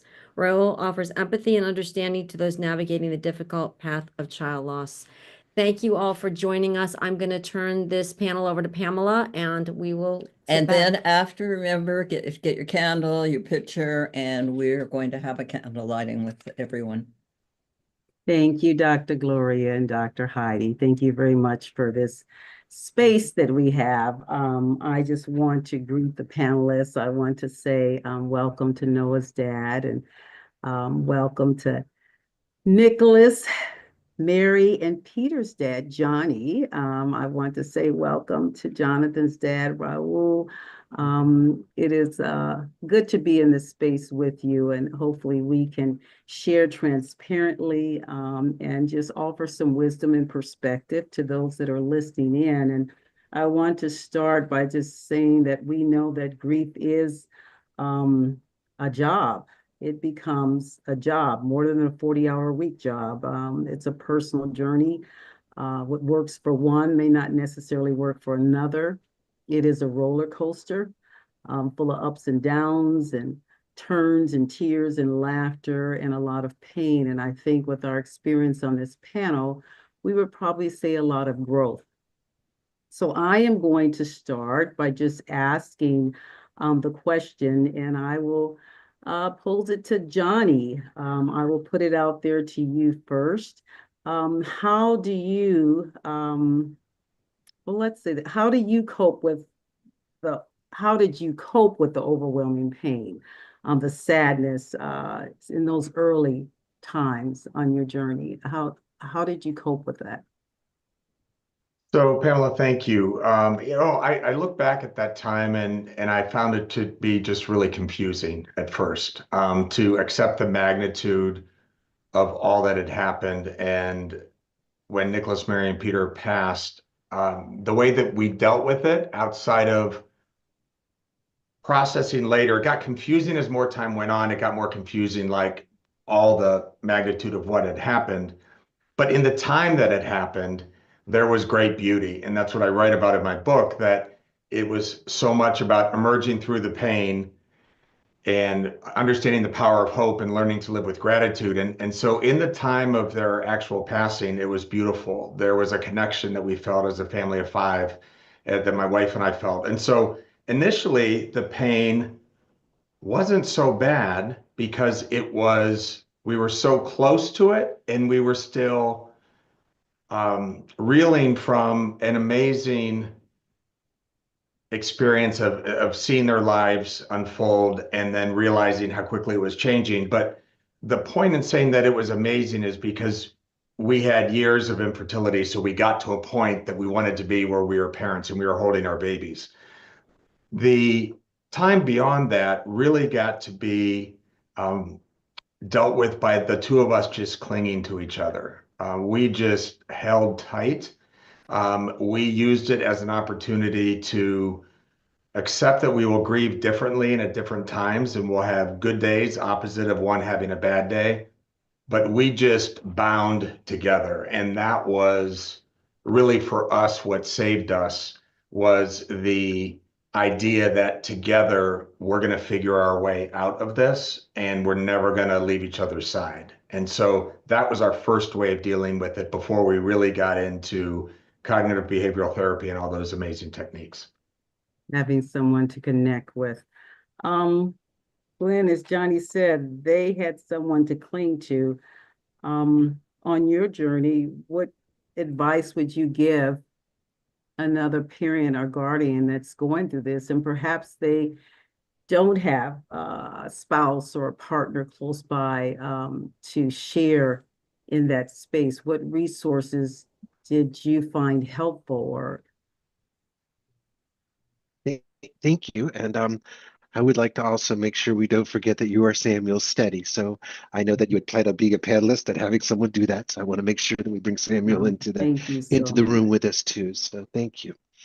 I think that the one of the evil or hard parts about grief is its natural inclination is for isolation. It wants us to isolate because we have been taught as a society that what we're feeling and where we're at, people can't handle it and people can't see. And I thought that the last speaker in this conference, when he was talking about having a spiel and talking to people about what he needed, is really important. And I think that, if you don't have someone in your life, whether that be a spouse or a significant other or someone else that's in your life, I think what's really important is to find people that understand. And this is where peer grief groups can really play a role in that. There are all different kinds of peer grief groups. The Compassionate Friends is all over the place. We run grief groups specifically in Massachusetts under SATOD for people who have had someone die from substance use related causes. And there's the TAPS organization has great resources for someone who may have died by military. And there are organizations for widows and widowers. There's all different types of grief organizations. And what I would highly recommend is try a few. The problem is the first time you show up, you may find it was harder than when you walked in the door. But what's going to happen is you're going to find your people. You're going to find people you connect to and have a place people to cling to, because that is really, I think, it was really important, because if you allow that isolation to happen, that's when I think a lot of the real challenges of finding that hope and finding your purpose and finding what grief means to you and how you can incorporate it back in your life is very challenging. Thank you so much. Thank you so much. That being said, hearing Johnny and Glenn, Raul, maybe if you could add some perspective, did you notice if you and your wife, Lori, were experiencing some isolation? Did you recognize certain things early on? I'll tell you, I for our sake, I think that our son, he was 16 when he passed. It was a car accident. And I think God was preparing us before that happened, because it happened in October, right? For, like a few weeks after his 16th birthday. And prior to that, it was in July, it was our 10-year anniversary. And we had just done our 10-year renewal of vows.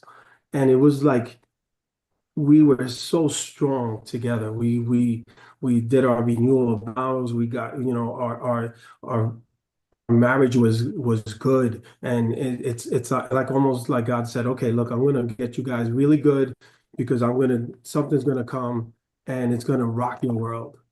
And I'm not trying to say that's what's gonna happen, but what happened was that, because in most instances, when people go through a situation where they lose a child, it can rock a marriage, and it can, you can cause division, and then you can have divorce and everything else. But one thing for sure, we went through this loss of losing Jonathan, where we were solid together, and we went through it together, but we didn't beat each other up at this. We went through it together. And even though I went to work, and and she was going through her grief, and I went through my journey, but we did it together. And even though we take our own separate courses, but we still held on to each other. And that was for that part. That's what I was just saying, that we were together in that on the ship. Okay. Thank you If I could put it into that perspective. Yes, thank you so much. Maybe, and I'll leave this open, who wants to share a little bit more on this? We heard Johnny saying that he and his wife had someone to cling to. Glenn spoke to not being isolated and looking for resources. And Raul talked about his faith. And we said that grief is a job. What would you share with someone that perhaps they don't have that faith, or they are feeling isolated? What would you say to them? What would you say to them to try and encourage them, or speak to where they are, their faith, their lack of faith, their no need for faith? What would you say to them? Johnny, some thoughts on? I think as Raul, faith was incredibly important to us. And so that's where we were able to be feeling such gratitude for the gift of finally becoming parents and and never got to the point of saying, why us? We said we kind of entered therapy maybe as sophomores, not freshmen, because we immediately at the funeral, when everyone was saying, I'm sure you're wondering why you, and saying why me, we did not say that. And one of the chapters in my book is called Why Not Us? Because we really thought we've heard so many awful things happen to good people. We never had the thought truly that we would be exempt from that.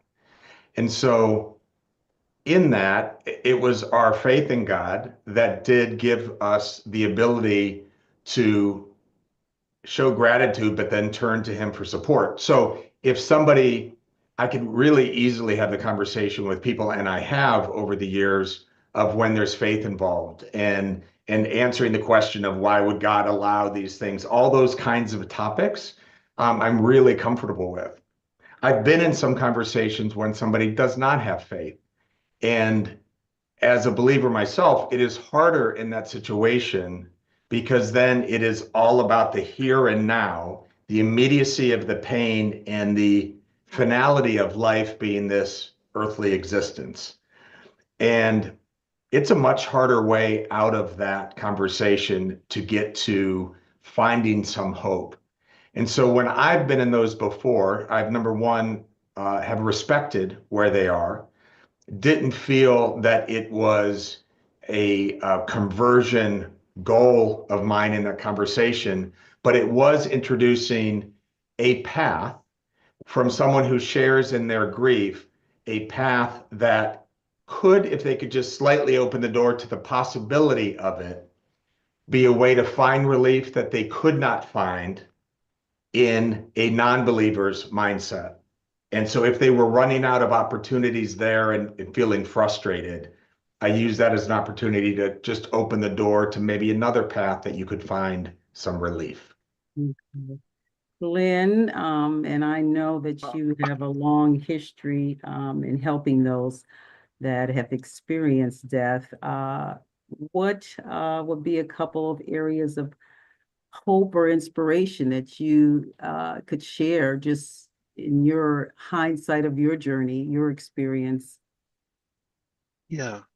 Let me just for a moment talk a little bit about my journey in the sense that, today I spend a living and take all my time training people to be peer group supporters and setting up peer group support systems. And that is what I do.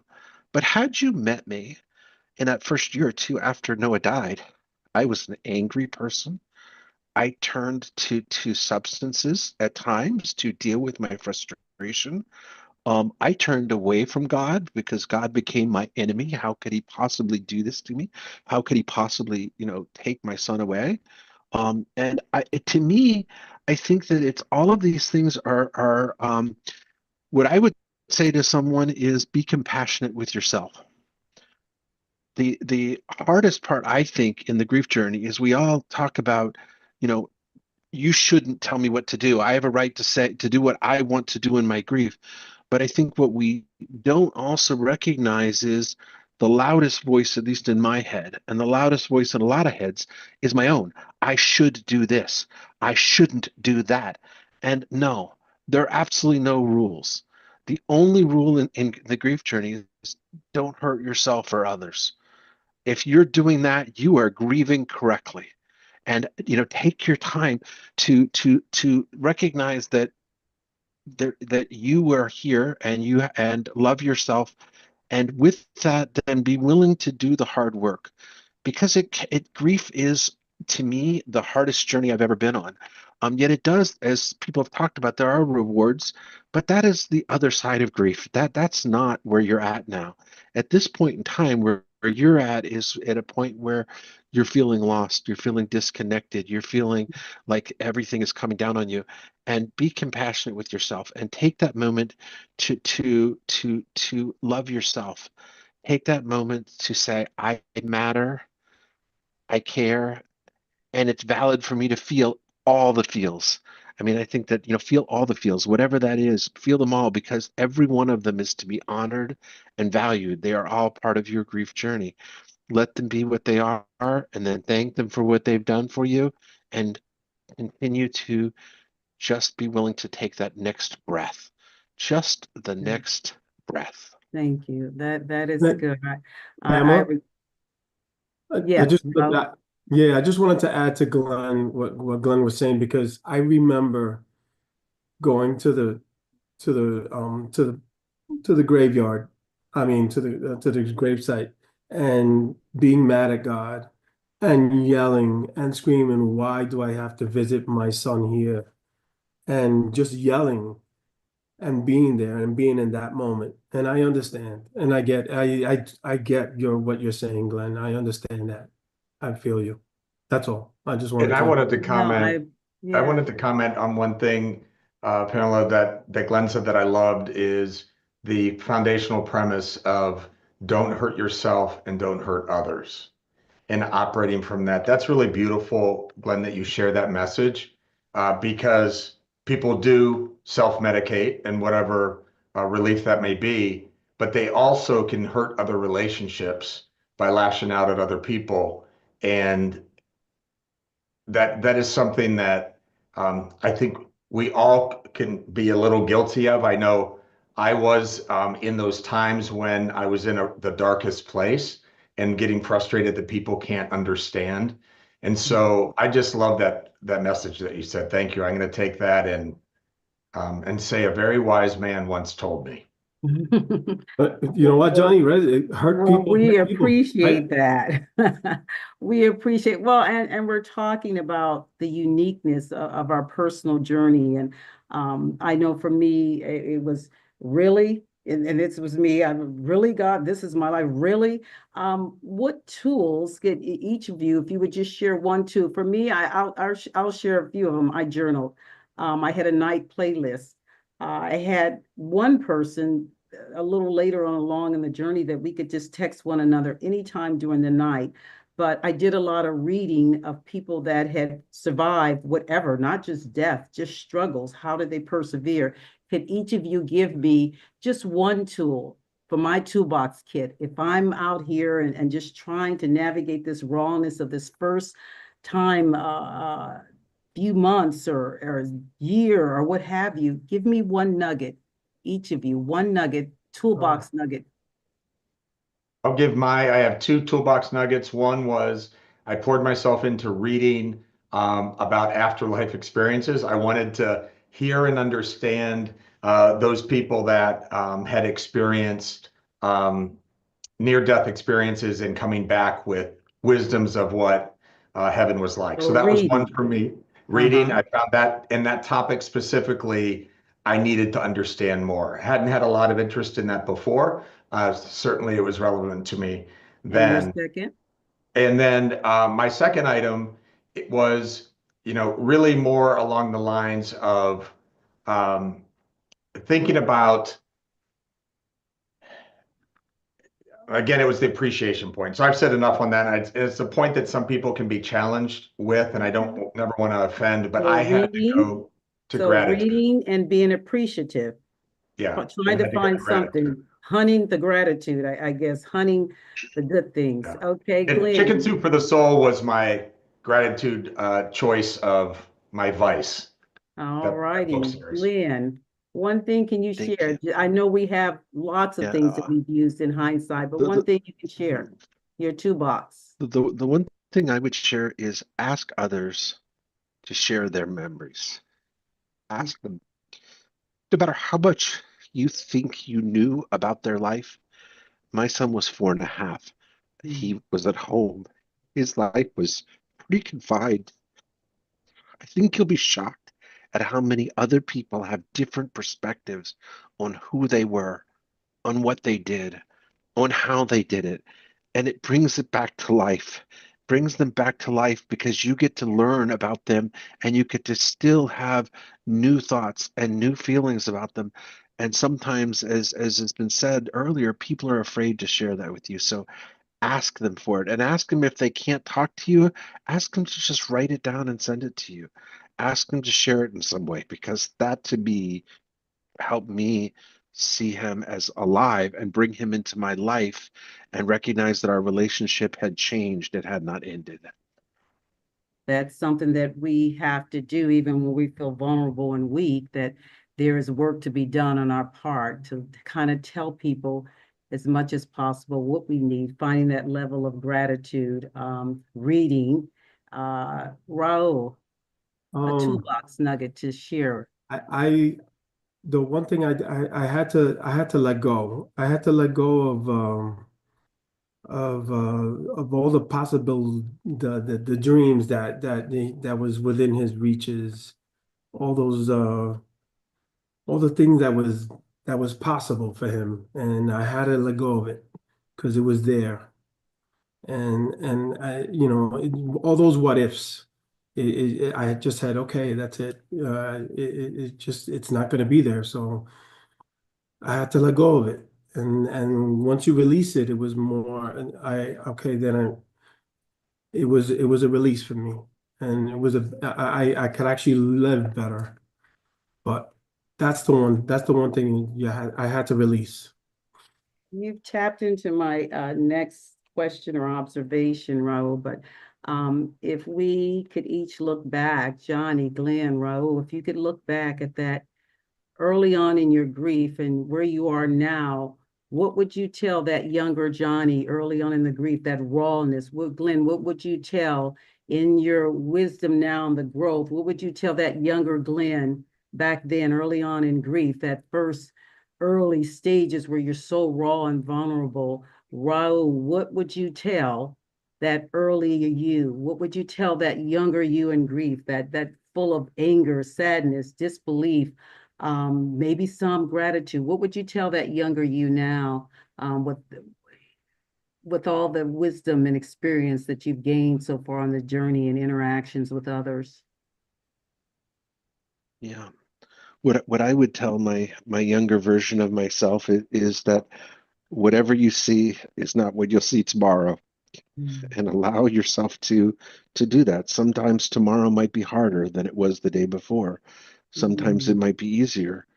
But to steal from my friend Alan Peterson, who's going to come next, grief is like watching grass grow. If you sit there and you watch it, you don't see it grow, but all of a sudden you got to mow it. And that is really what happens. And if you could understand that, I think that would be really good for me, because too often I got caught up in what I was feeling in that moment, is that was going to be forever. And I can say at this moment, I miss Noah. It's been 25 years. But my relationship now is about the love and the gratitude and the thankfulness. And I am blessed to have him in my life. And that is where I am at today. But the younger me would have never known that. Johnny, could you That's real beautiful. That's quickly beautiful. share what you would tell that younger Johnny? I would say, and it's a little bit similar to what Raul was saying, but maybe a different slant to it, is I would have said to not try to let go of them in the future that we had, because my psychologist told me that when I just refused to let go, and I just wouldn't do it, and people were saying I needed to move on and all those things, I said, I won't let go of them. And she said to me, Johnny, you don't have to let go of them, but you do need to let go of the dreams that you had for them in this lifetime, because they won't happen. But you can hold them tight to your heart and in your mind and in your family.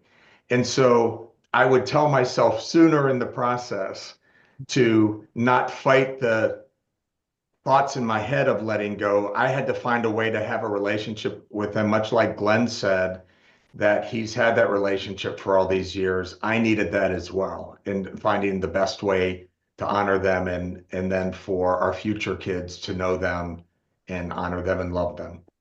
Thank you. Raul, would you want to add any more? I know you Yeah. shared to that younger you. What would you tell that younger you? Yeah, I'm good. Just one simple thing. It's gonna get better. Thank It's you. gonna get better. Thank you. I would have to say, talking to that younger you, I would probably say that you're not going to be alone. I felt very alone, but that you're not going to be alone. You know, I'm further down now and I see all these wonderful people that have helped me evolve and grow, but that you're not going to be alone and you're not going to feel as isolated as you feel at this very moment. And to be honest, that you're going to have to do some work to rediscover how you move, how you navigate. Yes. Any last thoughts? And Dr. Gloria, Dr. Heidi, how are we on time? Are we winding? I see Mr. Peterson there, my dear friend that just helped me so much early on in my journey and just encouraged me and inspired me. But how are we looking on our time? Are we hit that moment? Well, yep, I think we're getting ready. I think we're wrapping up our International Day of Hope and Healing. I want to thank you, all you guys, for being on the panel. It was amazing. I always learn so much from everyone. I mean, it's just a learning process in life. And well, it's just wonderful knowing you all. So thank you so much. Again, Thank you for having us. Thank thank you. you. And I think that, you know, this panel just shows everybody that the death of a child, while very painful, you've turned, you know, your pain into purpose, and you've shown people through your actions that there is hope again. Mhm. So thank you. Thank you very much. So we want to thank everybody for joining us. Before we get to the candle lighting, we want to make sure you can get your pictures and your candles. And Heidi's going to introduce our end singer. A lot of you will know him. And we wanted to remind you that all of these shows will be at Open to Hope. They'll be on podcasts. The segments will also be cut so you can give them to your friends and family if there's a particular area that you're interested in. So make sure you follow up and go to our website and also our podcast.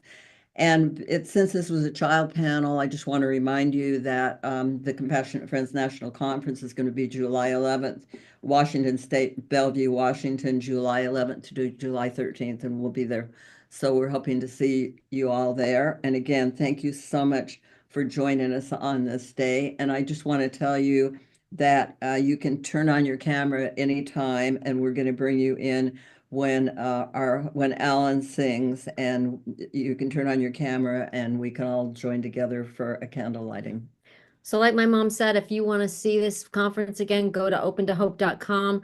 We have recorded the whole thing, and we are going to cut everything down into, you know, segments so that people can see this panel again if they want. It'll be on YouTube and Yes. podcasts. Share the links, pass it around, give it to anyone that needs hope after loss.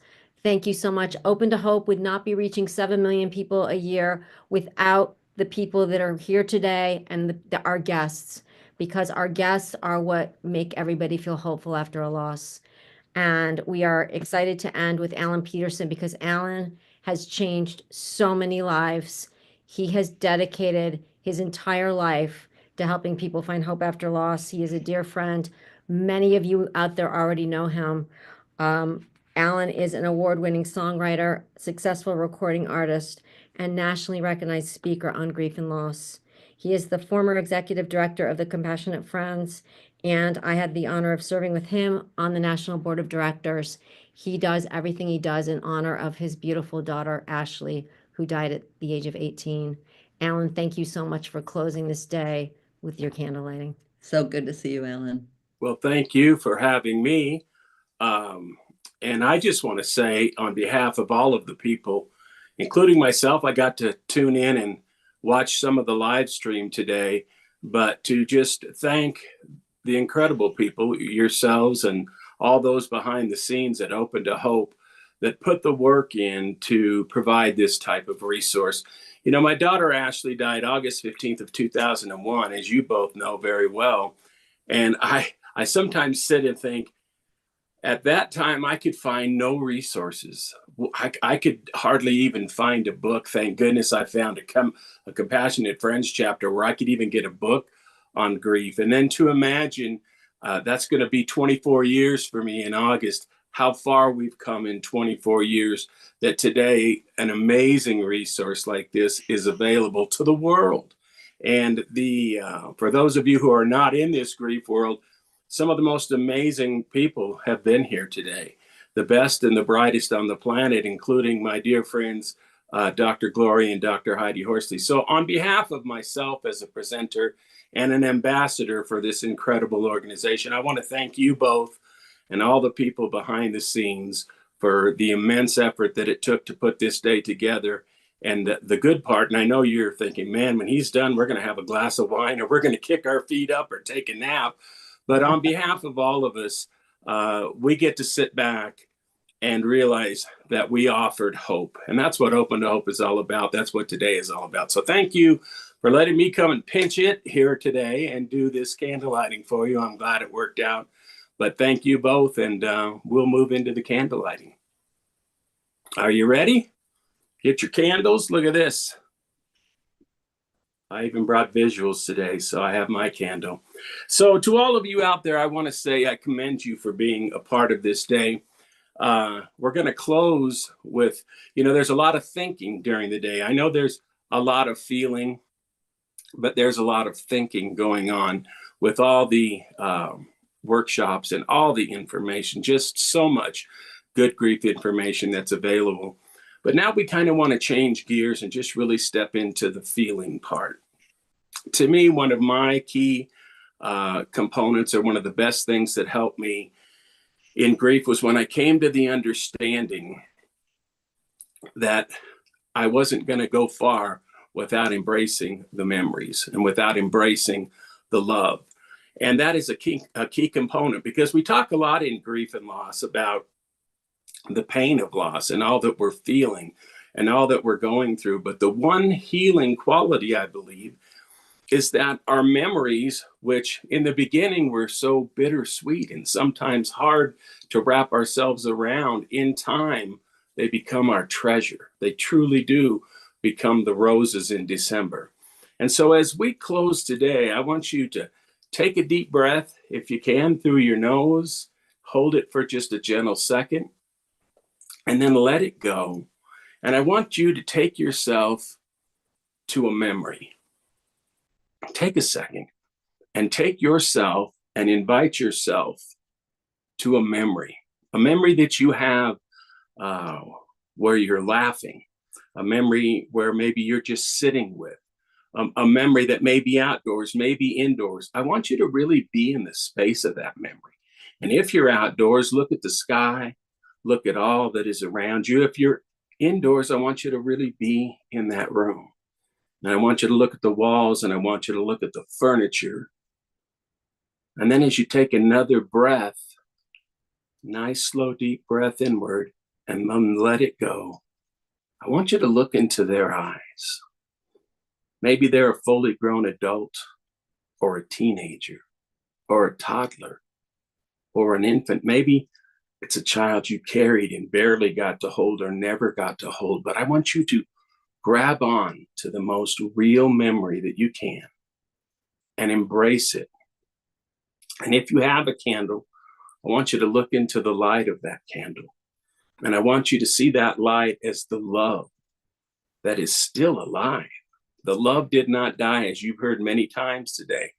The love did not die when that person we love died. And so as you look into the light of that candle, I want you to see it as the light of love. And that today we take this time to remember our beautiful loved ones, husbands, wives, child, grandchild, brother, sister, friend. And so let's take a moment, and I'm going to sing along to the song that I wrote called Tonight I Hold This Candle. And I dedicate this song to each of you, and I dedicate it to your journey. And I most specifically dedicate it to the love that lives on and on. John, if you would play the music.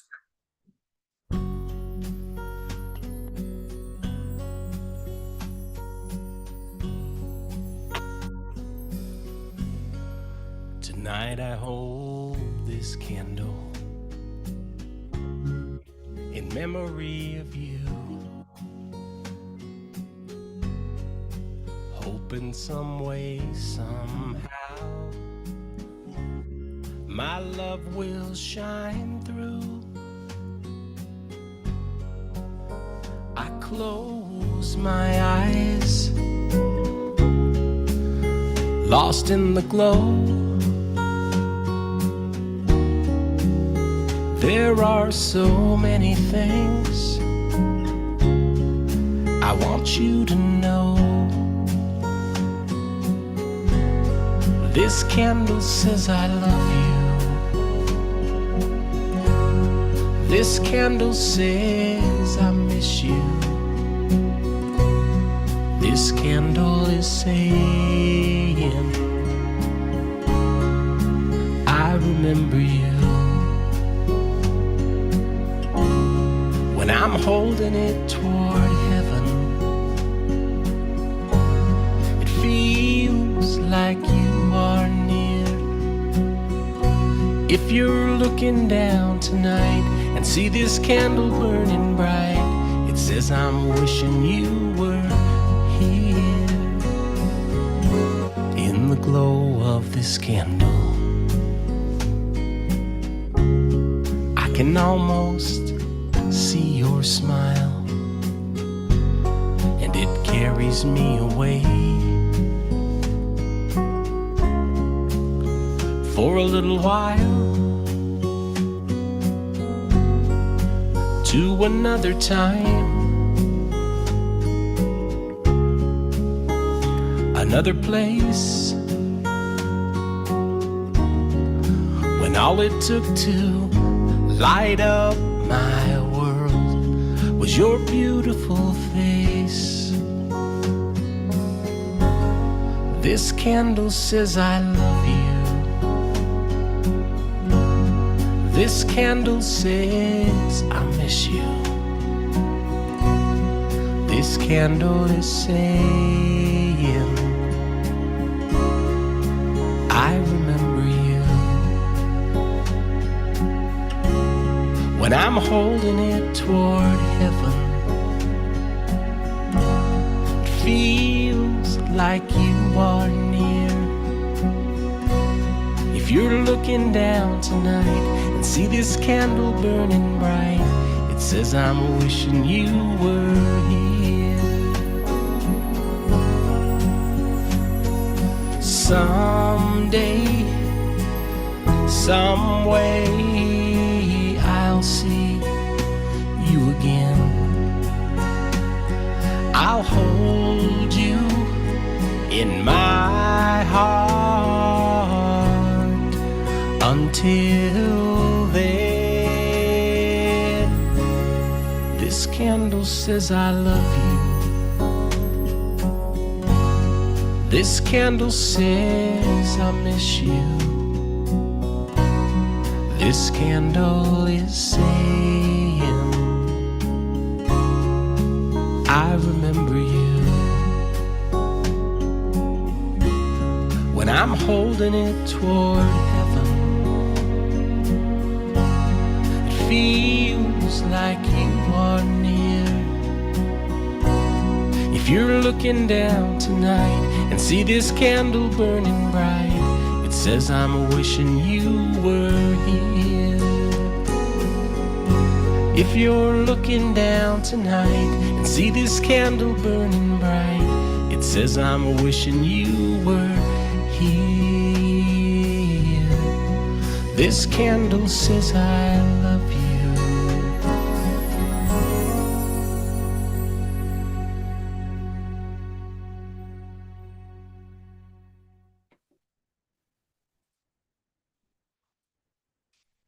Thank you so much, all of you. Thank you for the work. Thanks for letting me be a part of this special, amazing day. And God bless all of you out there. I wish you peace. I wish you comfort. I wish you support. And I wish you so much love on your journey. God bless you all. Thank you so much for having me today.